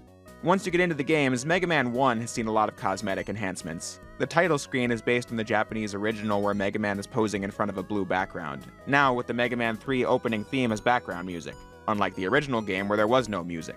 The stage select in Mega Man 1 didn't have portraits for the bosses like all the sequels did, the sprites just stood in a box. But now, the stage select screen has been redone to match the later entries, and then all the levels have been overhauled to be far more detailed. This is most noticeable in Mega Man 1 because of the fact that this game looked the least detailed of all. Every Mega Man 1 stage had a solid color background, many of which were just black voids of nothing. Fireman stage now has a rocky background with a heat wave effect. You can tell this stage takes place in some kind of underground magma facility rather than just a stage in a video game. Similarly, Cutman's level also takes place inside of a facility with indoor and outdoor sections and windows that show what's outside. When you go outside in Elecman's stage, there will be clouds flying by. It doesn't always look great. The background in Wily Castle 2 kind of looks like a baby's wallpaper, but I see the vision. The artists behind Mega Man 1 weren't as experienced making backgrounds when they made the game originally, and it was the first game in the series, on what was already limiting hardware. The Genesis allowed them to go back and give it a makeover, and for the most part, I like how it turned out. Except Roll and Dr. Light in the ending, they look really weird. Mega Man, the bosses, and Wily look fine throughout the collection, but I think these new sprites for Light and Roll were adapting the original sprites too closely, where he looked a lot more regular and proportional in Mega Man 7, for example. Otherwise, it's Mega Man 1. The remaster doesn't bring in features from later games like the slide or charging your buster. It's a faithful rendition of the game when looking at the mechanics. I used the same boss order as I did on the NES and had the same experience as always. But the Genesis version does fix minor bugs and issues with it though. On the NES, Mega Man had like 2 tons of cement strapped to his feet and would plummet into the abyss at a decidedly unsafe rate. This made certain platforming segments a nightmare. However, this problem was fixed for the Wily Wars, so Mega Man is much easier to control during platforming sequences. The pause glitch also doesn't work in this, where you could just do continuous damage to a boss by pausing and unpausing the game. So for the first time in my life, I actually beat the Yellow Devil in Wily Castle 1 completely legit. Goody for me. While I was able to beat the Yellow Devil this time, I can say that the fight against Cutman royally kicked my keister into next Tuesday. He just does a lot of damage on contact, and your Mega Buster pellets feel really slow in this, and they do a lot less damage on him specifically. And you can't use his weakness on him in the refight since the blocks for the super arm aren't in the room. But besides that, the Mega Man 1 experience felt pretty similar to the original, just with prettier visuals. Something to note off the bat with Mega Man 2 is how it only uses the Japanese difficulty. In English, Mega Man 2 has a normal mode and a hard mode. Hard mode was the Japanese original, and normal mode was an easier version they added for the international release. It's quite funny how much easier Mega Man 2 gets when playing on normal though. You can just shred through bosses with their weaknesses in no time, it's very comedic. But the Japanese version is how the difficulty balance of Mega Man 2 was intended to be, and it's how the Wily Wars makes you play the game. It's really not even that much harder, especially in stages, it's just about how much damage bosses take. But this does present one problem with playing on Genesis. I feel like Mega Man's attacks are all a lot slower, and I was just going into that a second ago, but this goes for anything like Buster Pellets or special weapons. They felt a lot less quick on the draw than the NES original, so I definitely got my ass kicked more in this version than I did playing hard mode on NES.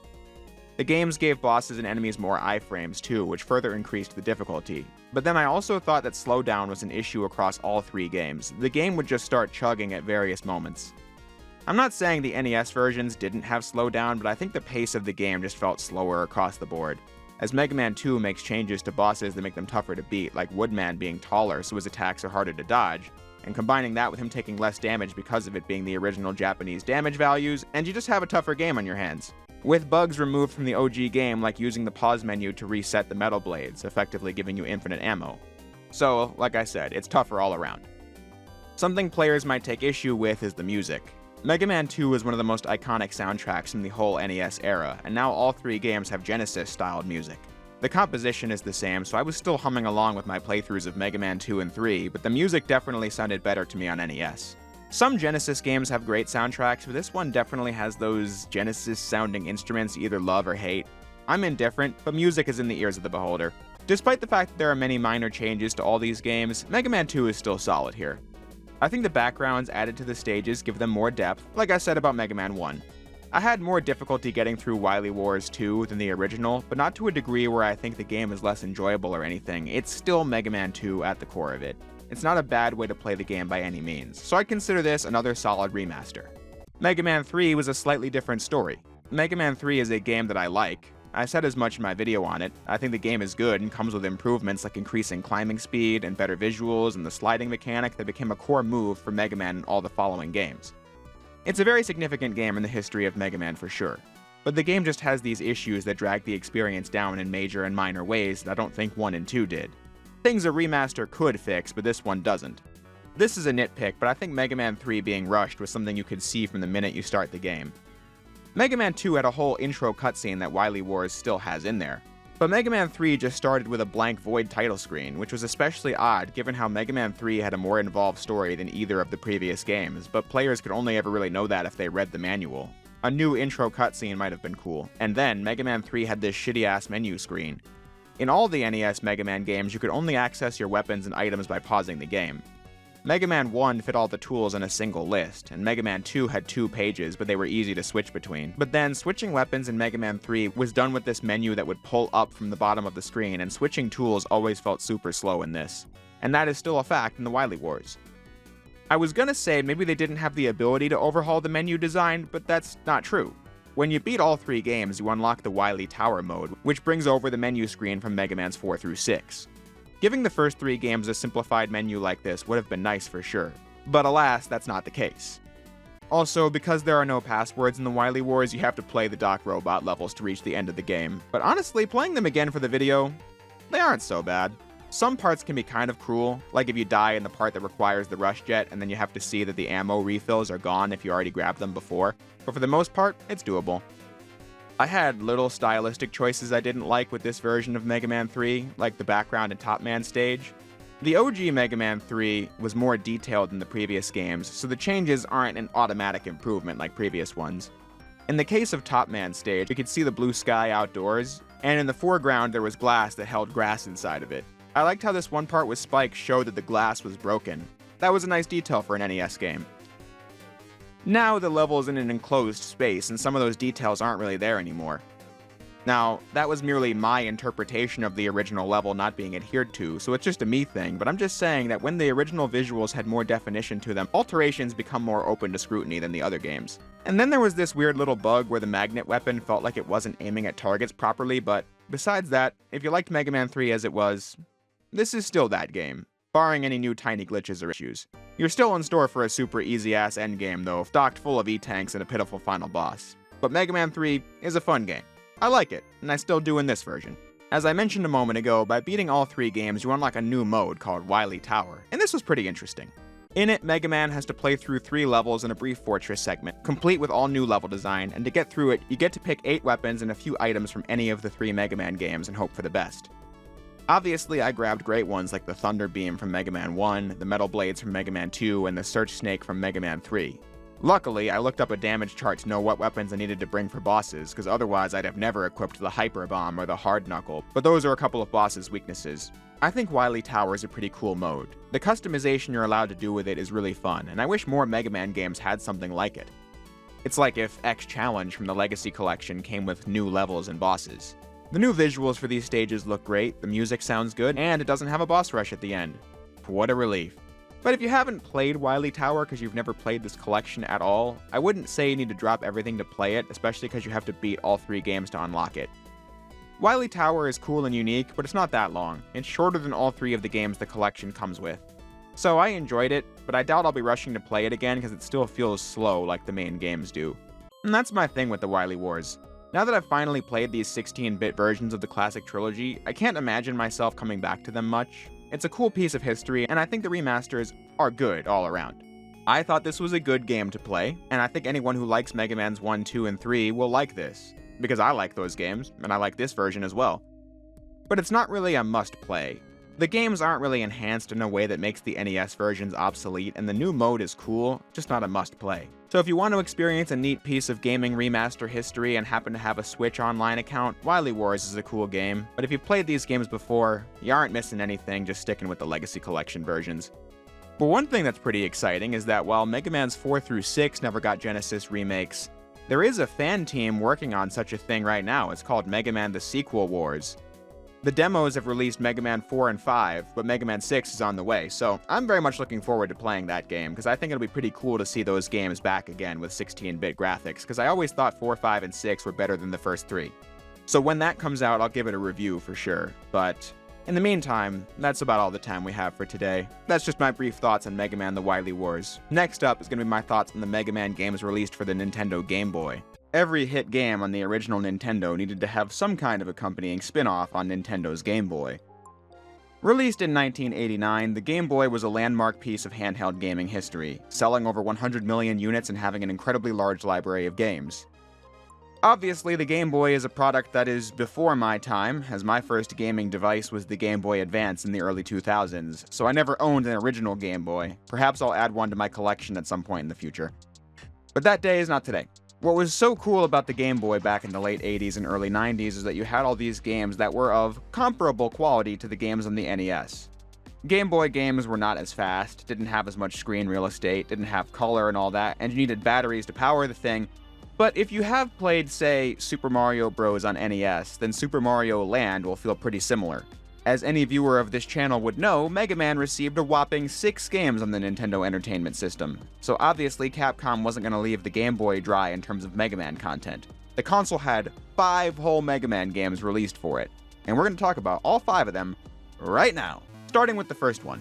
In Japan, these games were simply known as Rockman World 1 through 5. That's an easy way to distinguish them from Mega Man's 1 through 5 on consoles. In fact, fans often refer to these as the Mega Man World series, but that was not the name used in the West. The first game is called Mega Man Dr. Wily's Revenge, and then the 4 sequels were just Mega Man with a Roman numeral. I suppose that would distinguish these games somewhat from the console versions, though those versions used Roman numerals in the title screens anyway, so this just kinda adds to the confusion of Mega Man International releases. In Japan, all 5 games got great-looking key art from the artists that drew for the other games, but in Europe, Mega Man has silver armor, which is super off-model, but besides that, it looks fine. The only thing that's goofy about it is that they didn't even try with the logo. It just says Dr. Wily's Revenge in italics. For the US, Dr. Wily's Revenge just uses a close-up of that horrifying Mega Man pose from the Mega Man 3 box art where he just looks terrifying. As I said in the Mega Man 3 video, I really don't know what this facial expression is trying to convey. But then the other games got more unique art in the US, and I like the style.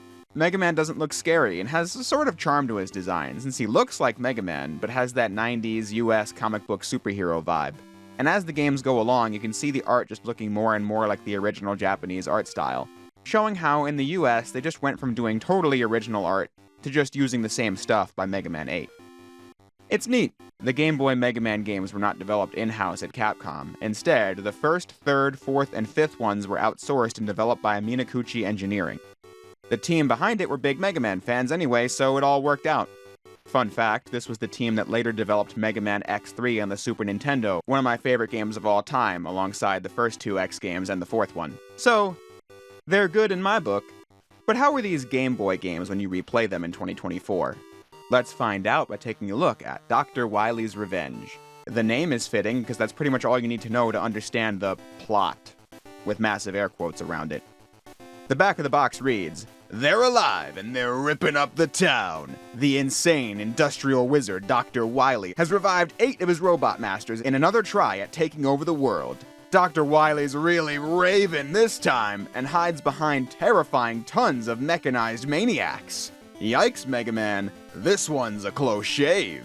Yeah, so basically Dr. Wily's back with the old robot masters and wants to kill Mega Man. The bosses are all returning characters from Mega Man 1 and 2 on the NES. Though, technically, the bosses from Mega Man 1 were not created by Dr. Wily, but I doubt the people writing the back of the box of this game really cared to consult the lore book first. While the box says there are only 8 returning robot masters, that does not mean there are 8 levels.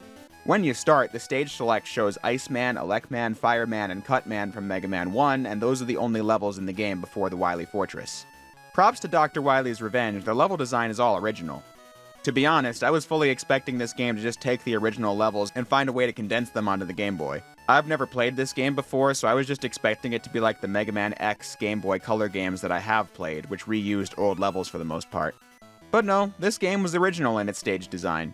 Not that these layouts were breaking the bank, it's a series of pretty standard jumps, but what makes it really challenging is that the screen space is pretty small. Mega Man takes up a lot of the screen, and so do the enemies, so you won't really feel like you have a lot of space to move around. Which makes levels that aren't that big feel a lot bigger than they are. Plus, your movement's pretty slow, so the levels feel more perilous than they would in a faster-paced game like Mega Man 2. I thought that Iceman and Cutman stages were simple to get through, but the other two were much more difficult. I decided to start with Elecman stage, and like the original from Mega Man 1, you spend most of it climbing up. But it's brutal because of how much of it revolved around disappearing and reappearing blocks, and falling would send you back several screens. And then the Magma and Fireman stage was an instant kill, so both those levels were tough as hell, but the other two were comparatively easy. To the point where I didn't really remember them much at all before consulting a stage map to refresh my memory. What every stage has going against it is that the checkpoints felt pretty punishing throughout. I guess this was another way of them making up for having short levels. Dying comes at a high price, and then a game over sends you back to the start, as you'd expect. But then, mercifully, the bosses were easy. Really easy, in fact. I started with Elecman because I wanted the Thunder Beam as soon as possible, but I was surprised to see that the boss fight wasn't a fraction as difficult as the original since he barely tried to hit me. So I easily beat him, and then every boss weakness shredded through the health bars. Not that I was complaining, it just wasn't what I was expecting. I did not vibe with the final levels, though.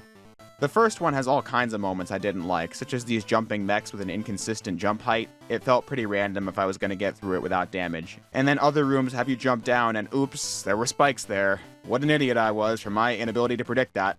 But to give credit to the first of the final levels, the boss rush does not involve refights against the already defeated bosses. Instead, this is where the Mega Man 2 robot masters are kept.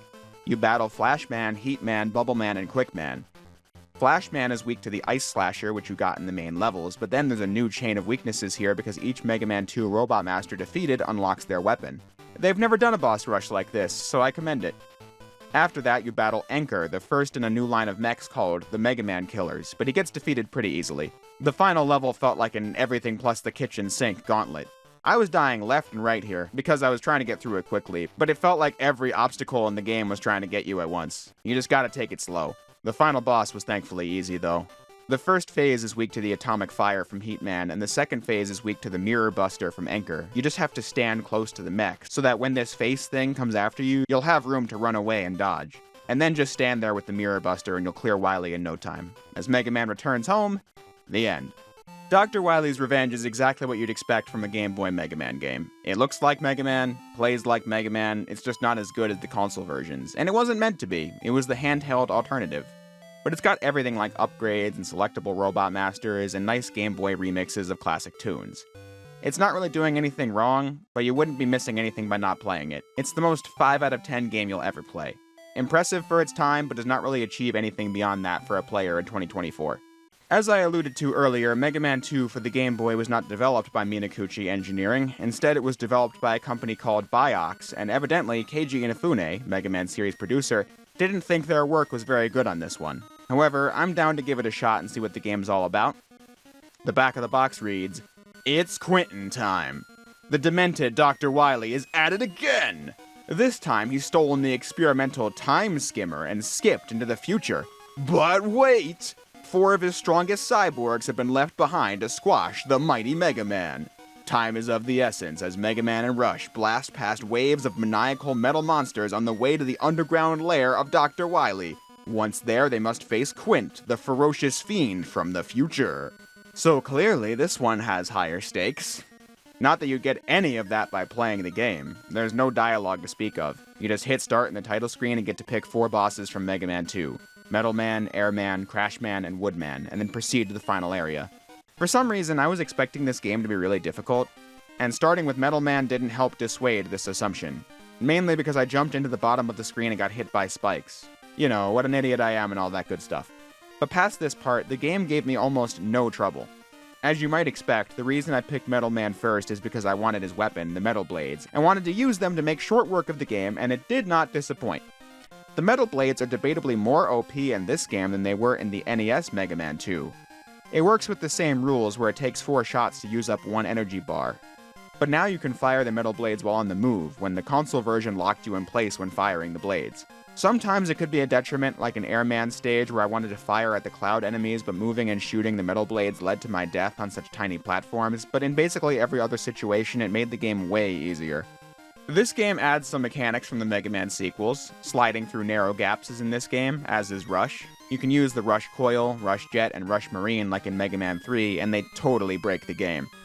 Anytime there's water with some seemingly difficult platforming section attached to it, you can effortlessly cheese it with the Rush Marine. E-tanks are in this game too, so if you thought bosses weren't easy enough with their weaknesses, you have a safety net of restoring all your health to max. Lives and E-tanks are both in regular supply. Going into the final boss, I had 4 E-tanks and 7 lives. I was actually quite surprised by how simple this game was to get through. On paper, Dr. Wily's Revenge should have been easy as well, but the game kinda kicked my butt at the end. It took me 90 minutes to beat that game, and this one took me 45 minutes and has like double the level count. There are only 2 fortress levels, and neither one's that complex, but when you get to the boss rush room, things got pretty interesting. Like Dr. Wily's Revenge, this part has you fight bosses from Mega Man 3 instead of refighting the Mega Man 2 battles you've already conquered. But the gimmick is that these warp rooms don't take you to the boss, they take you to the stage, so you have to play through a new level based on Needle Man, Magnet Man, Hard Man, and Top Man stages, getting their weapons and then using them against each other. Only on one shared ammo pool, but weapon energy is very frequently dropped in this game, so it didn't present an issue. Especially because I was just spamming the Metal Blades anyway. But hey, credit to Mega Man 2 on the Game Boy, it does not have a boss rush. I think the devs of this game were obviously anticipating my criticisms decades in advance, and then made a game just for me. But seriously though, there isn't much to say here. I don't even mean any of this to say that the game is bad. Far from it. I think it's alright. I was just surprised by how easy it was. I kind of have this mindset that a Game Boy game is likely to be super challenging, but not in this case. The game ends in a battle with Quint, the new metal menace Mega Man must face. But the twist here is that the lore is pretty interesting. As the US box art glossed over, this game involves Dr. Wily stealing a time machine called the Time Skimmer. He uses it to go to the future and find some peaceful utopia where Wily is reformed and Mega Man is depowered because there's no conflict. Wily convinces his future self to seize this chance to capture depowered Rock and turn him over to their side and take over the world, and that would be Quint. Mega Man from the present day must defeat his future self, who, for some reason, primarily battles on a pogo stick. Mega Man then defeats Dr. Wily here and goes back to the present, effectively erasing this new peaceful utopian timeline from ever existing, paving the way for the classic Mega Man sequels and the Mega Man X series and all that and beyond. That lore is pretty interesting, but as I said up top, it's from a game that's utterly forgettable. It has no story inside of the game, and the gameplay is basically what you'd expect from a sequel to Dr. Wily's Revenge. It plays like that game, but with more features from later games added in. The levels were alright, albeit nothing special. It's just another product of its time. Though, for what it's worth, I'd rather replay this over Dr. Wily's Revenge. It being so easy made it a game I enjoyed much more than the kind of difficult campaign from the first game. So I'd give it around a 5 out of 10 from a 2024 perspective, but I enjoyed it more than the first one. So now, let's check out Mega Man 3 for the Game Boy. The sinister scientist Dr. Wily is at it again. Now, he and his renegade robots have purloined an offshore oil rig and are drilling through the Earth's crust. It's up to Mega Man to shut down their scheme before Wily can harness the molten power of the Earth's core to fuel his latest metallic monstrosity. Join Mega Man, Rush, and Flip Top. After one Google search, I realized this was referring to Eddie, who appears in this game, but I got pretty confused by the name alteration. But yeah, that should be the gist of the story, right? Well, not really. The game contains no story, just like the previous entries, so you have to consult external media like the box and the manual. But looking at the Mega Man wiki, evidently the English story about an offshore oil rig was completely made up, since the Japanese story is about Wily causing weather problems that cause robots to rampage. I don't know why they'd go to such lengths to make up a new story when there was one already written in the Japanese manual, and then in-game the story doesn't even exist anyway. But hey, I'm not a 90s US games localizer, what do I know? Mega Man 3 on the Game Boy was a step up in many ways. Now that the game is using bosses from Mega Man's 3 and 4, the levels have become more detailed to match their original incarnations. Snake Man is a stage in this game, and I think the Game Boy version does a really solid job maintaining the visuals from the NES version, just obviously in black and white. I like the stage select screen, how they do a transition between picking the Robot Master and their little intro scene. The music is decent as well. I'd rather listen to the NES tracks these were based on, but it sounds good. Much better than Part 2, especially with its high-pitched music. I think this game shows that the team was getting better with the Game Boy hardware, and you love to see it.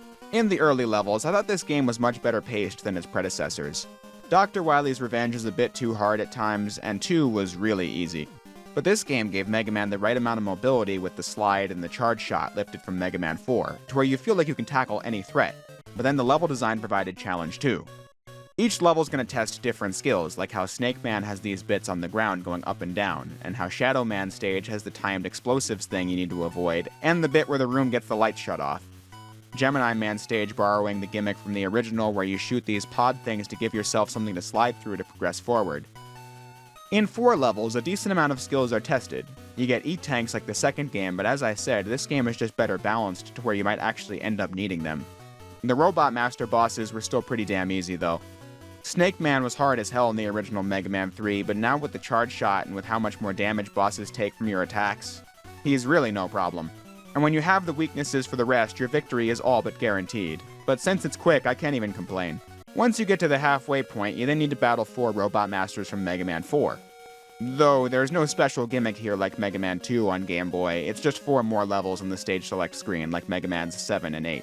In those games, I thought it was nice to have 4 easier levels and then 4 more difficult ones to test your skills. It's the same idea here, but holy moly, these levels were really tough. I spent like 22 minutes on Dustman stage because it was relentless. Enemies were flying out from pits, crushing segments with no remorse, enemies hit like a truck, and the list goes on. I had every kind of ass-kicking obstacle hit me here, and a really pitiful amount of checkpoints to boot. Which goes for all of the Mega Man 4 stages. They are not screwing around. If you want to get through this, you're going to have to demonstrate some real skill with the mechanics and exercise a lot of patience. And I felt like they were all like this. Dive Man was another example since it was littered with spikes and had multiple mini-bosses. The back half of this game was definitely a difficulty spike. It was not undoable, but it was much harder than the earlier levels for sure. Then you have to beat the second in the line of Mega Man killers. This one's called Punk. The name is apt because he kills Mega Man in 3 hits, no exceptions.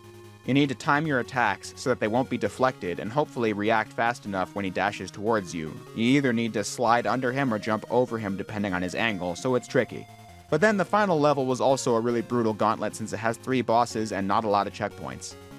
Once you get to grips with the pattern for Wily's machines, it goes alright, but it can be a bit of a learning curve, especially when using Punk's weapon on the second phase. It kept getting blocked, and I thought I was toast for sure. But I beat the game and saw the ending where Mega Man saves the day and Wily escapes yet again. While I was just complaining about the game being brutal, that certainly doesn't make it bad by any means. On the contrary, I thought this game was alright. More alright than the previous 2, in fact. Its increase in production values and new moves for Mega Man made me think this was more of a 6 out of 10. If you want a retro platformer, I don't think you could go wrong playing this on your Switch, even if it's not a must-play by any means. So that's another game down, and we have 2 to go. So how is Mega Man 4 for the Game Boy? Invasion of the Robot Snatchers! A huge celebration at the World Robot Expo is shattered by the sight of a flying saucer streaking across the sky. But instead of holding little green men, this saucer holds one very mad scientist. Armed with a mind control machine that transmits a sinister signal, Dr. Wily is ready to mesmerize all the robots of the city into an army of mindless, metallic mercenaries. Thankfully, that actually is the story of the game this time around, but I just love how cheesy these box descriptions are. Mega Man 4 on the Game Boy is a huge step up in a variety of ways. First, with the production values. This game has cutscenes and dialogue. Not too much to where it gets in the way of being a Game Boy platformer, but enough to where you have a slight idea about what's going on. If you wait on the title screen, you get a kind of cool opening cutscene establishing Wily's back with returning Robot Masters and how Mega Man is going to face off against another Mega Man killer called Ballad. These games were improving with each one, and these cutscenes are another example. Mechanically, it's very similar to the previous games, but I thought everything felt better. Controls felt a little faster and more responsive than the previous games, as I just thought this one felt better to play and had even stronger level design as you run through Toadman, Brightman, Pharaoh Man, and Ringman stages. As you should expect, all of these levels are done from scratch and contain segments that will remind you of the NES original but are not one-to-one. Brightman stage in particular had some cool gimmicks, like the part where you have to shut off the lights in order to see the platforms but nothing else in the room, or in Pharaoh Man stage with these crumbling platforms that will only fall a little bit at a time, so you have multiple chances to jump on and off of them. The charge shot was added in the third Game Boy game, but it was the one from the console Mega Man 4. The console Mega Man 5 made the charge shot more powerful, and so Game Boy 4 does the same. It's bigger, but comes with this strange setback where Mega Man gets pushed back when firing it. It makes sense if the attack has that much kick, but it's the only Mega Man game that's ever done that to my recollection. But hey, at least you can take damage and not lose your charge shot. This game has that over Mega Man 5. Though, like Mega Man 5, such a powerful charge shot really makes the special weapons feel pretty redundant. Even the weapons from Mega Man 4 went largely unused in this playthrough because the Mega Buster was just that powerful. Another thing this game has in common with Mega Man 5, though, is a focus on exploration. Levels have different paths that hide secrets like extra lives and such, but also a new currency called P-chips. You can bring these to Dr. Light's lab and have him build you E-tanks or weapon energy tanks or extra lives or the energy balancer. It works exactly like the system in Mega Man 7. Well, actually, this game released years before Mega Man 7, so I guess it's the other way around. But in the stages, you can find letters that spell beat. Once you get all 4 of them, you can use beat to attack enemies. But like Mega Man 5, I barely ever used this. After you beat 4 levels, you get a cutscene of a Wily battle tank rising, and Mega Man's doing damage to it from like 100 yards away, so I guess that's how powerful Mega Man is. You get up close and destroy an eye thing before going inside to fight Ballad the first time, but he escapes before getting destroyed. The fight was pretty easy though. I only had to use 1 E-tank because I already had low health from the previous fight. You then have to battle through 4 more levels, this time from Mega Man 5. Charge Man, Stone Man, Crystal Man, and Napalm Man. I was kinda nervous here after how much of a difficulty spike the back half of Mega Man Game Boy 3 was, but this was nowhere near as hard. Maybe because these levels were from Mega Man 5, a super easy game, but besides Crystal Man, I got through all of them without much hassle. I thought a lot of these levels were fun. Napalm Man especially is the most open level in the Game Boy series thus far and had a lot of cool challenges with these spike drill things. The level just executes the principles of Mega Man really well, mainly patience and observation. Crystal Man only gave me shit because I lacked the ability to be patient while crystals fell from the sky. That's the same pitfall that got me killed over and over in the original Mega Man 5 as well. What you're going to want to look out for in the second half of the game are the letters that spell out Wily. These are required to enter the final level, but they're all in pretty easy to find spots. Just figured I'd mention they're required. The final levels are a blur in my mind though. You fight Ballad and have to escape a crumbling room with these bombs in your way. It's a timed puzzle where you need to destroy them to get through. That was neat. And then there was a pretty quick second to last stage that was a straight line, and then a final gauntlet stage with boss fights, with an unfortunate return of the boss rush as well, and then a 3-phase final fight with Wily. And I have no idea how you even dodged this charge attack, I just kept shooting until I won. Ending Mega Man Game Boy 4 with Wily's inevitable defeat and escape, while Mega Man sees Ballad sacrifice himself to save the day. In the end, I thought, that was a nice Game Boy platformer. It still has issues like not a lot of checkpoints and inconsistent difficulty, but as far as Game Boy platformers go, this game's pretty cool. It's got a shop system, it has exploration, it has diverse boss fights and well-designed levels. It's a good game. Once more, I'm not saying you should drop everything to play it, but it's a good game. I'd give it a 7 out of 10. So once more, this series is trending up, which only leaves one more, Mega Man 5 for the Game Boy. But what makes this one special is that it's not built on recycled content from the NES games. It's totally original and is a fan favorite amongst the more obscure Mega Man entries. As is the case for all of these games, I've never played it before, so let's see what it has to offer. From the cosmic reaches of outer space comes mankind's greatest threat. Hordes of alien robots have swarmed down from the heavens, and all of the Earth's weapons are powerless to stop their ravenous rampage. Now, the only hope to stop these alien invaders lies with one man, Mega Man. So yeah, this one's a little more original compared to the rest. You don't even need the box to tell you what the story is this time because the game does it in the intro cutscene. Mega Man is on a walk with Roll until the first in a line of mechs called Star Droids attacks him. His name is Terra, and he's out to defeat Mega Man. Mega Man's weapons have no effect on him, so Dr. Light modifies Mega Man's Buster with a rocket punch, and this will really make the difference. 4 of the Star Droids attack Earth, so you need to defeat them, and then venture out into outer space to defeat the rest, and Terra, and of course, Dr. Wily. What's unique about Mega Man V is that it was compatible with the Super Game Boy. The footage for the previous games shows they were all black and white. Mega Man V would have been like that if it was played on a regular Game Boy, but the Super Game Boy was a device for the Super Nintendo that allows you to play Game Boy games on the TV. Some games, like Metroid 2 Return of Samus, had special color palettes that only worked if you played it on the Super Game Boy. Mega Man V was one of those games. It's not much compared to, say, a Game Boy Color game, but it does break up the visual monotony compared to the previous games. It helps as you see all kinds of new assets and enemies in this. This game gets several pages dedicated to it in the classic Mega Man art book, when the previous games got less coverage because of just how much more new art was in this one. The first 4 bosses you face are mechs that go by Mercury, Venus, Mars, and Neptune. You can see with that alone they're going way past series conventions with the boss names and design, and then the level design is naturally completely original. All the Game Boy Mega Man games feature original level design. I said this about Dr. Wily's Revenge, but the difference is that the levels from the first 4 games were all based on levels from the NES Mega Man games. So there was always something to compare it to. And the music could never stand out on its own because it just reused composition from the NES games. Even if Mega Man V didn't have good levels, it would automatically be more worth playing than any of the previous games because it was original. This is the perk of fully original content in an ongoing series. If there's no exact source to compare the levels to, they'll be more stand out. But that's the great thing about this game. It's worth playing because it's new content, but that content is also enjoyable. This is the most responsive Mega Man has felt to play on the Game Boy, and the level design is good. It's still a Game Boy game in that it's not going to blow your mind with its awe-inspiring complexity, but I enjoyed seeing the different space themes and design ideas. Doing things that none of the other games have done before, like a room with these bubbles on the ground where you need to control your movement to not jump too high or too low. Or this room that has increased and decreased gravity and then switches between the two rapidly. The game just provided challenges that felt fresh, even to me, someone who's played just about every Mega Man platformer at this point. The game is structured like 3 and 4, where you get 4 more bosses after the halfway point: Jupiter, Saturn, the funny name one, and Pluto. This was made back when that was still considered a planet. The difficulty balancing across all 8 stages, like Game Boy 4, was pretty consistent. The later levels provided more of a challenge, but not to an unreasonable extent. This game took me a lot longer to beat than the previous ones, clocking in at around 3 hours, and I think its percentage of original content is why. I had to learn new bosses and level design tropes compared to stuff I had primarily seen before, including new mini-bosses like this cool one in Uranus' stage where you're on a platform going back and forth with rocks dropping and you need to shoot the eyes. But while I'm on this one, is it just me, or does this thing up top look like the Alaskan bullworm from SpongeBob? That's what it made me think of anyway. But this game has the most fun classic Mega Man special weapons I've used in a minute.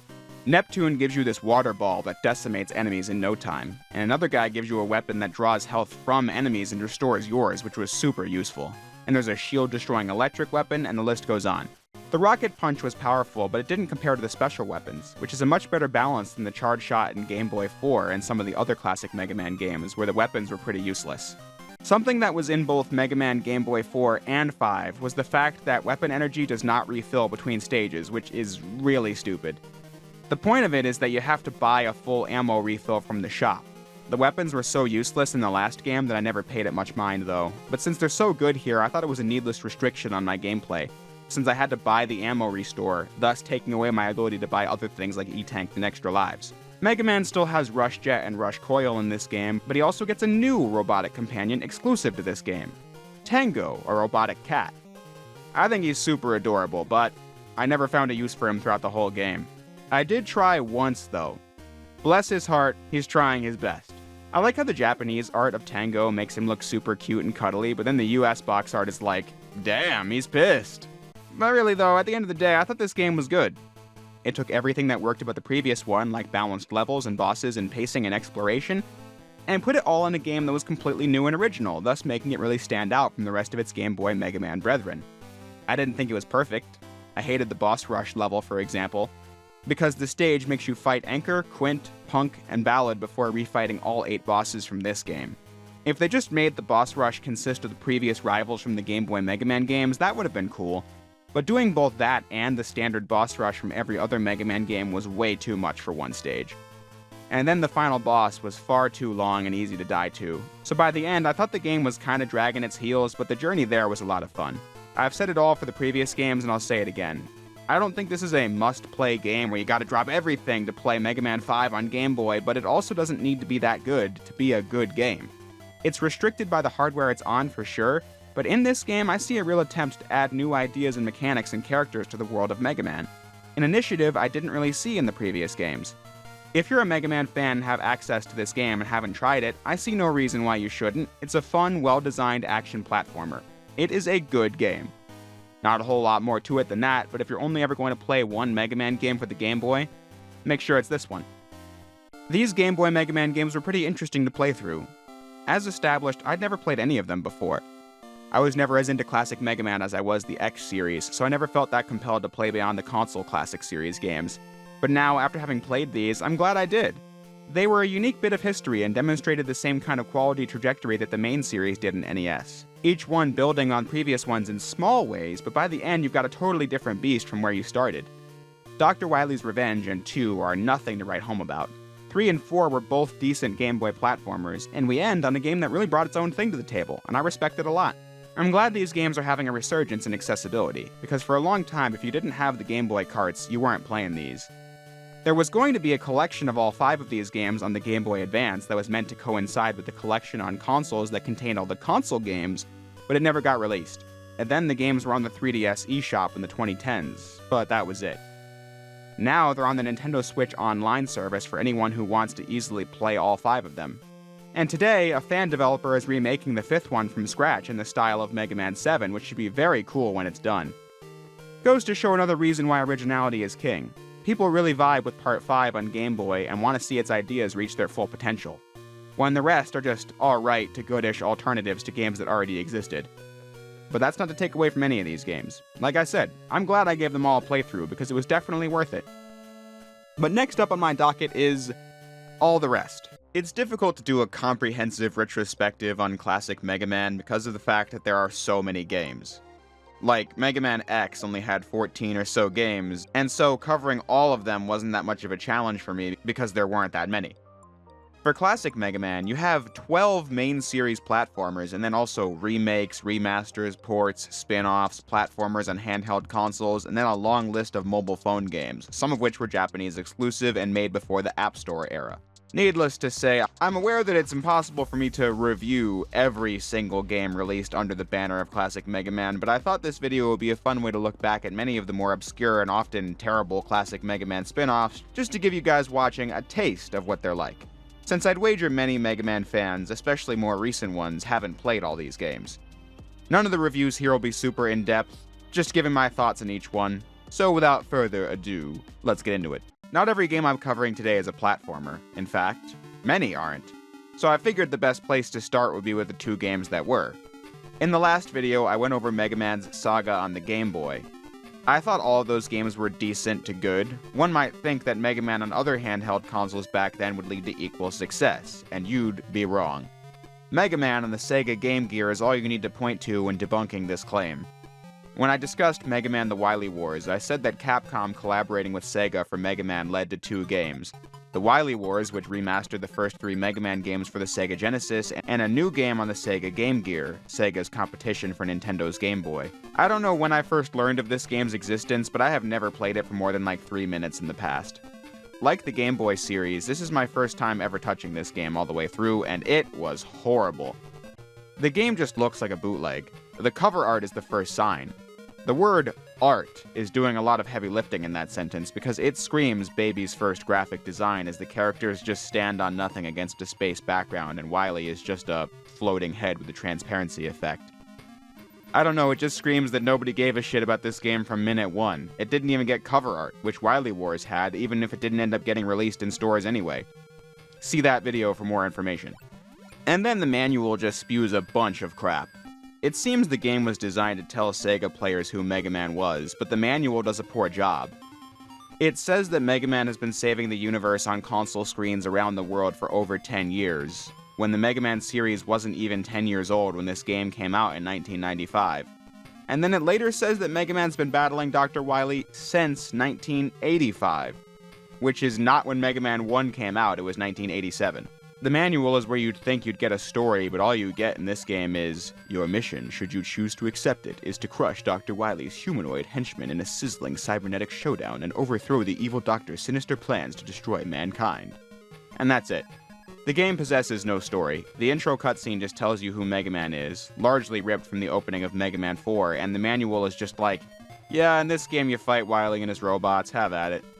While it's written in the same comically over-the-top fashion as the Game Boy games, it just makes you appreciate them more because they bother to come up with a premise for each game that justified the reuse of old content, and in this game, nobody cared, clearly. But once you get into the game, you really see how easy it is to take the Game Boy Mega Man games for granted. I gave all of those games props for coming up with original level design despite using old bosses, but this game shows you how great of a design choice that was. Mega Man on Game Gear brings back Stone Man, Star Man, Napalm Man, Bright Man, Toad Man, and Wave Man from Mega Man's 4 and 5. But unlike the Game Boy series, this game takes the original NES level design and just drops it into a game with half the screen resolution.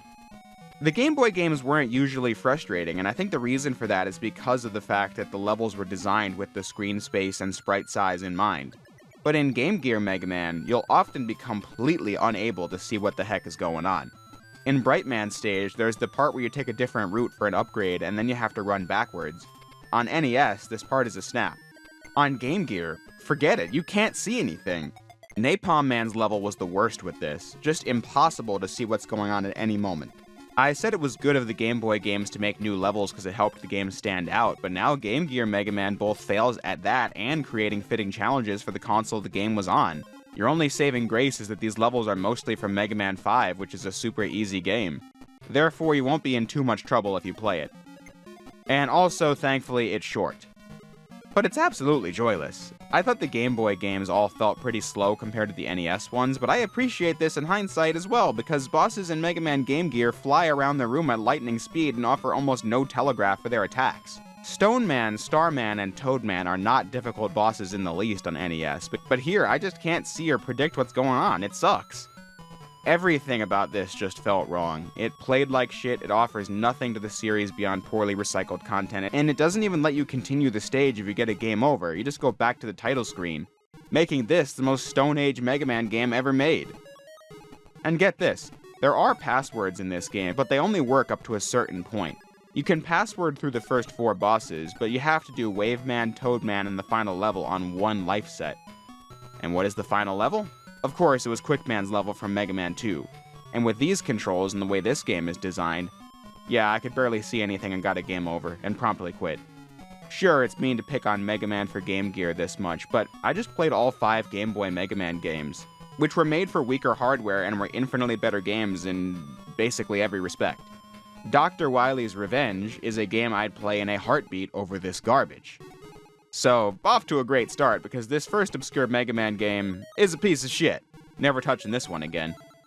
So we started in the trenches. Let's see what other obscure Mega Man games we can look at. Well, how about Mega Man and Bass 2? Or rather, Rockman and Forte, Challenger from the Future. While many have never heard of this game either, it certainly feels like a more valid entry in the franchise than the Game Gear game. This was a game released in 1999 exclusively for the Bandai WonderSwan handheld. If you haven't heard of that, I don't blame you. It's not a mainstream device around the world, because it was only released in Japan in 1999 and got discontinued in 2003. However, in typical Capcom fashion, they saw a device and knew Mega Man just had to be on it. So we get Mega Man & Bass Challenger from the Future, a game that was obviously never released in English but has been translated by a fan-made patch. Fans call this Mega Man & Bass 2 because the setup is very similar. At the start, you either pick Mega Man or Bass and play the entire game as them, featuring the same weapons and levels though. Mega Man plays like you'd expect with the charge shot and slide and all that, but Bass can shoot in multiple directions, dash, and double jump. It also uses the music from Mega Man & Bass and has a similar looking level select screen. But ultimately, this game has nothing to do with the Super Nintendo Mega Man & Bass, so it's not really a sequel as much as it is another game with a similar gameplay idea. If anything, the only game this one's connected to is Mega Man 2 for the Game Boy of all things. The plot is that a group of rogue robots from the future called the Dimensions attack Mega Man & Bass, led by the mysterious Mega Man Shadow, and it's up to either Mega Man or Bass to fight against them. Mega Man Shadow looks like Quint from Mega Man 2 on the Game Boy. You know, Mega Man from a doomed alternate timeline where he was turned into a tool of evil. But this is like an alternate version of Quint that became all-powerful and went back in time in the hopes that Mega Man & Bass could defeat him and end his rampage. Guess he has enough of a conscience to know he's doing bad things but can't stop himself? Either way, it was interesting that for the Wonder Swan game, they'd bother tying the story back to the least popular Mega Man game on the Game Boy. But then, the game is pretty unremarkable. And that's kind of the issue you run into when digging up obscure games like this. You kind of hope to either find some hidden gem or some ungodly turd to laugh at, but this isn't either of those things. And most games like this aren't. It's Mega Man and the Wonder Swan. I had thoughts while playing, such as thinking Mega Man's slide felt a lot shorter than other games, and that the charge shot was smaller than I'd like, and that the animation looked really weird and off-model, but the game plays like Mega Man and functions like Mega Man. You beat bosses, you get weapons, you use weapons on other bosses, it's very run-of-the-mill. There was one neat level where you had to flip the Wonder Swan vertically to play, and I thought that was a cool way to use the hardware, but otherwise this game went completely in one ear and out the other.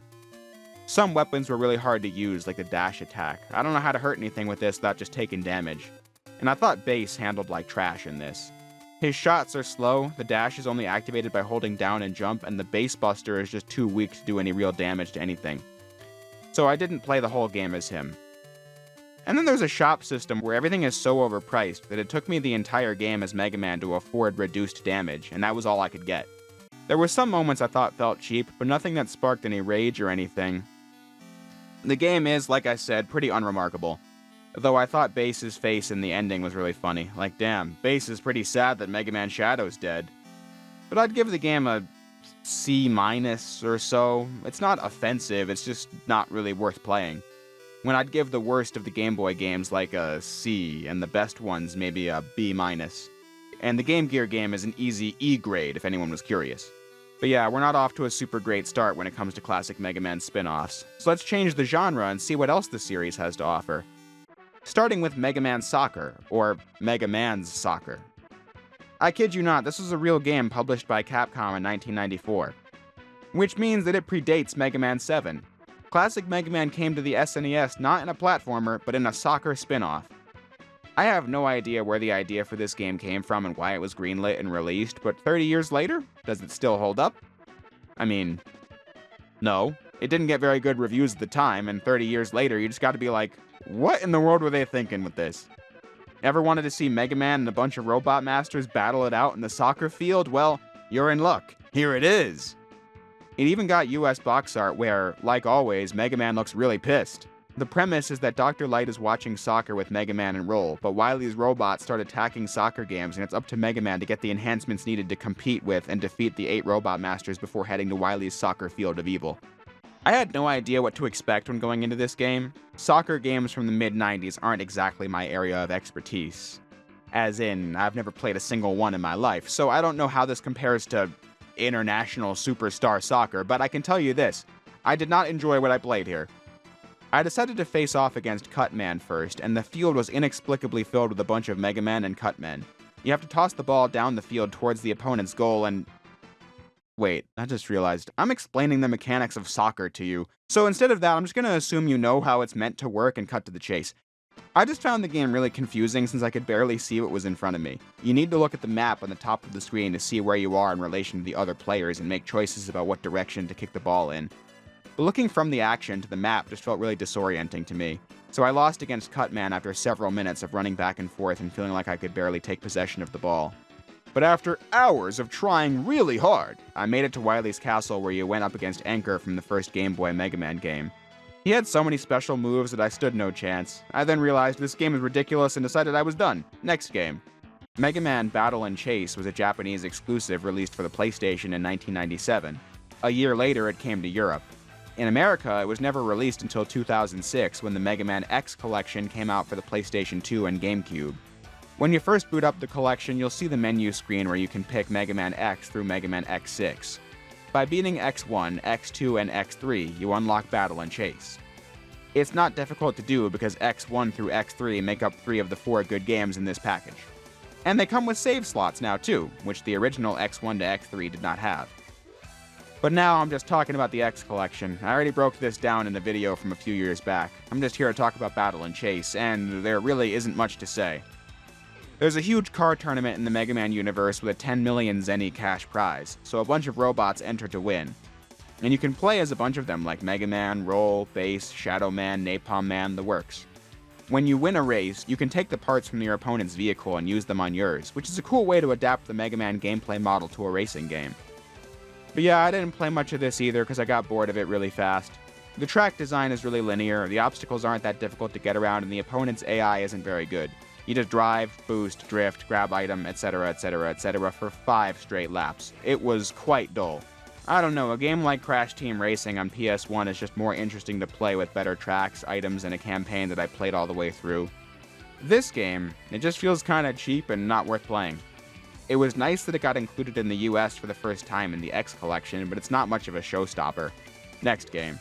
To take a break from the mediocrity, I'd like to look at some games that I thought were pretty good for what they are. Mega Man The Power Battle and Mega Man 2 The Power Fighters. These were Japanese exclusive arcade-only fighting games released in 1995 and 1996 respectively. Players in the US got access to them via the Mega Man Anniversary Collection that came out in 2003 for PS2, Xbox, and GameCube. The collection housed Mega Mans 1 through 8 and these 2 arcade games as a bonus. You unlock the first game by beating Needleman in Mega Man 3 and unlock the second game by defeating Junkman in Mega Man 7. I've owned this collection for years now, and it was how I first played a lot of classic Mega Man games, and yet I've never played these arcade games for longer than a couple of minutes. Here's how they work. In the first game, you choose between Mega Man, Proto Man, and Bass. All 3 of them play pretty much the same, but there are minor differences, like Proto Man doing a shield bash instead of a slide, and Bass being able to air dash. All 3 shoot standard shots and charge shots. When you start, you pick any one of 3 tiny campaigns. There's the Mega Man 1 and 2 mode where you battle Robot Masters from the first 2 games, Mega Man 3 through 6 mode where you do that for those games, and Mega Man 7 mode where you can probably guess you fight Mega Man 7 bosses. All the bosses look really good here in the Mega Man 7 sprite style. I said before that it's one of my all-time favorite Mega Man aesthetics, and that still holds true. Stages in this game are picked at random by the game, but it never really mattered that much because I thought the game was pretty easy. That's because the collection version gives you infinite lives, when I'm sure dying in the original made you pay to play more stages or start over. But I thought the gameplay loop here was a good idea. It's basically just like if you took the bosses of Mega Man games and turned it into an arcade game and you're done. You get weapons from defeated bosses and use them on other bosses. There are just no stages accompanying them. Since I'm usually pretty critical of Mega Man boss design, it's kind of out of character for me to appreciate this game's setup, but I thought the battles were enjoyable in this. The characters were responsive and jumped super high, and I thought attacks were largely readable, and the no lives thing made it pretty easy to enjoy the game as a kind of one-and-done Mega Man arcade experience. This game will not set the world on fire to anyone, but if you like Mega Man and Mega Man boss design, you'd probably enjoy this. The sequel, Power Fighters, was even better. It has improved animations for the returning characters, and like the first game, has cool music remixes for old stage themes, and great-looking sprites for old bosses. The setup in this is similar to the first game, but now you can also play as Duo from Mega Man 8, in addition to the returning Mega Man, Proto Man, and Bass. You also pick one of 3 campaigns with different bosses here, but instead of it being themed on specific games, each campaign has its own objective. One is a search for Wily, another is trying to save Roll, and the last is about recovering an experimental piece of technology.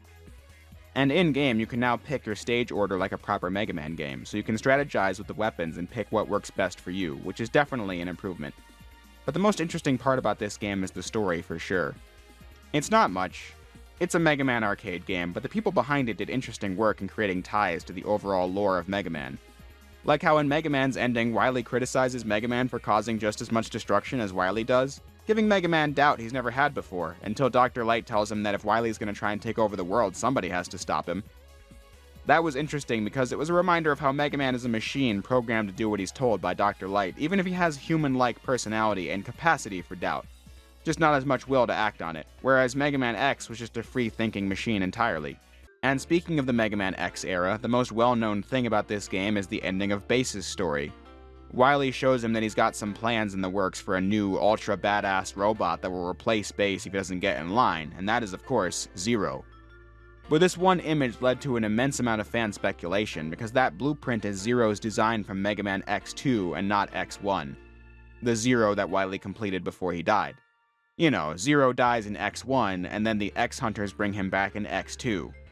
The Japanese script of Mega Man X2 heavily implies that the leader of the X-Hunters was a robotic avatar of Dr. Wily somehow. That's given even more weight here because if this wasn't Wily, how would he know how to rebuild Zero to match the original blueprints? Unless this is Wily and the Zero from X1 was an unfinished version, and his X2 redesign is canon, not an art thing, because a flashback from X4 shows that Zero with no shoulder pads is what he used to look like before he was brought back in X2. It's pretty neat stuff. Only sad thing is that there's no easy way to play these arcade games now unless you track down the 2003 collection. If you're interested in playing them in some form, there is one way. Mega Man Battle and Fighters was an 8-bit demake of both games that Capcom released for the Neo Geo Pocket Color. In 2022, this version of the duo was localized and released on the Switch for $8. Since it's the same games, I didn't bother playing it. I felt like the arcade version was probably better anyway, but it is cool to see the 8-bit Mega Man sprite made to pose like the Mega Man 7 one. There's that. But I figured I'd briefly mention this port of these cool games before we get back to plunging our hands into the filth. Well, maybe this next one isn't filth, per se. It's Super Adventure Rockman, released on PlayStation and Sega Saturn in 1998. This game has never been re-released a single time in almost 30 years. Looking at the artwork, you might think this game is some epic quest, but no, Keiji Inafune, series producer, said on record that this was one of the worst classic Mega Man games of all time. Mainly because of its darker elements, like Wily shooting down choppers with human pilots. But what kind of game is it? Well, it's not really a game at all. You watch 3 episodes of Mega Man, uniquely animated and voiced, making decisions from a list of options that decide how things go and fight bosses in a first-person battle mode. It's not English, so I've never played it, but the animation looks good even if it's super compressed to fit on a PS1 disc. But what makes this game super infamous amongst fans is just the endings. When you lose a boss fight, you see a scene where Mega Man gets his ass kicked, and they created a unique one for every boss. And the mother of all bad endings comes at the end. Roll is in a robotic coma in this game because of some electromagnetic waves, and if you lose at the end, Mega Man goes home and finds out that Roll is dead, and he and Dr. Light cry over it while Dr. Wily takes over the fucking world. Like, jeez, this isn't some weird fanfic, it's an officially released Mega Man game. In Japan only, but officially released nevertheless. But that's just a brief taste of the kinds of weird-ass games released under the Mega Man banner. Like I said up top, there were far more than just these, like Japanese-exclusive Java phone games, and US-exclusive phone games, and a digital board game, and obscure PC games I have no access to. There are a lot of classic Mega Man games, official or otherwise. To cover every single one is a project I don't have the bandwidth to do, but I wanted to use this video as a chance to sample some of the spin-offs and provide a taste of what they're like. Not many were good though, but... What's that I hear? 2 more games? Mega Man on DOS? Incomplete video without them? Oh no, is this the part of the video where I melodramatically go, "Oh no, don't you make me play those games, no!" For those who don't know, DOS was an old operating system that came under the control of Microsoft before Windows became their main thing in the mid to late 90s. DOS machines were capable of running games on floppy disks. Obviously nothing impressive compared to today's PC games, but back in the 80s and early 90s, if you wanted to play games on your computer, this was one of the ways it was done. Now how did Mega Man get into the picture? Well, the gaming historian has a whole documentary on his channel about how these games came into existence. But to put it simply, Capcom worked with this guy named Stefan Rosner when porting Street Fighter to Commodore 64. Eventually, he got to work on his own Mega Man game for DOS, being a big fan of the games in the Nintendo. It was published by Capcom in 1990 to horrible reception for its lack of quality, and yet, Capcom allowed a sequel to be made in 1992 called Mega Man 3, The Robots Are Revolting. Yeah, they just skipped Mega Man 2 because who needs it? But then, the branding is weird nevertheless because these aren't ports of Mega Man 1 or 3, they're new games from scratch just called Mega Man and Mega Man 3. I knew of these borderline bootleg games before today. In fact, I bought Mega Man 3 on DOS at a used shop a few months ago. The guy at the store was like, yeah, sometimes I get stuff and I have no idea if it's ever gonna sell. And this was one of them, only for me to show up and buy it a couple days later after he got it. Funny how things work out sometimes. Obviously, I'm not using a DOS machine since I don't own one of those, so I only own this for show. I had to use the emulator DOSBox X to run the games. Figuring out how this was meant to work was pretty confusing since I've never done it before, but I eventually got it booted up with the optimal graphics setup and with keyboard controls. And the verdict is, hot take! This game fucking sucks! Everything about this screams bootleg, from the off-model Mega Man sprite to the generic backgrounds and foregrounds, the simple enemy designs, and the art in the stage select screen. It's just not Capcom quality. Like, what is this guy supposed to be? He looks like a motorcycle helmet with a face drawn on top. And when you play it, it gets even worse.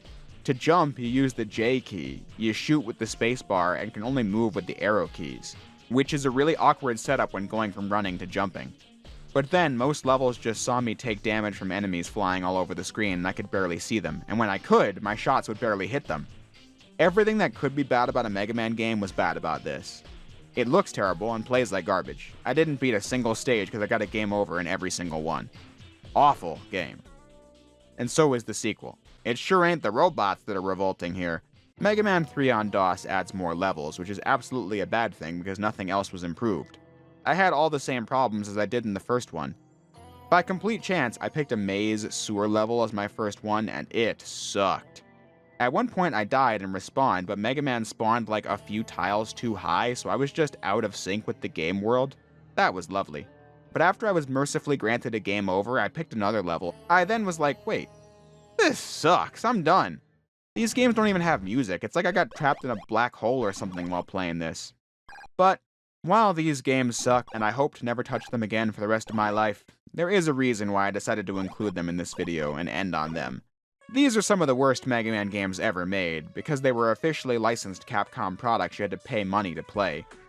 But over 30 years later, who really cares that they're that bad? These games are, to me, the epitome of this one line of argumentation I've kind of gotten tired of seeing in the comments section. In my revisit to Mega Man X7 from 2022, I declared it the worst Mega Man game. And I get a ton of comments saying, oh yeah, well then I guess you haven't played Mega Man DOS! Like, yeah, of course I haven't played Mega Man DOS, and I highly doubt most of those commenters had played it either. I can now say that I have, and I can confirm that they are less enjoyable than Mega Man X7. And I'd say most of the games in this video are less enjoyable than Mega Man X7. But that's the thing. I could have told you that long before I played any of these games, because to me, context matters when talking about bottom-of-the-barrel F-tier games. Yes, Mega Man 3, The Robots Are Revolting, is one of the worst Mega Man games. But it's just a DOS game from over 30 years ago that was designed by a single guy back when computer games weren't as easy to make and there weren't as many Mega Man games to compare it to either. It's just an insignificant game that almost nobody will ever play. It's a funny piece of history in that it's got an interesting story behind its creation, and its apparent lack of quality is funny to laugh at, but that's about it. A game like Mega Man X7 is much different. That was made by Capcom, released on PS2 in the same holiday season as Jak 2 and Ratchet & Clank 2, actually good platformers, which X7 was not. X7 was a major release in an iconic franchise, and it was horrendous. A game that will forever be an important part of the series' legacy, that will be re-released and remastered for all time because of its association with that legacy. It is a game people will actually play, maybe even expecting or assuming it to be good because the other ones are. This is just my own personal philosophy as a critic, but I don't think all games are equal or made the same. I enjoy making a video like this because laughing at a game like Mega Man on Game Gear is funny.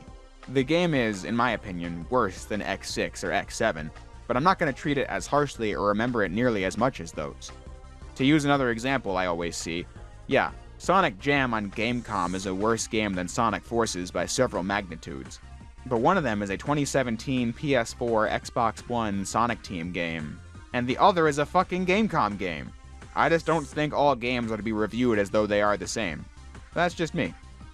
Like I said, I enjoy these dives into obscure spin-offs because I think they can be entertaining to see what weird shit you find. Just don't take them too seriously when comparing and contrasting the best and the worst of a series.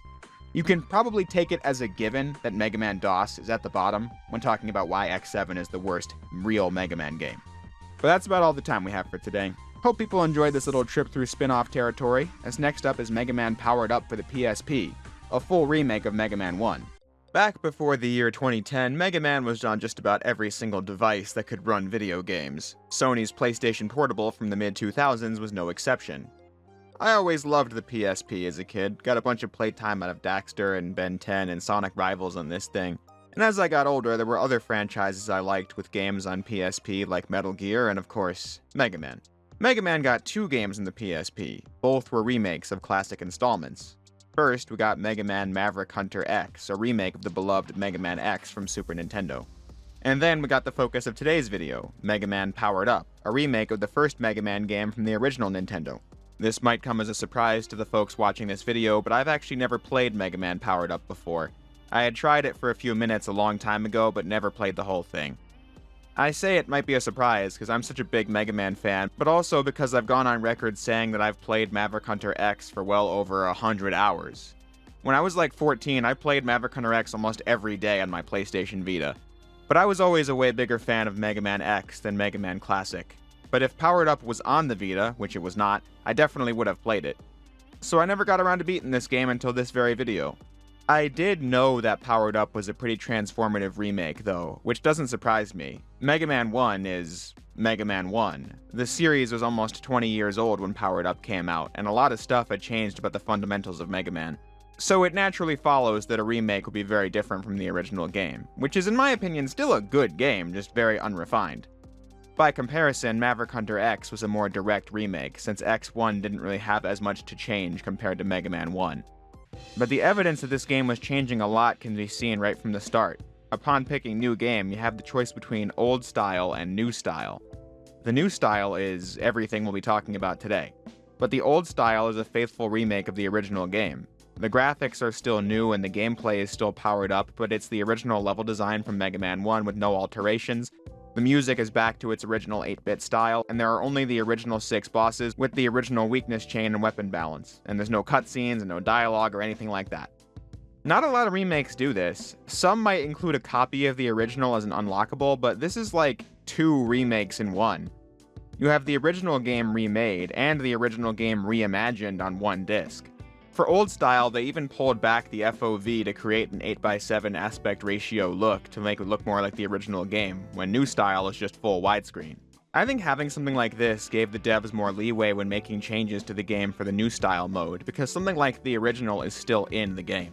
One of the first major changes in new style is the emphasis on the story and characters. The game begins with an opening cutscene that establishes the time and place, and that Dr. Wily is jealous of Dr. Light's robots and has stolen and reprogrammed them with the intent of taking over the world. He literally says he now just decided he's going to take over the world, like as if he mulled it over before going through with it. I just thought that was funny. But yeah, Dr. Wily does not steal Light's helper robots, Rock and Roll, and then Rock becomes Mega Man. It's the same setup as the original game, just now the backstory is in the game, not just the manual. But one change to the English script for this game is that Mega Man's pedestrian name has been changed from Rock to Mega. The Mega Man series is no stranger to musical puns, hence the names Rock and Roll. In Japan, it's the Rockman series. Rock just went from being called Rock to Rockman. I feel like it can still make sense for Rock to go from that to Mega Man just fine. Calling him Mega in his pedestrian form is a strange change, because now there's no musical play at all. But anyway, before you get into the game, you have to play an intro stage. That became a standard feature in these games before you could get to the stage select. It's nothing amazing or stand out, you just learn the basics of jumping and attacking here. But once that's done, you see that one of the most noteworthy changes to the gameplay of Powered Up is that they added 2 extra Robot Masters. The original Mega Man had only 6 levels before the Fortress. Mega Man 2 bumped that up to 8, and that became the standard in every game that followed it. So now we have Bomb Man, Guts Man, Cut Man, Elect Man, Ice Man, and Fire Man, but they're joined by Time Man and Oil Man. 2 bosses that fit in with Mega Man 1's style, where the bosses have basically the same body type, but the design really highlights their features that make them unique, compared to later games which just made the bosses more physically distinct. Powered Up has a much different art style than any other Mega Man game, going for a chibi look across the board. It's not my favorite look for this series. I've gone on record in saying that I think Mega Man 7 has the best art in the classic Mega Man franchise, but I think this works at being a cute interpretation of the classic Mega Man world. Perhaps that would be inappropriate if this was a Mega Man Zero game or even a Mega Man X game, but classic Mega Man has always had a cute quality to it, and this is just making that more pronounced. While this is not my favorite art style in the series, it's definitely the best animated Mega Man game. All the movement looks really smooth, and there's good attention to detail. If you walk into a wall, Mega Man won't just stop moving, he'll bump into it and put his hand on the wall. Defeated bosses will fly away, and if they hit the wall, they'll stretch out and flatten against it before going back to normal when hitting the ground. It looks really cartoony, compared to any other 3D Mega Man game which usually look really stiff and stock. The game, on paper, plays the same as the original. Everything you can do in the original is what you can do here, but it feels way better to play. Mega Man felt both slippery and heavy at the same time in the original, but in Powered Up, the controls were super smooth and responsive. No complaints or issues here. The level design has received alterations to accommodate this fact, though. Every stage will feel familiar if you've played the original game. Elecman stage is still a climb up with electrical traps in the way there, Gutsman stage still sees Mega Man navigating these platforms going back and forth, and Iceman stage still has disappearing and reappearing blocks, and Fireman stage forces you to dodge enemies rising out of the lava. So spiritually, the levels are very similar to their original incarnations, but they've been better balanced. Gutsman stage in the original game was really short once you got past the opening platforming sequence. It feels better paced here. And then, the huge difficulty spike in Iceman stage was removed. Since you can pick any of the 8 stages first, it's good to balance them to where any would be a viable pick for a first-time player. The new levels for Oil Man and Time Man work well too. In Oil Man stage, the oil will cause Mega Man to slip on his butt if you move, but the fire weapon clears the oil. Time Man stage is a series of timing challenges with these swinging things you need to avoid. Neither level is super complex or break in the classic Mega Man bank, but I think that's a good thing since the levels were made to fit in with Mega Man 1, a game that had very simple stage ideas. And these are no exception. With more Robot Masters comes a switched up boss order. In this game, the weakness chain goes as follows. You start with Cut Man, and then Bomb Man, Ice Man, Fire Man, Oil Man, Elect Man, Time Man, and Guts Man. Weapons pack quite a punch against bosses, but I don't think special weapons are that useful outside of that. The Rolling Cutter is good for hurting multiple enemies at once, but most others are too situational to be useful, like the Oil Slide. And then the ammo pool is too low for most weapons. The Thunder Beam and the Firestorm don't pack the same punch they used to because they don't have a lot of ammo in this. But it is nice that each one gets a weapon demo screen, and that you can swap between weapons with the shoulder buttons, so those standard Mega Man conventions are now in Mega Man 1. But like I said, the weapons aren't that useful in this. What's great about this game is that you can decimate bosses with their weaknesses, but the game actually gives you incentive not to. If you battle the bosses Buster only, the harder way, you're rewarded by seeing that Robot Master come back to their senses and getting repaired by Dr. Light. If you do that, you can then play as them. This game of any Mega Man game might have the most built-in replay value because you can tackle every stage as all 8 of the Robot Masters, unlockable by beating them Buster only. Something you can go back and do because replaying a stage lets you fight the boss again. So if you use the weakness the first time around, you can go back and try it Buster only later. Each Robot Master has their own attacks and unique moves, like Cut Man being able to wall jump like Mega Man X. And the game comes with a bunch of other unlockables too, like giving Mega Man the charge and the slide from later games. The slide felt a little slow, but it was great to have. And you could play as Roll and Proto Man, both feeling super powerful as Roll destroys her enemies with her broom and Proto Man blasting super powerful charge shots. There's a lot to experience when replaying Mega Man Powered Up, including easy, normal, and hard variants of every stage. And there was a full stage builder too, one where you could upload your levels online and download other people's. The online function of this game is long gone, but it was pretty cool that it existed at all, and for as long as it did. I'm not really into the whole create your own stage kind of thing, but it is a neat concept to have in a Mega Man game.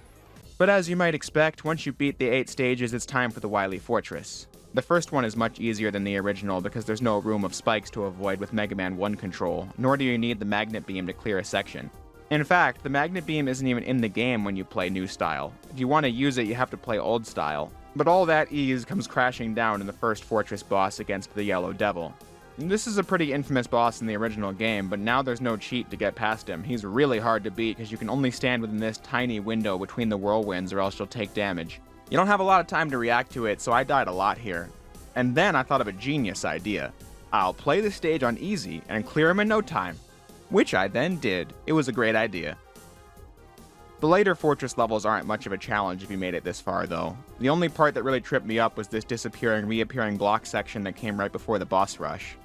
But you all know why I don't like this part. I've been over it 100 times in different Mega Man videos, but specifically, Gutsman here is weak to Time Man's weapon, but it only has 2 shots and it takes more than that to beat him. So doing all this on like 2 lives with no E-tanks proved pretty annoying. And I also had a bit of a tough time with the underwater boss, since it requires more timing and patience to beat compared to the OG, which felt more like a war of attrition. But on the bright side, Copy Mega Man was defeated pretty easily. And lastly, Dr. Wily was an interesting new take on the old boss fight, because he uses all the boss's weapons against you throughout this version of the final boss. So it's a real test of skill in that sense. But once you win, it's the same ending as the original. Mega Man stops Wily and runs home to Roll and Dr. Light, and all the other Robot Masters you saved along the way. Once I finished the game, I could tell I was missing out all these years of having not played this game. It brings a lot to the classic Mega Man table. From playing as the Robot Masters to providing a story mode with voice acting to the original Mega Man. There's a lot of content packed into this game, and I think that's pretty impressive. It's not my favorite Mega Man or even close to that bar, but I think it's a really solid game that I'd love to see make a comeback at some point in the future, because it's a pretty worthy remake of the iconic first game.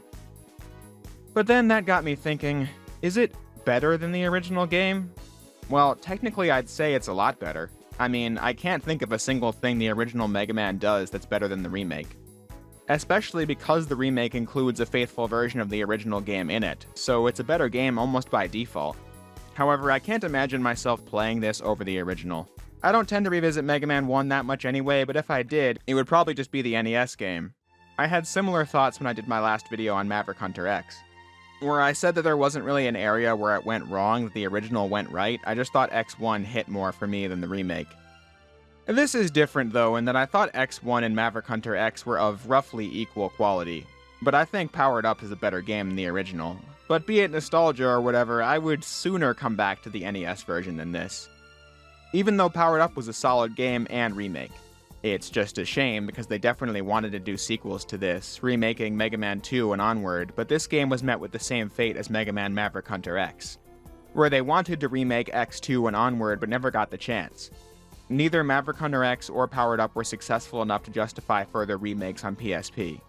I often hear people say that was a shame because the PSP not being as popular as the DS is why these games didn't sell that well and didn't get sequels, but I don't believe that to be true at all. I think these games didn't sell that well because Mega Man isn't that popular. The PSP had a pretty sizable install base. It wasn't DS numbers, but not bad at all. It had numerous financially successful titles for both younger and older demographics. It was, again, just because Mega Man isn't a popular series. The Mega Man games in the infinitely more popular DS didn't sell well either. Mega Man games on PS2 didn't sell well despite that being one of the biggest consoles of all time. These remakes just released at a time where the series was churning out a lot of games, but also when the diminishing returns were starting to hit pretty bad, which led to the series' eventual hiatus. So, it is a shame that we never got Powered Up 2 or Maverick Hunter X2. I would have loved to see those classic games get the treatment that Mega Man 1 or X1 got, but hey, at least we have these games, because I think both are pretty darn good. And for me, that's enough.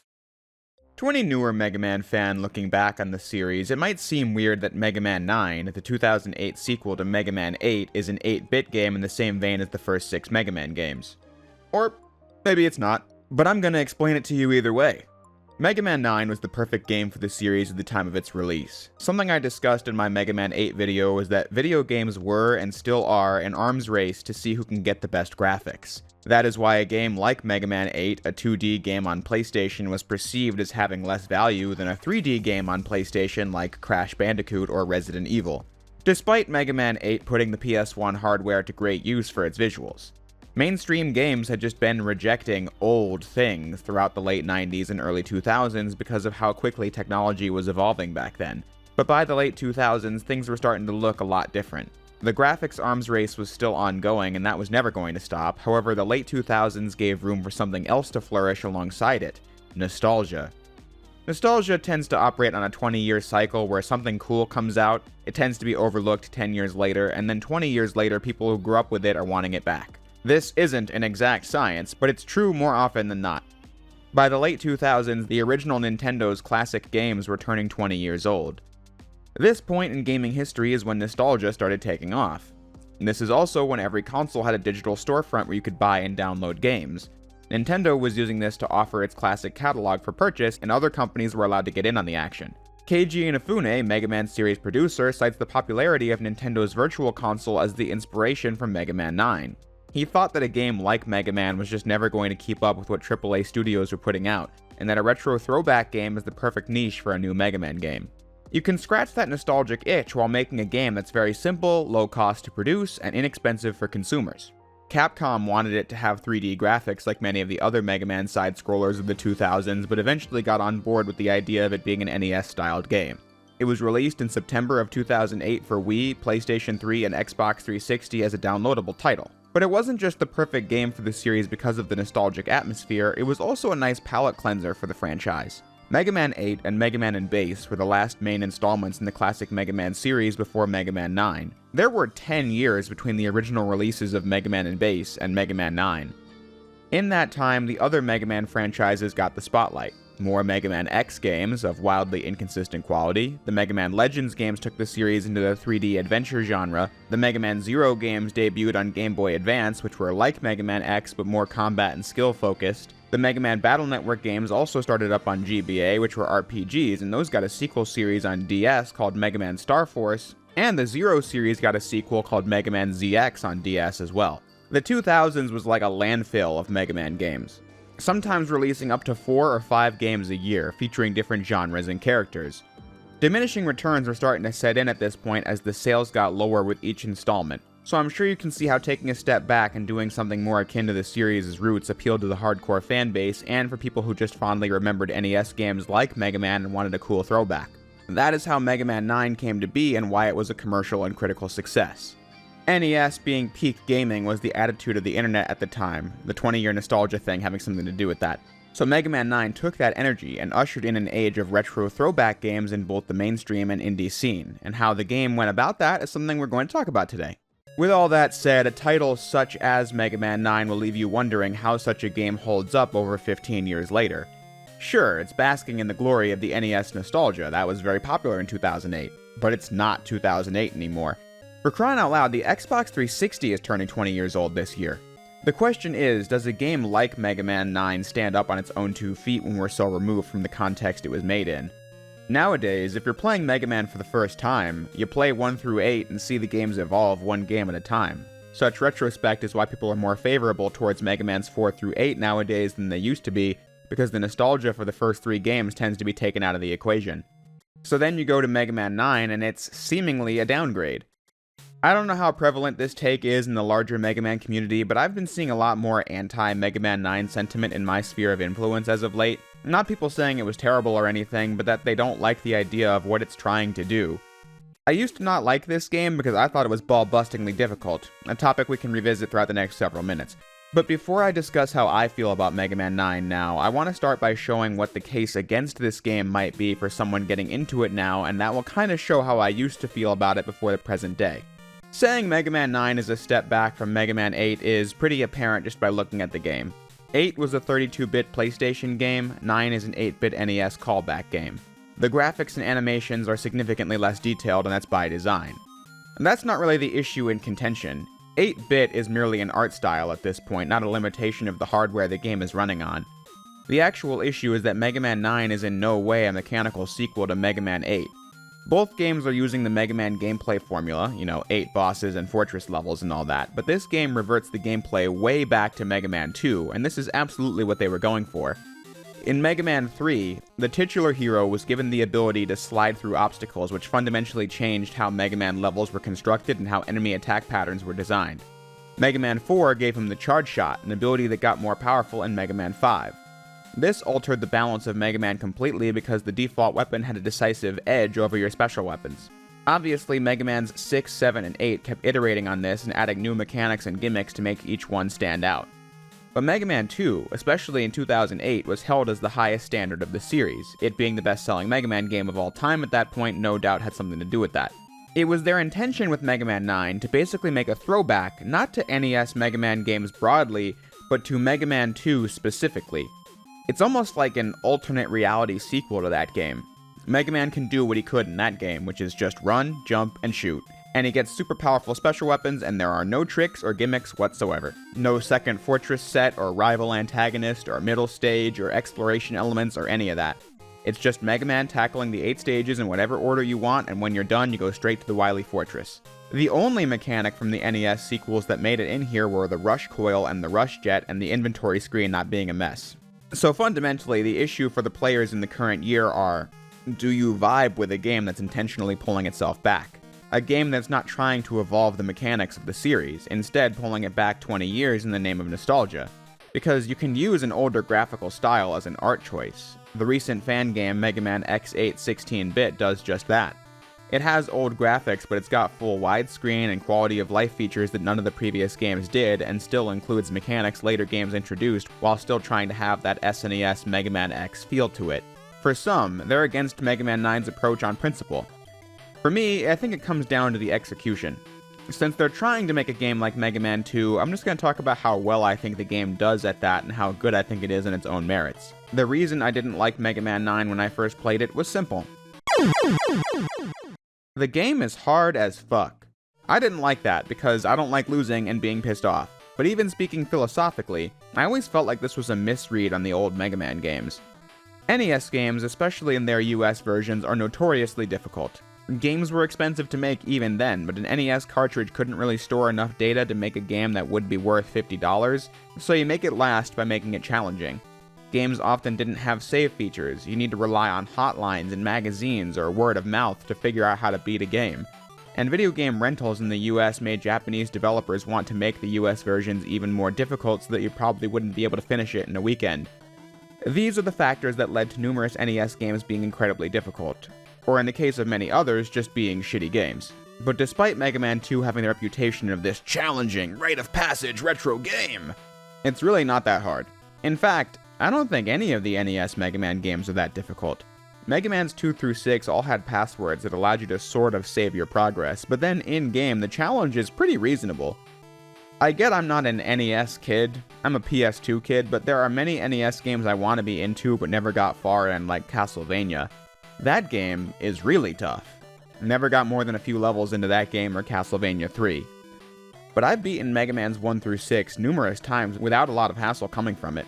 Mega Man 1 was pretty janky, but exploitable at the same time.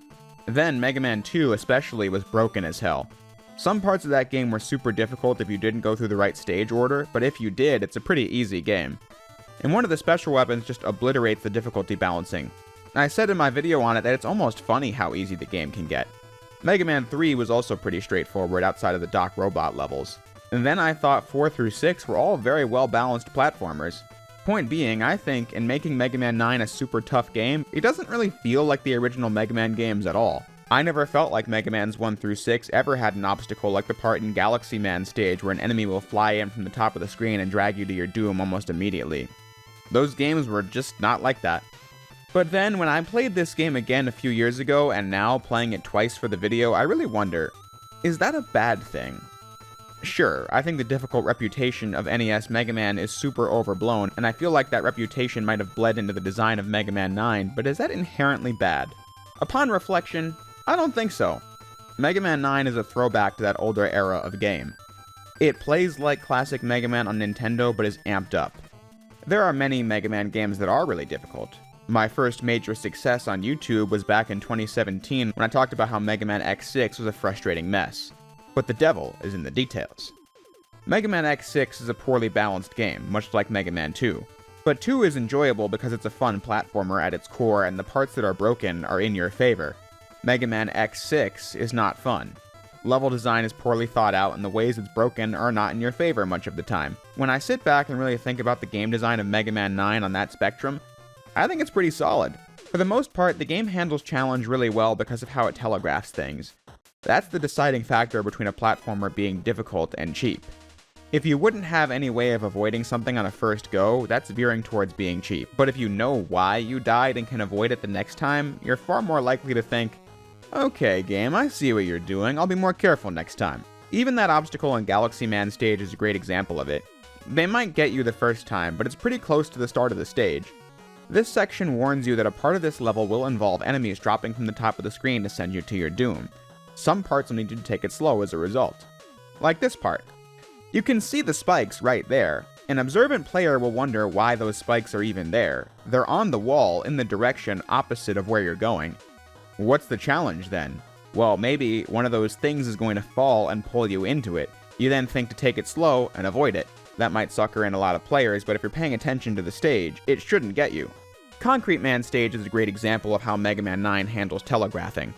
There's 3 mini-bosses towards the beginning. 3 robot elephants that roll a ball towards you that does a decent amount of damage. In the first one, you can just jump on the ladder and shoot it. There's virtually no challenge to this one, but it lets you observe how the push and pull element functions. The next one bounces the ball at you and you're forced to avoid it.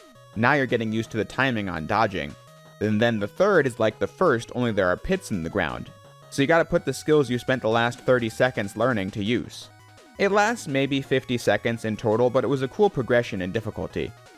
Then the stage introduces a hazard where these tiles that are different from the rest will drop you through it. You're shown this in a totally safe environment, so when the level uses that obstacle in a more challenging setting with more enemies, you have the tools needed to proceed safely. Same with the final obstacle of these platforms flying up and down.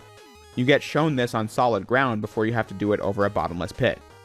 This is one of the easier levels in Mega Man 9, however I wanted to use it as an in-depth example because of how it shows off in 3 different instances what Mega Man 9 does well when it comes to designing difficulty. If you know what you're doing, you can clear Mega Man 9 stages without even stopping for anything, and that's pretty satisfying. It may be removing core mechanics that the later sequels had, however, I think it makes up for that by cooking up really interesting stage gimmicks that put your limited moveset to the test. Like in Galaxy Man stage, where you'll be in a passage full of warp tubes that take you to a different one, and you need to go through each one to find which one is correct, which is another mechanic the designers use to escalate difficulty throughout the stage. Jewel Man stage drops Mega Man onto this swinging platform. You make it move by running from one side to the other. Once you get to grips with it, you need to jump from one to the next over a pit, and the last one will swing you into a wall of spikes if you go too fast. So you need to time it to where you can get to the door, but not go so fast that you die. It's really perilous, but fair and doable. I could go through every stage and find some example of this progression of difficulty, like how Hornet Man stage shows you how the scissor enemy works. The 2 pieces connect if you don't destroy them in time, and they'll fly off screen and attack you from behind and do decent damage. Then there will be a part where you need to shoot this platform to make it extend. The end of the level fuses these 2 obstacles over a bed of spikes. I like how Magma Man stage can be made far simpler with weapons. You can use the concrete shot to turn these deadly magma waves into platforms, and you can use the tornado blow to make this robot dragon lose its fire and then target it with the Hornet Chaser. I love how you can map out your route of the game so that you have the rush jet during the tougher stages like Tornado Man or Plug Man. It can help you get through the spinning platforms and stormy sections of Tornado Man stage, and you need it for Plug Man stage because it brings back that awful disappearing, reappearing block obstacle, and it's in one of its most cheap appearances yet. Rush Jet can only help so much though because its movement is still restricted like Mega Man 4 and onward. Plug Man was my least favorite stage in the game by far, and I genuinely think it's because of those damn blocks. I think it's the most cheap Mega Man hazard that appears in almost every game. Some of those games offer a way around them and others don't, and this one really doesn't, but besides that, I think the stage roster is fantastic. Although while I'm talking about levels, did anyone else notice that Splash Woman stage features a bubble obstacle that is directly copied from Wave Man stage in Mega Man 5? I always thought that was an obscure choice. You'd think Bubble Man from Mega Man 2 is the one they'd pull a level design reference to, not Mega Man 5, which is one of the most overlooked Mega Man games. Splash Woman stage is far more fun to play than Wave Man stage anyway, but that one part with a shamelessly copied obstacle always stood out to me. One of the best things about playing through Mega Man 9 is getting to experience the music. The soundtracks from Mega Man 2 and 3 are simply iconic. Mega Man 9's soundtrack is supremely authentic to the kinds of music you'd hear in those games. It's one of my favorite classic Mega Man soundtracks because the tracks are catchy and stick with you while playing and make for a high energy listen after the game is over. I was gonna list some favorites, but thinking about it, I really don't know. I think the whole thing is just consistently fantastic and gets a lot of mileage and variety out of the 8-bit music style, despite it being a self-imposed limitation. And speaking of authenticity, the art design is equally so. In-game, it really does look like an NES game. Would an NES actually be able to run this game? Of that, I'm uncertain. But it looks really convincing. The flat color backgrounds, the enemies, they all look really in place alongside Mega Man, whose sprite sheet is exactly the same as it was in the original games. The artwork is very faithful to the old games. I talked about this in my Mega Man 6 video, how the art style evolved over the 6 games, and how the key art and characters in 4 through 6 were drawn by Hayato Kaji. In Mega Man 5, his style became its own thing rather than being a sort of replica of Inafune's style from Mega Man 1 through 3. Mega Man's 9 and 10 both faithfully bring back the Mega Man 5 and 6 art style, and it looks stellar. The key art also looking right at home alongside the NES games. But then, to go the extra mile, the game got intentionally shitty art for the international version. Mega Man being some weird looking dude in a sci-fi suit and has a gun and an arm cannon at the same time. And then Dr. Wily looks like he came out of Star Trek or something. You can't even criticize this. It's a hilarious throwback to the old days when Mega Man games had some of the worst box art in history. The boss roster is also well designed and have good concepts. Shout out to this game for giving us the first female Robot Master boss fight with Splash Woman. But then, all the bosses in this game look pretty cool and have functions you can imagine the utility of in the Mega Man world. The boss fights themselves are enjoyable to fight. Without special weapons, many of them can get pretty tough too, like how Hornet Man's Hornets chase after you. Without the slide and the charge shot, you gotta pay attention to the attack patterns. But, like the stages, if you do that, you'll probably win. With weaknesses, many bosses can be killed in under 30 seconds. I don't really mind that in classic Mega Man as much as I do in Mega Man X. I've said it before and I'll say it again. The iframes are so small and the explosions are so short that doing this much destruction is actually kind of fun. It also helps that the special weapons you get in this game are some of the franchise's best. And this is the area where I'd argue this game is most faithful to Mega Man 2. Some Mega Man games just make the weapons really situational, which feels useless compared to the charge shot. But I love in a game like Mega Man 2 or Mega Man 9 where the designers just said, fuck it, let's make every weapon OP as hell. In this game's case, it's the least they can do given how the stages are pretty tough. But here are some examples. The Laser Trident has a lot of ammo and just goes through any enemy shield. It's a super powerful weapon. The Hornet Chaser homes in on enemies and kills them swiftly and picks up power-ups and brings them back to you. The Black Hole Bomb just sucks up enemies whole. The Tornado Blow just wipes every enemy off the screen with huge cost to the energy meter. The Concrete Shot makes platforms out of nothing and stops lava. The Jewel Shield protects against many hazards, and the Fire Weapon shoots 3 shots and has a charge shot. I didn't really use the electric weapon much, but I'm sure it's good for something, I just didn't use it. Like I said, I love an OP weapon roster. It's your reward for getting good at the game. You feel more and more like the enemies don't stand a chance against you when it was the opposite at the start. The plot also made me laugh from the offset. Mega Man 9 has kind of taken the piss on a lot of classic Mega Man story tropes, like how Mega Man's 3 through 6 all tried getting you to think Dr. Wily wasn't behind the evil scheme that was going on, only to reveal him at the end. Mega Man 9 sees a bunch of Dr. Light's old robots going haywire, and Dr. Wily then comes forward with an AI-generated video of Light announcing his evil schemes, and then Dr. Wily starts a GoFundMe to help fight back. Well, maybe it didn't happen exactly like that, but I thought it was funnier to say that it did. But the point is, Dr. Wily is obviously behind this, and Mega Man sets out to stop the rampaging mechs and prove Dr. Light's innocence. The game's setup is pretty goofy, on purpose, I'd say. But even with that said, the story does bring up some interesting points, even if they ultimately don't go anywhere. Towards the end of the game, Mega Man and crew gain access to the memory of a defeated boss. In it, they find out that Wily approached the 8 Robot Masters about working for him, and we learn a crucial piece of classic Mega Man lore. If you ever wondered what exactly happens to Robot Masters, each and every one of them is given a government-mandated expiration date, upon which they are decommissioned. All 8 of these machines' expiration dates are coming up. Wily tells them it's unfair and that they should be able to keep helping humanity if they're still able to, and that's all a Robot Master cares about, so they all agree and are turned into tools for wrongdoing by Dr. Wily. It's so casually brought up, but that's pretty dark. Robot Masters are given lifelike personalities by their creators. They are essentially living beings that are artificially made and bound by programming, but from the day they're activated, there just is a day they're set to cease functioning. Of course, humans pass away, but why even give Robot Masters the capacity for thought if that's how you treat them? It gets you thinking about how Mega Man and Roll definitely have these expiration dates too. Again, the story doesn't do anything with this, it's a classic Mega Man game after all, but it's interesting nevertheless. After this revelation, you're swept away to the final levels. Before you go, you'd best stock up on items though. One of the few things from Mega Man 7, 8, and Base that made it into Mega Man 9 is a shop system. It functions like 7 and Base. You collect screws in the stages and from defeated enemies and can exchange them for items in the shop. I'll tell you right now, don't bother with any of it except the E-Tanks, extra lives, and maybe the energy balancer. The rest are too situational for the price of admission, like being able to step on spikes once, or changing Roll's outfit to the Mega Man 8 attire for 200 screws. E-Tanks are only 30 screws, so I stocked up on them. Believe me, you're gonna need it. Once you start the final stages, you can't go back to the shop. The final Wily Castle is a 4-stage gauntlet. I really like how these levels are designed. Like always, the Wily Fortress is a great opportunity for the designers to create obstacles requiring your full toolkit because they can guarantee you have them by this point. The tornado weapon is required to lift these platforms up, which gets harder with each room, and then it brings back familiar obstacles like the rushing magma from Magma Man stage, and then fuses earlier stage gimmicks together like the swings from Jewel Man stage with the teleporting pads from Galaxy Man stage. Wily 2 will bring back old set pieces and mini-bosses, but makes them tougher, like surrounding the water section with spikes. But it also comes up with new ideas, like enemies projecting holographic fake platforms.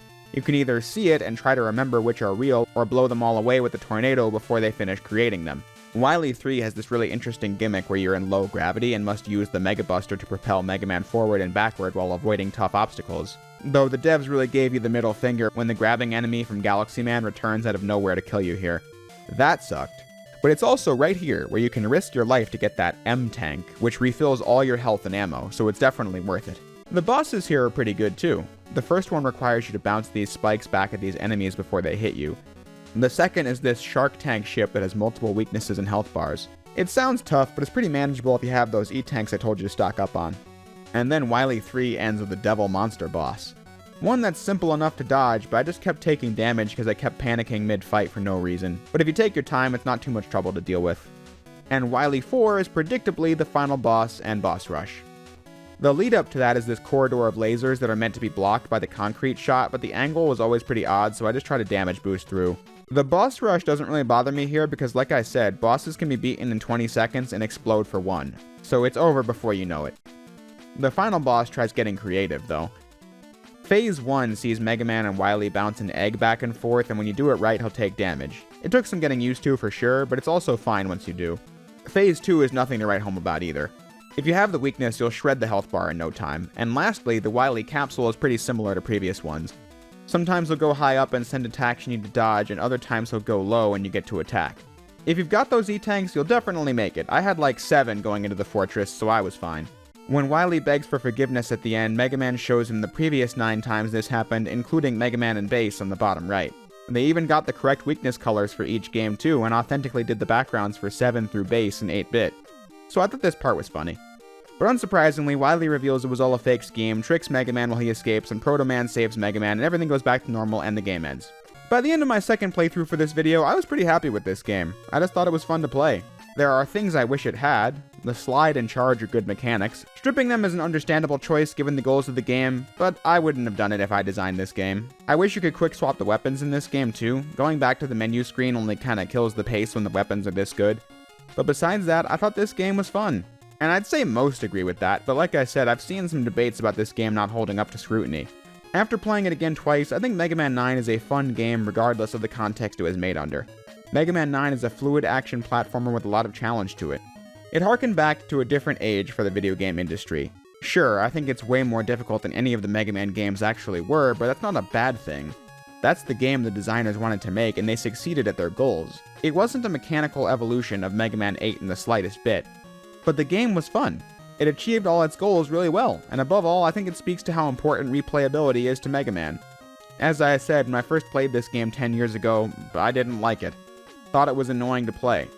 Skill issue? Perhaps. But that perception didn't change when I did the Let's Play on it a year later. My third playthrough in the pandemic, that went better. But now that I'm back to playing it, vaguely remembering what to do 5 years later, and I really enjoyed it. Thought it was a super solid game. My first run took me about 2 hours and 15 minutes, and my second run took me an hour and 35. Getting tangibly better at the game was some of the fun of my favorite Mega Man games. I don't think this will ever be one of those, but it's certainly a really enjoyable game. If you like tough 8-bit games, you'll like Mega Man 9. It's easy to pick up and play, and it's decently rewarding too. The game did so well that the next Mega Man game was made with the same style. Mega Man 10, which came out in 2010 for Wii, PS3, and Xbox 360. From what I can tell, people have always thought Mega Man 10 was one of the good ones, but it seems to live in the shadows of Mega Man 9.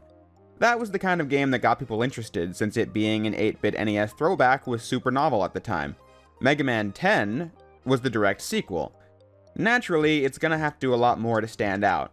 But the reception to Mega Man 10, while positive, wasn't as electric as Mega Man 9, critics feeling like it was more of the same. And in hindsight, Mega Man 10 was the last new game that we got for over 8 years, making that issue more obvious. Today, we're going to talk about all this and more. I haven't played Mega Man 10 in a really long time. Like just about every other Mega Man game I've covered, I first played it back in 2015 and I did a Let's Play of it on my other channel a year later. Since then, I've not come back to do a full playthrough of this game at all. I've had to sample it here and there for video footage and whatnot, but never a full run.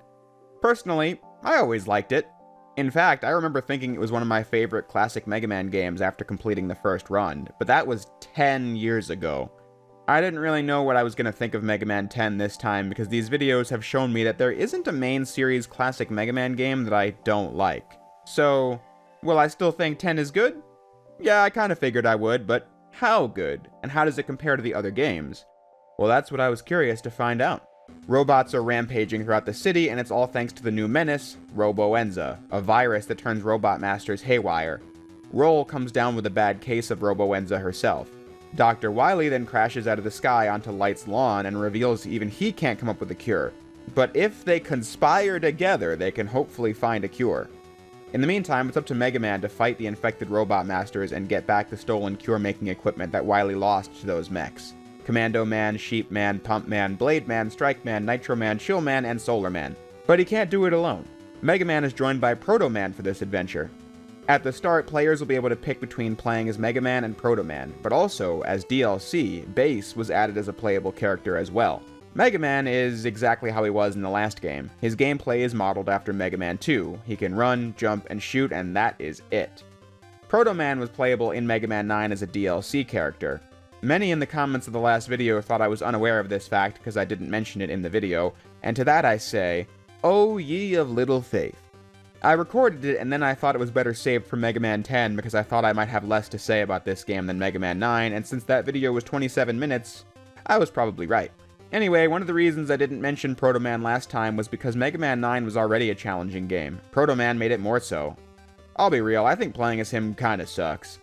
The main perk of playing as him is that he does have the charge shot and the slide that got removed from Mega Man's moveset, but the drawback is that he takes double the damage of Mega Man or Bass. To me, that is such a drawback that I'd rather just play without sliding and charging because the levels and enemies were designed without that in mind to begin with. Plus, it's the Mega Man 4 charge shot where it's really tiny. And then it has that thing from 5 and 6 where taking damage cancels the charging. Commando Man in Mega Man 10 was a nightmare to fight as Proto Man, because I could never get a grip on charging my shots because the ground pound kept getting me and then the damage you take is just too high. Everything I don't like about Proto Man in these games goes for both. I just think the novelty of sliding and charging in these games doesn't do enough to make up for taking double damage. He's essentially the hard mode in games that already had harder difficulty options to begin with.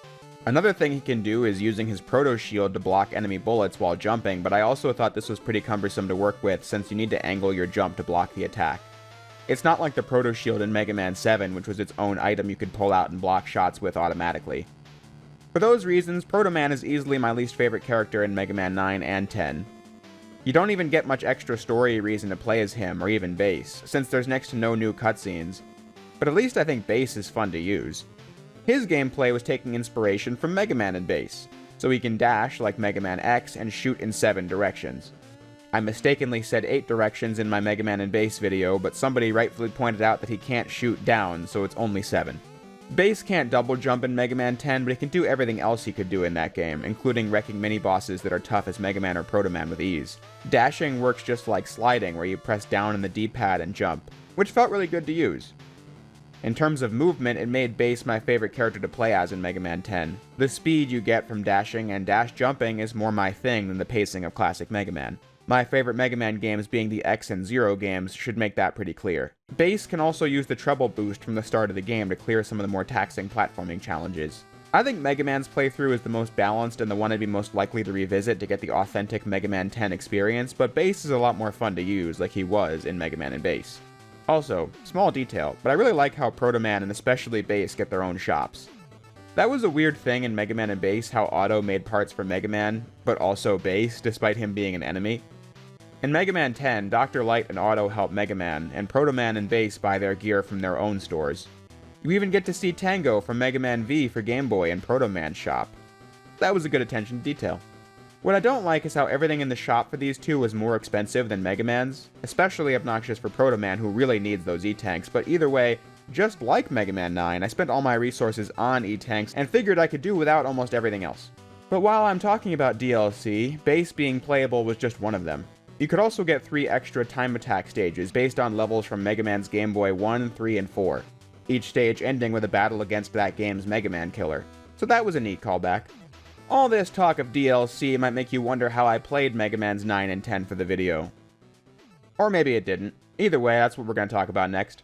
As stated numerous times, 9 and 10 debuted on the 7th gen consoles and were downloadable titles on each system's storefront. I played my PS3 copies for my Let's Play, but on every system, Mega Man 9 and 10 were using this blurry bilinear filtering, so I wouldn't use that for my videos now. In 2017, these games alongside 7 and 8 were bundled together for the Mega Man Legacy Collection 2. I'm pretty happy this exists because 9 and 10 were download only. This collection was the first time 9 and 10 were printed on a disc, meaning that when the digital storefronts go down, people still have permanent access to these games. It also has all the DLC included. You can unlock it by beating the games or by entering a code in the title screen. That's pretty great, but what's not so great is how these games look on the collection. The bilinear filtering is gone, but now this is one of the guiltiest cases of improper pixel scaling I have ever seen. No matter what visual option you pick, the health bar lines will be super inconsistent in size, which I think is hideously distracting. And sure, will most people notice that? Probably not, but it's my video, so to heck with it. Needless to say, I needed something else. So I was going to play these games on Dolphin, the Wii emulator. The 4K setting on the emulator made the game look pretty sharp, but then my friend Exo Paradigm Gamer introduced me to the no bilinear filtering patch by the GBA Temp Forum member Supersonic. And then he told me that to get the 8x7 NES aspect ratio, I could just set the custom resolution to 640 by 480, and bam, this footage is the result. You're welcome for that speech explaining it all. I will now begin reviewing Mega Man 10. Playing Mega Man 10 again has shown me that this game is pretty good. Truly, Mega Man 10 succeeds at just about everything Mega Man 9 did. Level design is one of that game's greatest strengths. My video went in detail on how the various stages built challenge subtly throughout. Mega Man 10 is more of that. I always start with Commando Man stage, and I like how this level features a tough obstacle, rushing sand waves that pull you in whatever direction it's going in. The challenge is then finding out how not to die during it, since the sand covers the platforms. Each room of it gets more difficult to navigate. Blade Man stage forces you to stand on these seesaw platforms, and this becomes more perilous throughout the stage too. Pump Man stage has interesting obstacles like water rushing down that you need to jump through without getting pulled into a pit. And it has a diverging route where you either do more of that, or go underwater and navigate a section with bubbles and spikes. But then, when I think of how best to describe Mega Man 10 in a way that's different from Mega Man 9, my mind unfortunately goes a bit blank. Mega Man 10 almost entirely lives in Mega Man 9's shadow. This is pretty consistent when you look at how critics and fans talk about Mega Man 10. It's almost unfair, because ideally you'd want to look at a game in a vacuum and assess their design strictly on merit, but you can't help it. Mega Man 9 was new and exciting because it was going back to the 8-bit style and was tough as nails and all that good shit. Mega Man 10 is doing that again. The novelty isn't really there for the idea, it's just another Mega Man game. And we can get into it later, but franchise fatigue was a big issue with the Mega Man series in the 2000s, and Mega Man 10 taking 9's gimmick and just doing it again was emblematic of that issue. It also doesn't help that I don't think 10 is outdoing 9 at anything in particular. I think Mega Man 10 is underrated, but at the end of the day, it feels like Mega Man 9, but with less punch. Take the difficulty, for example. Critics thought 9 was maybe too hard, so 10 includes an easy mode and dialed the difficulty back a little bit. 10 certainly doesn't beat itself by any means, however it's not asking anything of you that will trip you up if you love the challenge of 9. Like Sheepman stage escalates the difficulty with its disappearing ground gimmick in the same way a Mega Man 9 stage would, and Nitro Man stage also builds the difficulty of the rushing cars in the highway in the same fashion, it's just that none of that really feels super intense like the swings of Jewel Man stage. Solar Man stage is the game's fire level, and it's good. The fireballs that shoot in a U-shape are a decent obstacle for a stage, but then I don't know, Magma Man's level left more of an impression in both the platforming sections and the mini-boss. This one just got beat too easily. And you can look at everything Mega Man 10 does well, and probably find a way to say, yeah, but 9 also did that.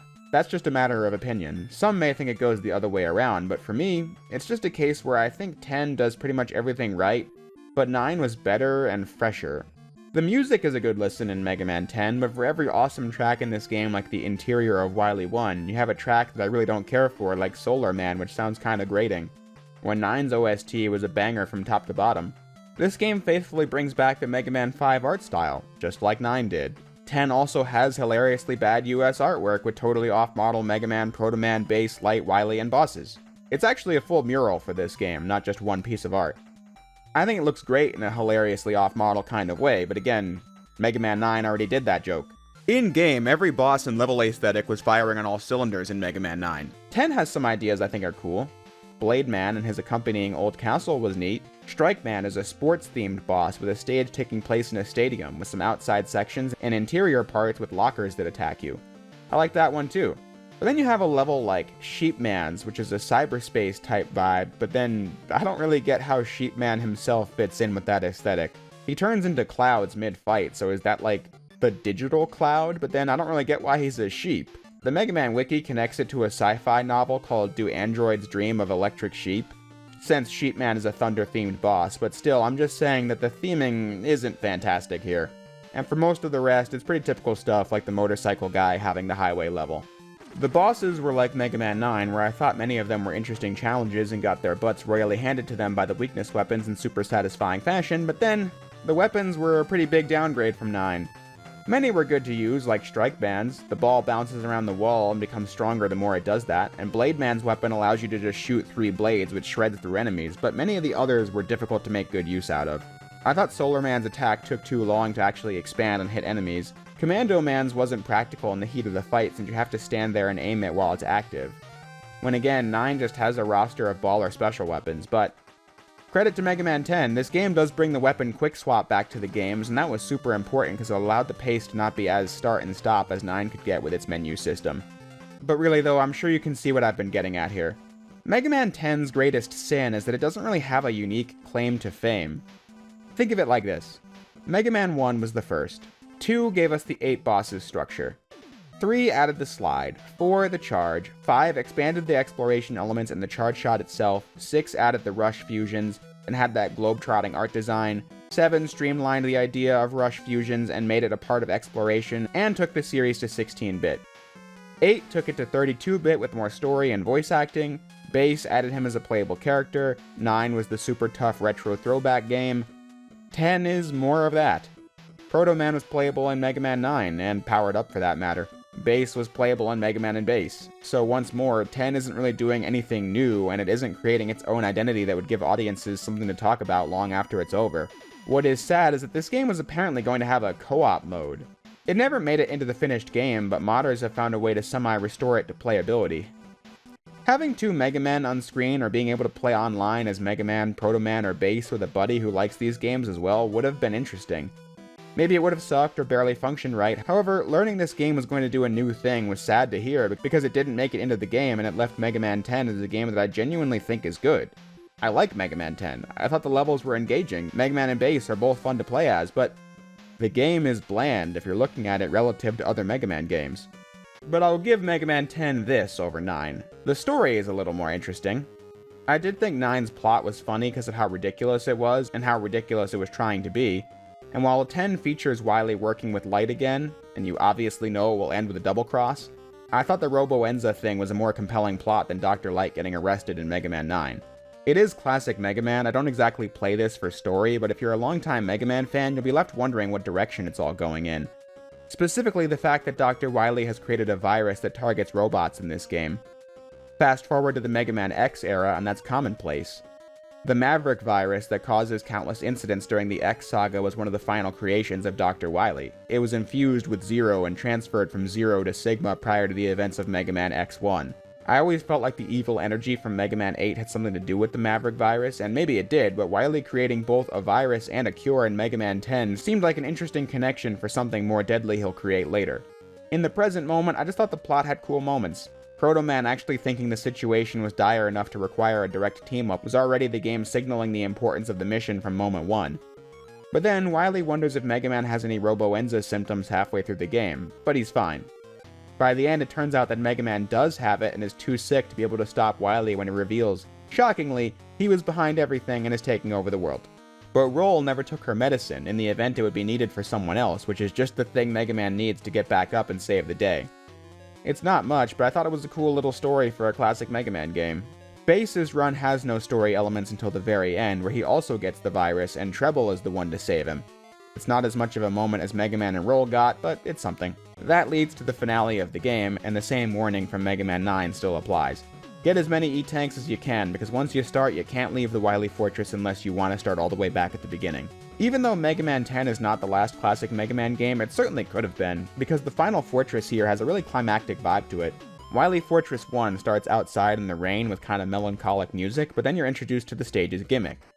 This room has 3 enemies in it, each one mimics the attack patterns of a previous boss. In the first room, you fight Electman, Woodman, and Gemini Man from Mega Man's 1, 2, and 3. It's kind of like Doc Robot in Mega Man 3, where it's an old boss pattern with a new body and weakness to a new weapon, just minus the difficult stage leading to it. This room is easy to deal with as the new weapon weaknesses work well with these old attack patterns. But then, the main stage begins and you get this sick-ass music.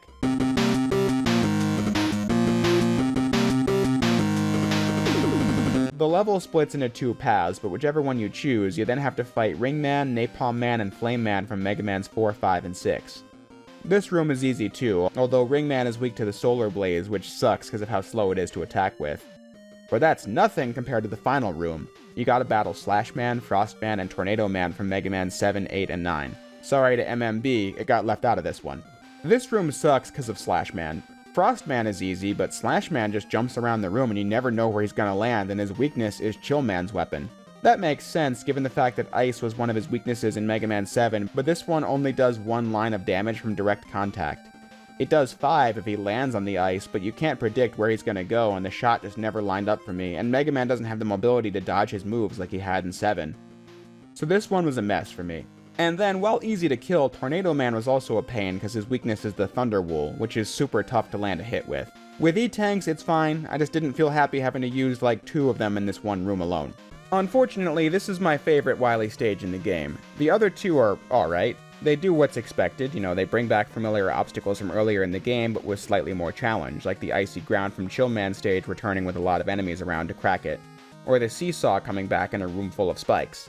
And it has new ideas, like a platform you control with buttons, which kind of felt like the anti-grav room from Mega Man 9's Fortress, just less interesting. The bosses kind of tripped me up at first until I just spammed attacks in the crab machine and then observed the patterns in the block devil. So it was pretty manageable after that. Then Wily Castle 4 is what you'd expect, boss rush and the first phases of the final boss. We've been over this boss rush thing a million times, so I'll instead just cut to the fact that Wily is pretty easy in this game. It helps that every phase of the fight has a weakness that does huge damage. I don't think I had to spare many resources fighting him, as he escapes to outer space.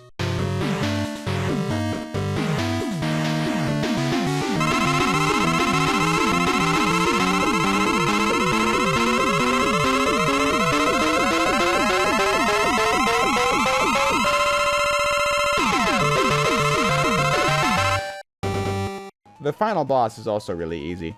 The chill weapon is the weakness and you have to hit the real Wily with it, but the fake one is obvious to see and the real one is defeated in no time. He then gets sick to the surprise of Mega Man, which I thought was odd. I just assumed he was suffering from a lack of oxygen in the void of space, but he's actually just got a fever. A few days later, he escapes the hospital to fight another day and is left behind all the Robo-Enza cures. Guess he's either a good sport about losing this world domination scheme or is so offended that his plan failed that he's canceling it full stop. Either way, the day is saved and all is right with the world. I've basically already given my opinion on Mega Man 10 throughout the video, so to sum up, I'll say this. Going into this script, I thought I was going to be pretty positive on Mega Man 10, and I would largely say I was. I like Mega Man 10, I think it's a good game. I wouldn't mind revisiting it if I had to, or I was doing a classic Mega Man binge, but it really is at the point where everything this game does well is something that another Mega Man game already perfected. That doesn't make 10 bad or inferior, it just makes its good qualities standard more than impressive. But it's almost like Mega Man 10's lack of identity is Mega Man 10's identity. To be frank, I don't think this game will ever escape the shadow of Mega Man 9 that it's found itself in, because giving the game the dedicated spotlight for this video has shown me, yeah, this game is fun, but 9 was more fun, so I'm going to more fondly remember that game. I also think this game has been given more of a spotlight than it was ever trying to get, though. Here's what I mean. This game was greenlit and made as a result of the positive reception and sales from Mega Man 9. It basically just is Mega Man the next one, done in the same style as 9. It was meant to be like all the other endless Mega Man sequels from the 2000s, but instead, Mega Man 10 became the poster child of franchise fatigue because like I said earlier, this was the last Mega Man game made for over 8 years. I've gone over this many, many times in the past, but Mega Man was a landfill of games in the 2000s. The issue with that is that the series was never a mega hit. Mega Man has always been an iconic character in gaming, but his games don't come close to the sales of other Capcom games like Street Fighter or Resident Evil or Monster Hunter or Devil May Cry even. DMC2 alone has sold more copies than any Mega Man game ever has. It's not a popular series. They made so many of them because they were relatively cheap to make, and since the endless series of sequels are so samey and often reuse or repurpose assets, Capcom could pump out a lot of them and make back the money they spent on it. But as the 2000s went on, the diminishing returns and franchise fatigue set in as each year games were selling worse than the previous one, critics always saying, "It's another Mega Man game" at some point in their reviews. Mega Man 9 being a breath of fresh air for the series. Mega Man 10 wasn't meant to be the last, it was meant to be another one. That is what I think is 10's defining legacy, being the last game before the original Mega Man drought. It's a shame that I think a game that is otherwise fun to play and solidly designed was caught up in all that. But that's just how the cookie crumbled. But the story doesn't end there. Next, we're going to talk about how Mega Man was revived from the dead, starting with a video on my game that's not even a Mega Man game. Mighty Number 9 is going to be the focus of my next video, and then we'll close my classic Mega Man retrospective with Mega Man 11. Mighty Number 9 is one of the most interesting games ever made, because it's a landmark title in the history of indie games and a pivotal moment for the Mega Man series. But what is interesting about this is how it is those things for good and bad reasons. Today, this game is an often forgotten failure that soared when it was revealed only to crash and burn upon release, forever tarnishing the legacy of Keiji Inafune, the man who was once celebrated as one of the best creators in the gaming industry, particularly for his work on the Mega Man series. This game was the beginning of the curtain being pulled back on his career. I think that's all really important context to the Mega Man series. So it was a no-brainer for me to cover this game between Mega Man 10 and Mega Man 11. But since this is a Mega Man retrospective, this is mostly going to be a video on the history of this game, the timeline of its failure, and how that impacted Mega Man. This isn't really a deep dive into Mighty Number 9's gameplay. That's not really as interesting of a subject to me. But how does such an unsuspecting game carry such baggage with it? And what does it have to do with Mega Man? Well, I'm glad you didn't ask. Because to answer that question, we need to travel back in time. Mega Man 10 was released for 7th gen consoles in 2010. What nobody knew at the time was that this was to be the last Mega Man game for almost a decade. Keiji Inafune was an illustrator for the early Mega Man games and was a key figure in their development. Into the late 90s and 2000s, he became the series producer, having had his hands in the kitchen for basically every Mega Man game ever made, despite not being the lead designer or anything like that. He was widely considered the creator by many since he was the public face of the series for so much of its history, even though Mega Man 1 was directed by a man named Akira Kitamura. Not that I'm trying to downplay Inafune's involvement, I'm just trying to make sure the facts are straight. Anyway, after Mega Man 10, Inafune resigned from his position at Capcom, claiming there were no more steps for him to climb with the company. This dealt a body blow to the Mega Man IP.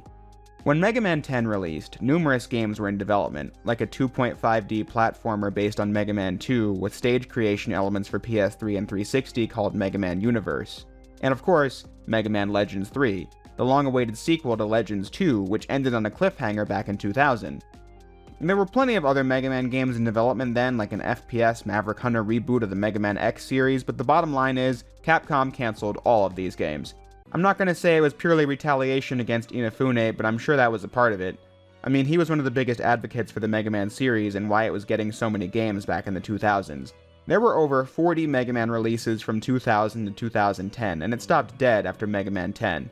I think another reason for that is because this was a time where Capcom was shifting their priorities to focus on maximizing profit above all else, including the integration of on-disc DLC for Marvel vs. Capcom 3, turning Resident Evil into a Call of Duty-like game and handing Devil May Cry over to Western developers. In this mission to make a lot of money, Mega Man just didn't really have a place anymore because the series' model was to make games for low cost and get a low return but enough to make back what was spent on it.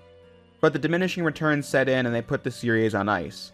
To make matters worse, Capcom got on the bad side of the Mega Man fanbase by saying a lack of fan support is why a highly requested game like Legends 3 was getting canned, even though they probably meant the sales wouldn't have been very good given the series' track record, but that's not the kind of thing you say when you want fans on your side.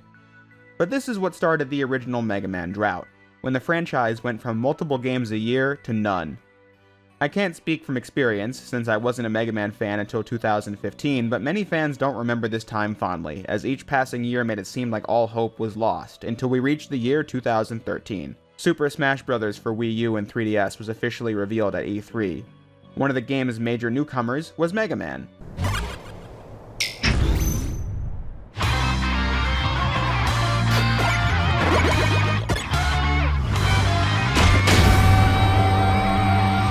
Even as someone who hadn't played any of these games at the time, this was a hype trailer, since all my favorite YouTubers back then made me well aware of the series and its status at the time. This reveal brought so much life back to the fanbase, but that was an aside. The other development that lit a fire in the fanbase also happened in 2013. After Inafune left Capcom, he formed his own company called Concept, free to make whatever games he would like to make, but he couldn't do it alone. On a panel at PAX 2013, he unveiled his new project, Mighty No. 9, a game that was clearly inspired by Mega Man. But since Inafune didn't work for Capcom anymore, a company that didn't want to make Mega Man, he made a new IP based on the same design principles. But what was so special about this game was it being a Kickstarter. The game was funded by the fans giving money to the project. The projected budget to make the game was just shy of $1 million, but in record time, the game blew up to an impressive $4 million raised by the fans to see this project come to light, motivated by a staggering amount of stretch goals. If the game reached certain budget amounts, we'd get ports to every console like PS3, PS4, 360, Xbox One, Wii U, PC, Mac, Linux, 3DS, and Vita. A documentary about how this game came to be, it'd have an art book, a strategy guide, online multiplayer, really everything in the kitchen sink was promised. There was no gameplay or tech demo of any kind, but it was promised to be an authentic throwback to the Mega Man series, only done for the new age, alongside beautiful concept art with Inafune's art style showing off the character, Beck. This Kickstarter sent shockwaves through the independent game scene. Indie games really started taking off in the 2000s because making games in your basement was getting easier and easier every year. Plus, with the advent of digital storefronts, you didn't really need a publisher who could print discs of your games and get it in stores. But an indie game getting $4 million from crowdfunding? That was relatively new and pretty impressive. This led to other games following the same mold, creators breaking away from their industry jobs and recreating the games of their past with a new IP. Yooka-Laylee was an example of this, bringing back the Banjo-Kazooie series in a spiritual successor. Then Bloodstained Ritual of the Night was another one that was doing the same thing for the Castlevania series. The former of which came and went, but the latter I heard was pretty good. But I never played either one, since I haven't played enough of their source material to be interested. But yeah, all this was inspired by the reveal of Mighty No. 9, a game set for release in 2015. But that powerful launch is where the good news ended. According to this source from Nathan Birch, during 2014, things were getting slightly shady. For example, Concept was asking fans for more money than was initially asked for bells and whistles like voice acting and DLC. People naturally wondering, we paid over 4 times what was asked for so we could get a Mega Man platformer. Who asked for voice acting and DLC? Why are we planning DLC for the first game in a new series? Just make the game good the first time. But then, despite criticism, the funds always appeared. Before it was announced that Concept had partnered with a company called Deep Silver to publish the game, because one of the stretch goals was a physical edition, so they needed someone for that distribution. Another bad sign of things to come was that in 2014, Mighty No. 9, the animated series, was announced. Once more, the natural question was, why is valuable time and resources being devoted into turning this game into some big franchise? The game was backed, not because people wanted the next big cartoon media empire, but because they just wanted a new Mega Man game. But clearly, Keiji Inafune had desires for this game that extended far beyond just making a game for the hardcore Mega Man fans. As if its success was set in stone and now it was time to plan the next 10 steps. When in actuality, this game had a lot to prove. It had to be a good enough game to stand on its own and show that crowdfunding was a good idea and could carry a game like this. If the game was going to become a franchise, it had to win over a lot more people than just hardcore Mega Man fans. And it also requires the game being out and well received before you can even consider that kind of stuff. 2015 was when things really started going downhill for Mighty No. 9. As you may recall, one of the stretch goals was an online multiplayer mode, but this was proving pretty troublesome. Mighty No. 9 was owned by Concept, but they weren't developing the game. It was being made by Inti Creates, a studio of former Mega Man developers at Capcom that formed a new company in 1996. They've made a lot of games, but many of them were Mega Man titles. Inti Creates developed the Mega Man Zero series in the Game Boy Advance and the Mega Man ZX games in the Nintendo DS. And they were also responsible for Mega Man 9 and Mega Man 10. so they were basically the perfect people to make a new game like Mighty No. 9. And while they said the campaign was basically complete in 2015, they were struggling with the online multiplayer and making it work. You might recall from my Mega Man 10 video that this was a key feature they wanted to implement into that game, but couldn't get it working and scrapped it. I said that probably would have given Mega Man 10 more of an identity than it had. However, I'm glad it got cut because it was disastrous for the development of Mighty No. 9 and caused the first delay. Originally set for a spring 2015 release, the game was pushed to the fall.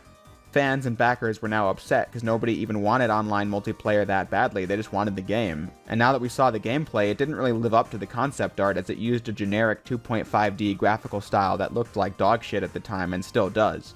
In the summer of 2015, it gets astronomically worse as Inafune and Concept create another Kickstarter game. This one is called Red Ash: The Indelible Legend.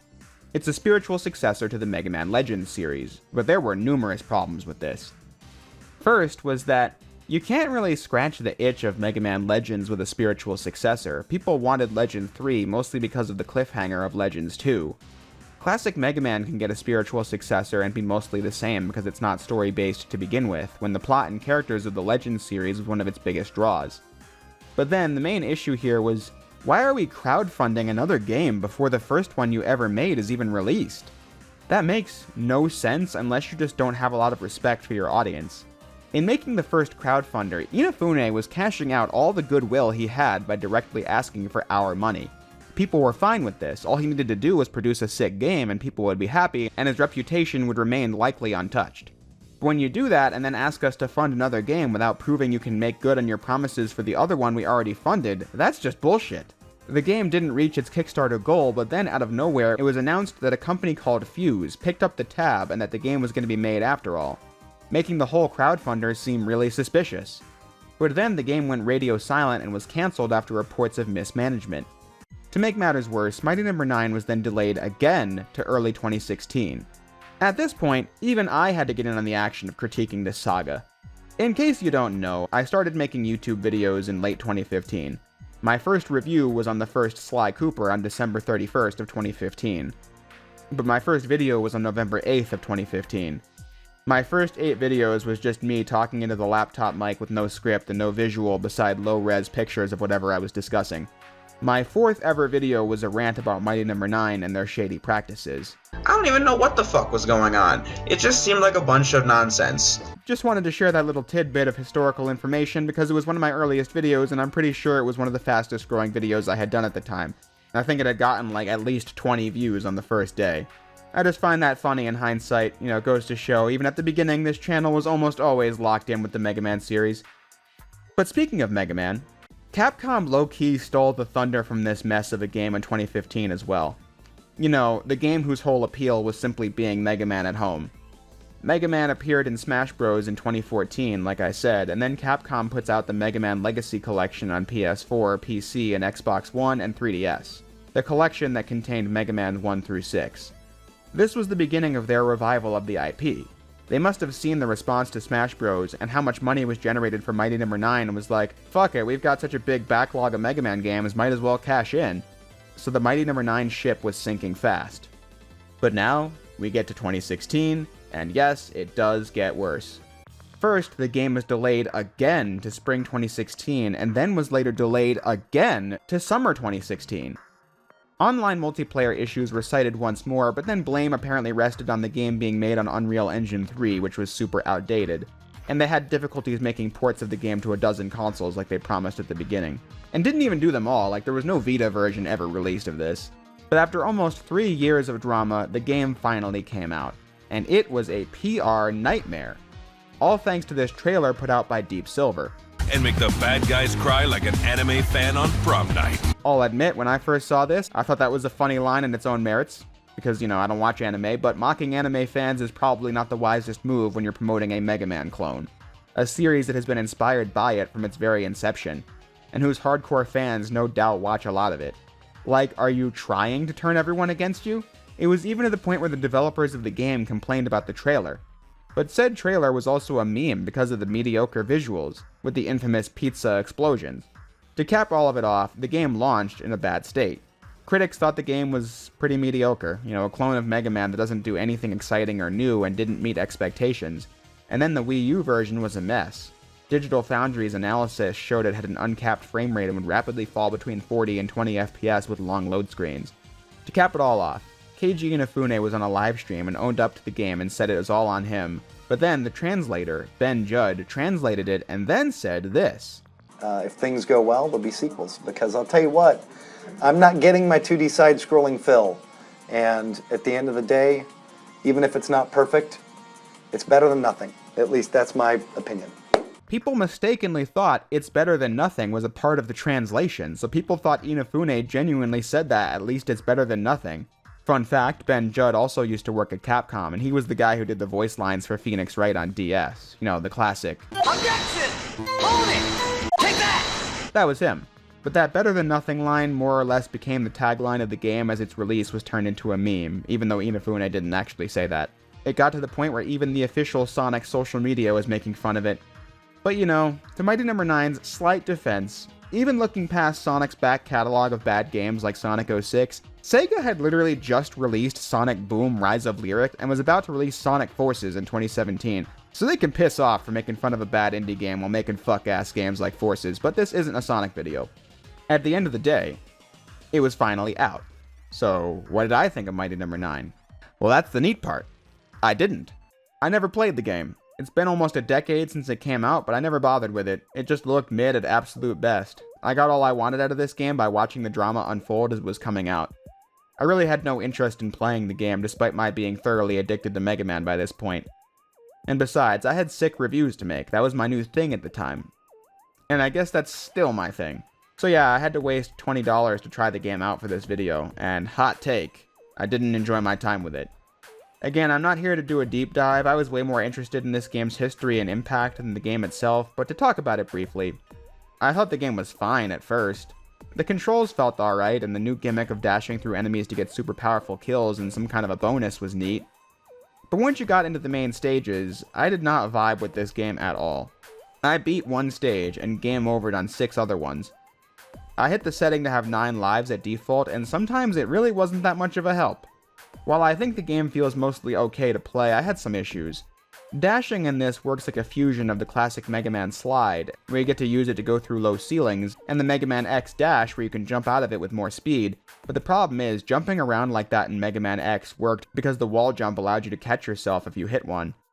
In Mighty No. 9, Beck has a pitiful ledge grab, but no wall jump, so dash jumping or just regularly jumping can lead to your death. In fact, there was a lot of instant death in this game. Spikes were a hazard like usual, but then Beck gets atomized when he touches almost anything. Crumbling pillars, the road, these drills, fire, electricity, I just didn't have fun playing because I was dying all the time. In the underground level, I jumped down and was met with an impossible to escape death. What an idiot I was for my inability to predict that. And then, even when I was enjoying Counter-Strike's level where the boss is attacking you throughout the stage and you need to find him, I just got eviscerated in a nanosecond and saw the stage had no checkpoints. So throw that one in the bin. The bosses also gave me trouble.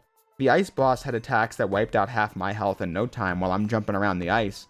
And Pyro was the absolute worst of what I played. It's a boss that telegraphs what it's going to do based on what annoying voice line the boss says, but then the cues will be overpowered by the dialogue from the side characters, and you can get killed from that over and over again. Dialogue that nobody was asking for.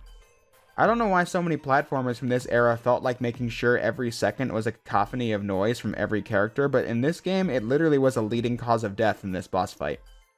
Also, Pyro is such a weird copy of Flame Hyanard from Mega Man X7, even down to the exhaust pipes in his design, and their obsession with screaming about burning things. Of all things to rip off, Flame Hyanard, interesting choice.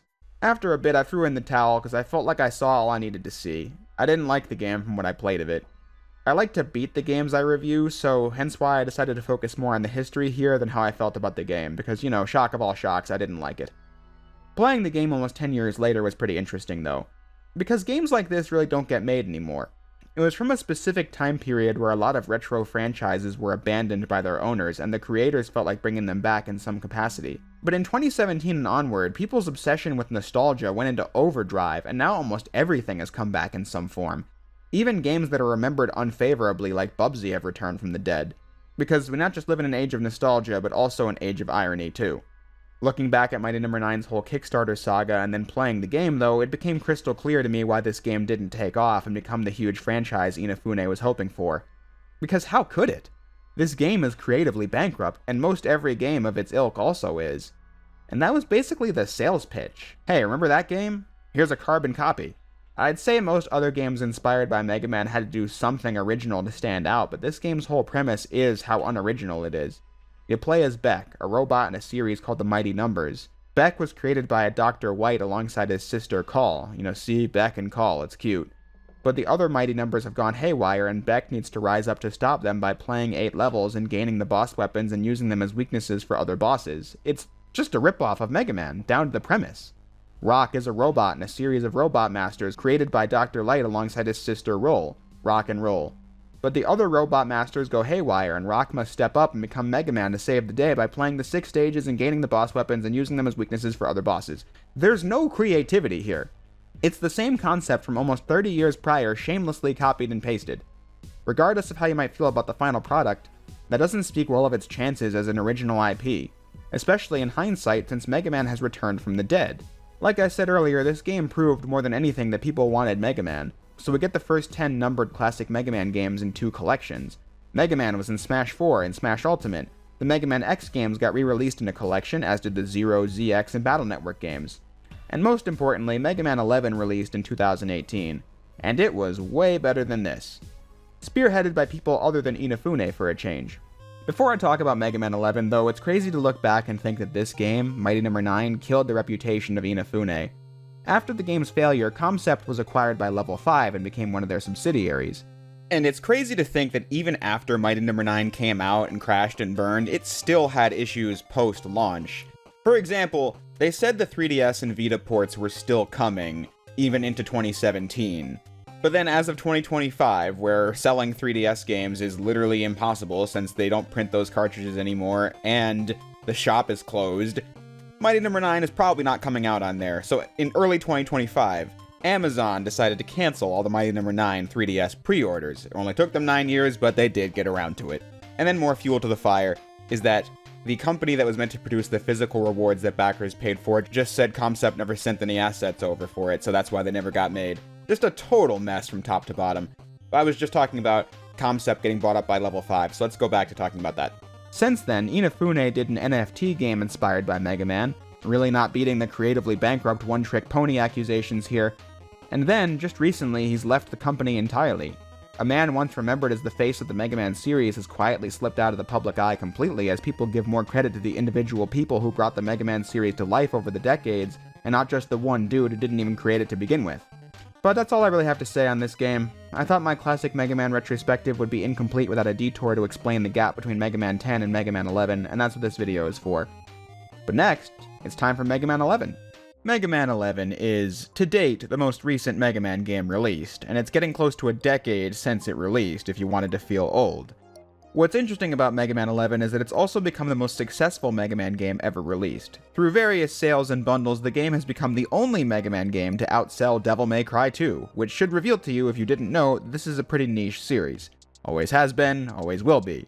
But the success of Mega Man 11 is pretty interesting, so we're going to discuss all that in the game itself. As per usual, I'm going to establish some context before we dive into the game itself. When Mega Man 11 came out for PS4, Xbox One, Nintendo Switch, and PC in 2018, it had been a very long time between Mega Man games.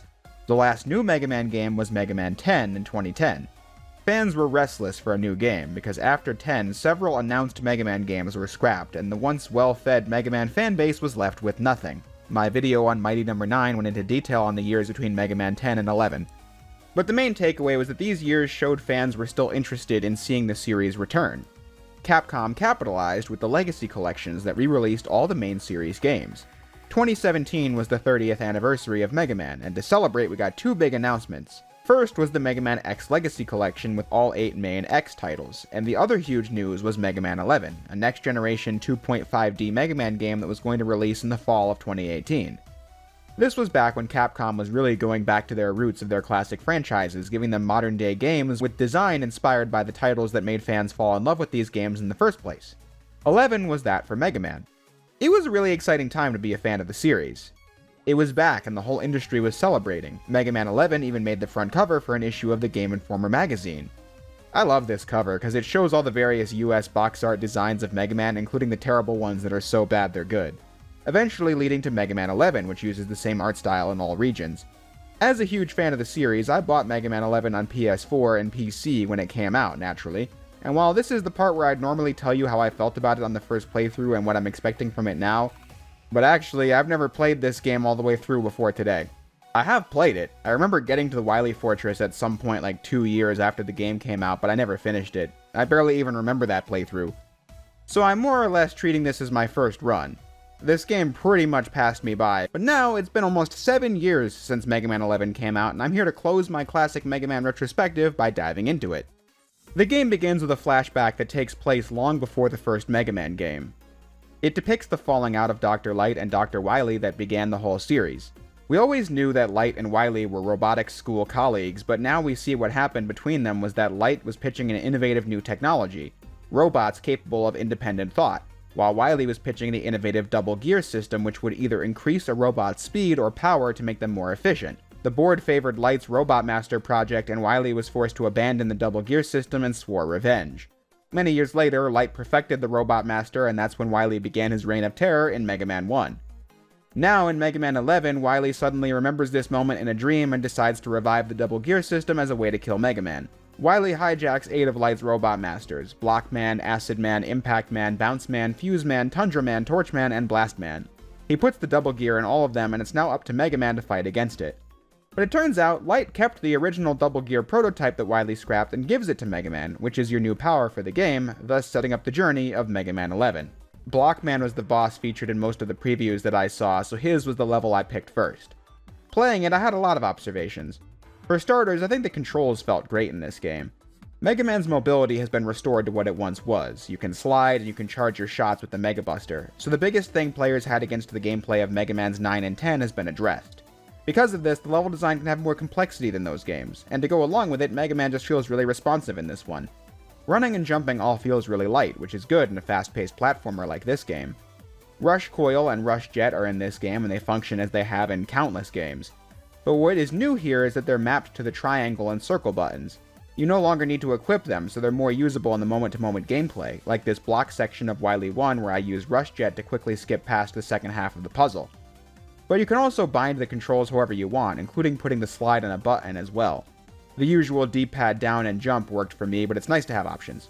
As I said a moment ago, the big thing with this one is the double gear system. With a press of the trigger buttons, Mega Man will access either the speed gear or the power gear. These should be fairly self-explanatory. The former slows down time, giving you more time to react to obstacles and enemies, and the other increases your power output. As long as this gauge isn't full, you can use either one to your heart's content. If you reach the max, it will need to cool down for a few seconds before you can use it again. I didn't really use the power gear much outside of mini-bosses, and I used it to make special weapons more powerful during boss encounters, but during the stages it was always the speed gear I used. I suppose that's the intended balance, but it does lead to the speed gear feeling more useful in my mind since it's the one I used way more often. Blockman stage puts both abilities to great use, though. There are many moments where you have to quickly react to things, like these giant blocks that fall down in a conveyor belt that you need to navigate through. The speed gear gives you more time to think about your approach before you do it, and then the power gear is useful during the mini-bosses. But the best part about these upgrades is that you could play virtually the whole game and never use it. The speed gear can teach you about what's coming, like the drill enemies in Impact Man stage, but if you have the speed and reaction time, you don't even need to slow down time for it, you can just get through it normally. This goes for any obstacle that the speed gear trivializes. I think that makes it a pretty good feature.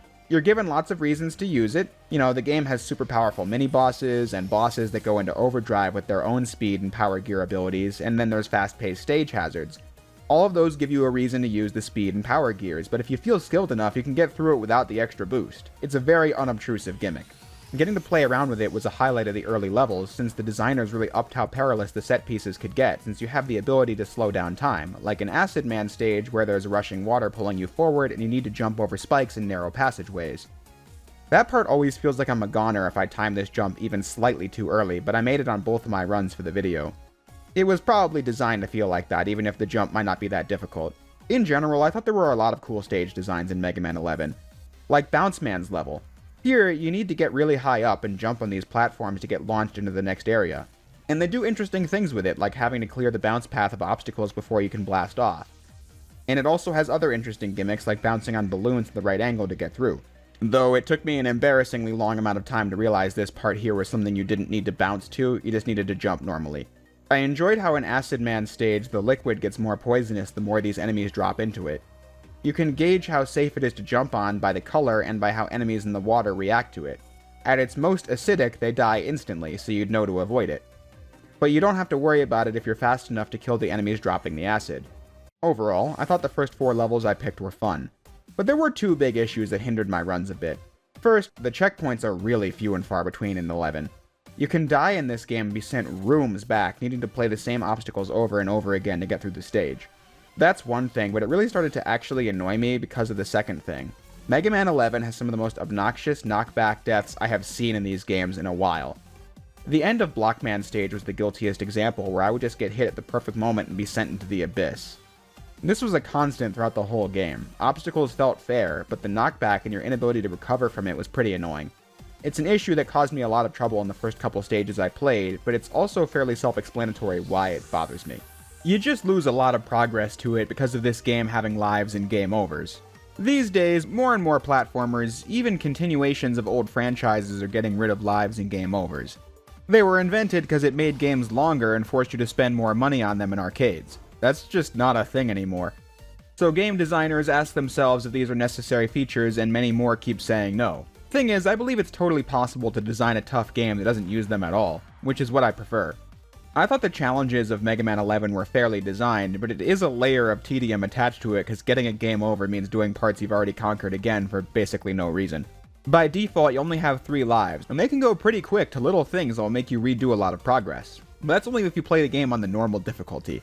Mega Man 11 has 4 difficulty options. Normal, the second highest, is what I played. It was designed to be for Mega Man fans looking for a semi-challenging experience. It's what the game was meant to be. But then the second lowest difficulty is also for Mega Man fans who haven't played it in a while. I played this on my second playthrough to see what it was like. By default, you have 6 lives, and checkpoints are in almost every room, you take less damage and dish out more of it. I thought this was a little bit overkill, especially since the game has an even easier difficulty option below it. I think the 2 options in the middle could have been fused to create a more balanced normal mode. I don't think the damage values on normal were bad. There weren't enough checkpoints on normal, but too many below that. I just think having 1 or 2 more per stage, depending on how long it was, would have been a fine compromise. And I honestly wouldn't even mind the lives if the knockback wasn't so aggressive at the start. Your mileage may vary, but I'm likely going to play the game on normal going forward, but it does have some semi-frustrating traits that may lead you to lowering the difficulty. I only struggled on normal at the very beginning. Once you get into a groove and have special weapons, things become much more manageable. I didn't study boss patterns super close while playing. When they move fast, going into speed gear was useful, and when they're open for damage, using the power gear where the boss's weakness drained the health bar pretty quickly. And then the weapons were pretty useful too. Especially when the power gear was on. The block weapon just drops 10 of them at once. The ball weapon goes all over the screen, the electricity weapon hits enemies hiding above and below you, the fire weapon is pretty useful when the enemies are coming at an angle, and then Tundra Man's weapon can really clear the screen quickly. I thought the weapons were fun to use. A lot of the time I was using the Mega Buster, but whenever a weapon was needed, it served its purpose and then some. But even looking past the weapons, it's really in the shop where Mega Man becomes a ferocious beast. Ferocious beast?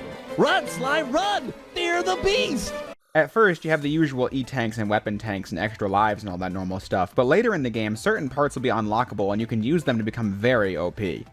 Like if you use the speed gear enough, you get an upgrade that lets you run at normal speed while everything else is slowed down. That is crazy powerful. It's like nothing stands a chance against you anymore. And then you also get an upgrade to slightly reduce knockback. Almost as if they knew. Thanks for that game. But then another must-have upgrade is one that makes your shots and charge shots bigger, and that was also a godsend. I was kind of flying through the back half of Robot Master stages because I was way more powerful and had almost a full set of E-tanks and lives. I just cleared this Torchman mini-boss with Tundra Man's weapon in no time flat. But still, I enjoyed what I was playing because the levels still felt pretty creative. Torchman's level, for example, may be another fire stage, which we've had in virtually every Mega Man game, but this one's a campsite in the woods that lights on fire at the end. I thought the levels in this game had consistently cool settings like that. The only thing I didn't like as much about them was the audio-visual element of the stages. The game looks fine. You don't really need a Mega Man game to have dazzling visuals, I suppose. You just need to focus on Mega Man and the obstacles. but it does look kinda cheap with its effects. Not as much as Mighty Number 9, but still, the running animation looks a bit stiff and some of the effects look pretty mid. I like how expressive some of the enemies get though, but beyond that, the game doesn't look like it would be out of place as an early Xbox 360 game. And I still don't even think it would impress much if it was.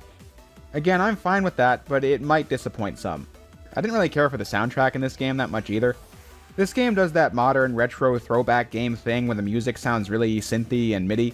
I'm not a music terminology guy, but I'm just saying that's probably my least favorite classic Mega Man soundtrack. I just wouldn't care to listen to any of the stage themes from this game outside of the game, and in the game it just felt like background noise. I'm willing to be generous and say that that might be because of how it's the classic Mega Man soundtrack I've heard the least, but I wasn't into it, so I doubt it's going to rise much higher than any of the rest for me. The plot was interesting at first, though. 11 doesn't even try to have some kind of twist with Wily, he's just the villain from Second 1. Not that 9 and 10 were even trying to fool anyone at that point, but still. And as I said up top, I like the opening scene giving us more backstory on the characters on screen. However, there really isn't anything of note that happens in Mega Man 11 past the opening. It's hard to say there would be, since this was the most recent game, however, it feels a bit one note. After Mega Man gets the double gear, he uses it and stops Wily with it. Maybe you could imagine that a more stable double gear is how Dr. Light eventually created upgrades for Mega Man X. As in, for Mega Man, double gear was too unstable to be used for prolonged periods of time, but then Light manages to find a way to give X the ability to gain speed by dashing, and give X buster upgrades that increase his charging capacity. Perhaps further development on the double gear was how he managed to do it. Hard to say, it's never been said, but beyond that, I didn't really have anything to say about the game's story or world. Cutscenes felt pretty bare bones, like watching NES sprites standing there, only now in 3D models. But I did like the voices for the various characters. I thought those were some of the best takes these characters have had. Except Mega Man, I thought he sounded weirdly deep. I kinda liked his powered-up portrayal better. But speaking of that game, 11 also continues its trend of making Mega Man's civilian name Mega, when it's supposed to be Rock. That's how you get the pun of the brother and sister being called Rock and Roll. Look, I get it, his name in Japan is Rockman, and thus his civilian name is Rock. And they're just doing that, but changing it to reflect the English name of Mega Man. But I don't think anyone would be lost if his civilian name was still Rock. It works way better than Mega. That just sounds silly. But I suppose I'm just nitpicking. If you've seen all of these videos, you probably know what happens now. The 8 bosses are beaten, and I've talked about the story and such. Time for the final levels.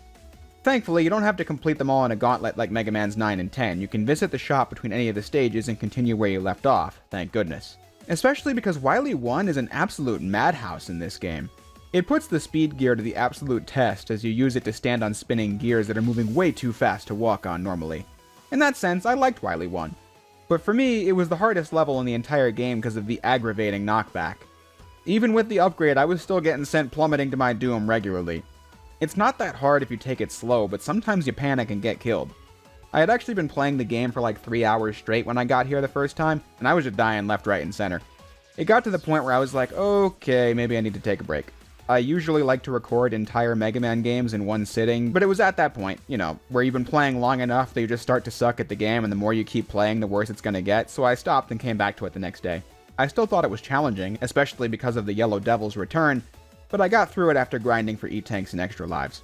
The Yellow Devil's normal routine is somewhat easy since you have the speed gear, but the issue is that he just hits like a tank as always, so the more erratic new parts of the boss are definitely tough. But genuinely though, that was the hardest part of the game for me, so I was pretty worried about the rest of the Wily Fortress. Only for it to be pretty easy. Wily 2 isn't a short level, but it's pretty simple. It brings back being chased by a deadly obstacle from Blockman stage and the explosives from Blastman stage. However, it's nothing you can't do if you made it this far. I cleared the mini-bosses by spamming my most powerful special weapons with the power gear. I basically did that for the boss fight as well. It was a cakewalk. As was Wily 3, which was a short hallway before getting to the boss rush. Mercifully, this game's boss rush is in a separate stage from the final battle. I've only been complaining about that for like the last God knows how many games. But besides that, I don't even have anything to say on this part. I was just repeating my strat from the main game, which was spamming attacks whenever I saw an opening and hoping the enemy died before I did. 8 bosses later, and it was done. So Wily 4 was the 2-phase final fight with the Mad Doctor, and it was also pretty underwhelming, I have to say. The first phase was made pretty simple with the speed and power gears. It was like he stood no chance against me. But then the second phase was when Wily started using the double gear himself, but it didn't really help him much because I didn't have trouble with this either. And then the game ends kinda unceremoniously. Wily's beaten, and Light arrives to say that Mega Man is the perfect model of what their combined talents can bring, as he's a thinking robot and can use the double gear. Wily doesn't care and escapes, vowing to destroy them both, while Light brings his robots back online and the day is saved and the game is over. At the end of the day, I don't have much to say on Mega Man 11 itself. My thoughts on it should be pretty easy to predict just by having seen the previous videos and hearing what I've said so far. I think Mega Man 11 is a really fun 2D platformer. It's got creative levels, weapons, and tons of new features worth exploring. It does just about everything right for me and got the reception it deserved. It's not my favorite game of all time or my favorite classic Mega Man game or anything super important like that, but I enjoyed it. I thought this game was pretty cool, and it seems most people do, which is all you can really ask for. But then, what I do want to talk about before we wrap this up is how this is to date the most recent Mega Man game, and it came out in 2018. Mega Man fans have once again become restless for a new game and are resentful towards Capcom for not giving it to them. I'm just going to be entirely honest and say I really don't agree. I honestly believe the franchise is in a healthy position right now. Here's why. Part of what made the original Mega Man drought so damaging to fans was how we went from getting like 5 games a year to none in a heartbeat. Several announced games being cancelled outright.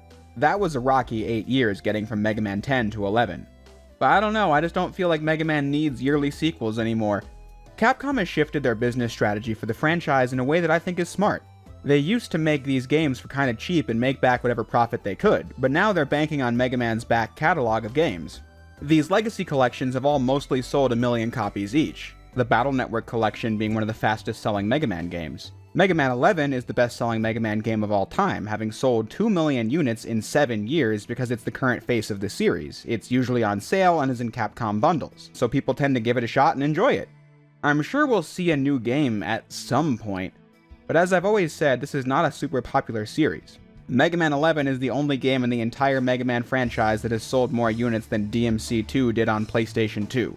Capcom doesn't really have a reason to make yearly sequels to these games anymore, when Resident Evil, Monster Hunter, Street Fighter, and Devil May Cry sell millions upon millions of copies per game. I think Capcom making all of Mega Man's core installments available on current platforms and occasionally putting out a new game and giving it the best chance for sales via price cuts and bundles is a wise move. But of course, to the content-hungry Mega Man fan, which I suppose is a redundant label, that's not really enough. And I'm not trying to make anyone who feels this way think they're wrong inherently. Part of being a fan of something is enjoying it and wanting more of it, and in a media landscape surrounded by endless legacy sequels and remakes and nostalgia, even from Capcom for their other franchises, it makes sense to wonder, why can't Mega Man get the same treatment? I just want to share that, from my perspective, I think it's okay. Simply because, while Mega Man is not a very popular IP, he had a really good run. A run that most other franchises could only dream of. Just look at the classic Mega Man series alone. In the last year, I've reviewed like 25 games just in the original series. Not to mention the fact that the Mega Man X series has over 10 games if you count spin-offs and remakes. There are 4 Mega Man Zero games, 2 ZX games, over 6 Battle Network games, and 3 Star Force games, and 3 Mega Man Legends games. This is a big series, something the 30th anniversary video showcased.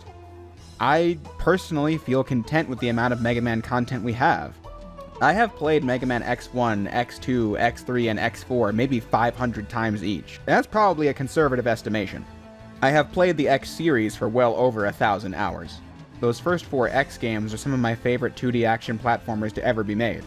And then I thought all 12 main series classic Mega Man games were good. Across these 12 videos, there wasn't a single game that I thought was worse than good. Even Mega Man 1 was better than the sum of its parts. So that is 12 games I can see myself replaying, and I already have gone back to a lot of them a couple times since the videos first came out last year. I go back to Mega Man 0, 2 through 4 at least once a year, sometimes even the first MMZ. I haven't played the Legends series in a long time, but I look forward to covering them in video form as well. My point is, though, there's just a lot to enjoy about Mega Man already, and I haven't even played the Battle Network and Star Force games as of this recording, and I've been a Mega Man fan for a decade now. I can't speak for everyone, but I just think the Mega Man series has given us a lot to enjoy and replay and talk about, and from this point forward, I really wouldn't mind if there wasn't another one. Fan developers have also given us amazing fan games and ROM hacks that extend the shelf life of the series even more. I love Mega Man. It's one of my all-time favorite franchises in gaming history, but I'm honestly happy with where it's at. If you aren't, that makes sense, especially if you've been a fan far longer than me and have more than gotten your fill out of the 100 Mega Man games that exist, but I'm just sharing how I feel now that I've finally beaten and reviewed Mega Man 11, and I think that's a fair place to end it. All these videos were made over a year ago, when Mega Man 11 remained the most recent game in the series, but at the Game Awards last month, the gamers were graced by the announcement of Mega Man 12, or as it's known now, Mega Man Dual Override. To be honest, I don't have much to say about the trailer, nor did it really make me feel that much hype. They could have more surprises coming later, but from the reveal trailer, it does just look like more Mega Man.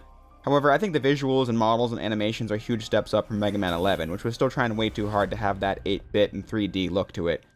Proto Man's whistle was in the trailer, so maybe he'll be playable, and hopefully Bass will be in it too. I'll obviously play it when it comes out, I just haven't really seen anything so far that has me super excited. But it looks good. Also funny how we've now had so many sequels to the point where they decided to drop the numbering scheme and go for subtitles, but I think the future is bright for Mega Man. With the upcoming Star Force collection, that means we're one step closer to having the entire main series of Mega Man on one platform, which is pretty cool. There's a series producer now, and I think we're going to start seeing more Mega Man games, but hey, only time will tell. Like I said in the Mega Man 11 segment, we've had a lot of cool content from this series already, and any more is, in my opinion, just icing on the cake. So I hope you guys enjoyed the journey to this point. So, as always, if you made it this far into the video, I thank you for watching, and I'll see you next time.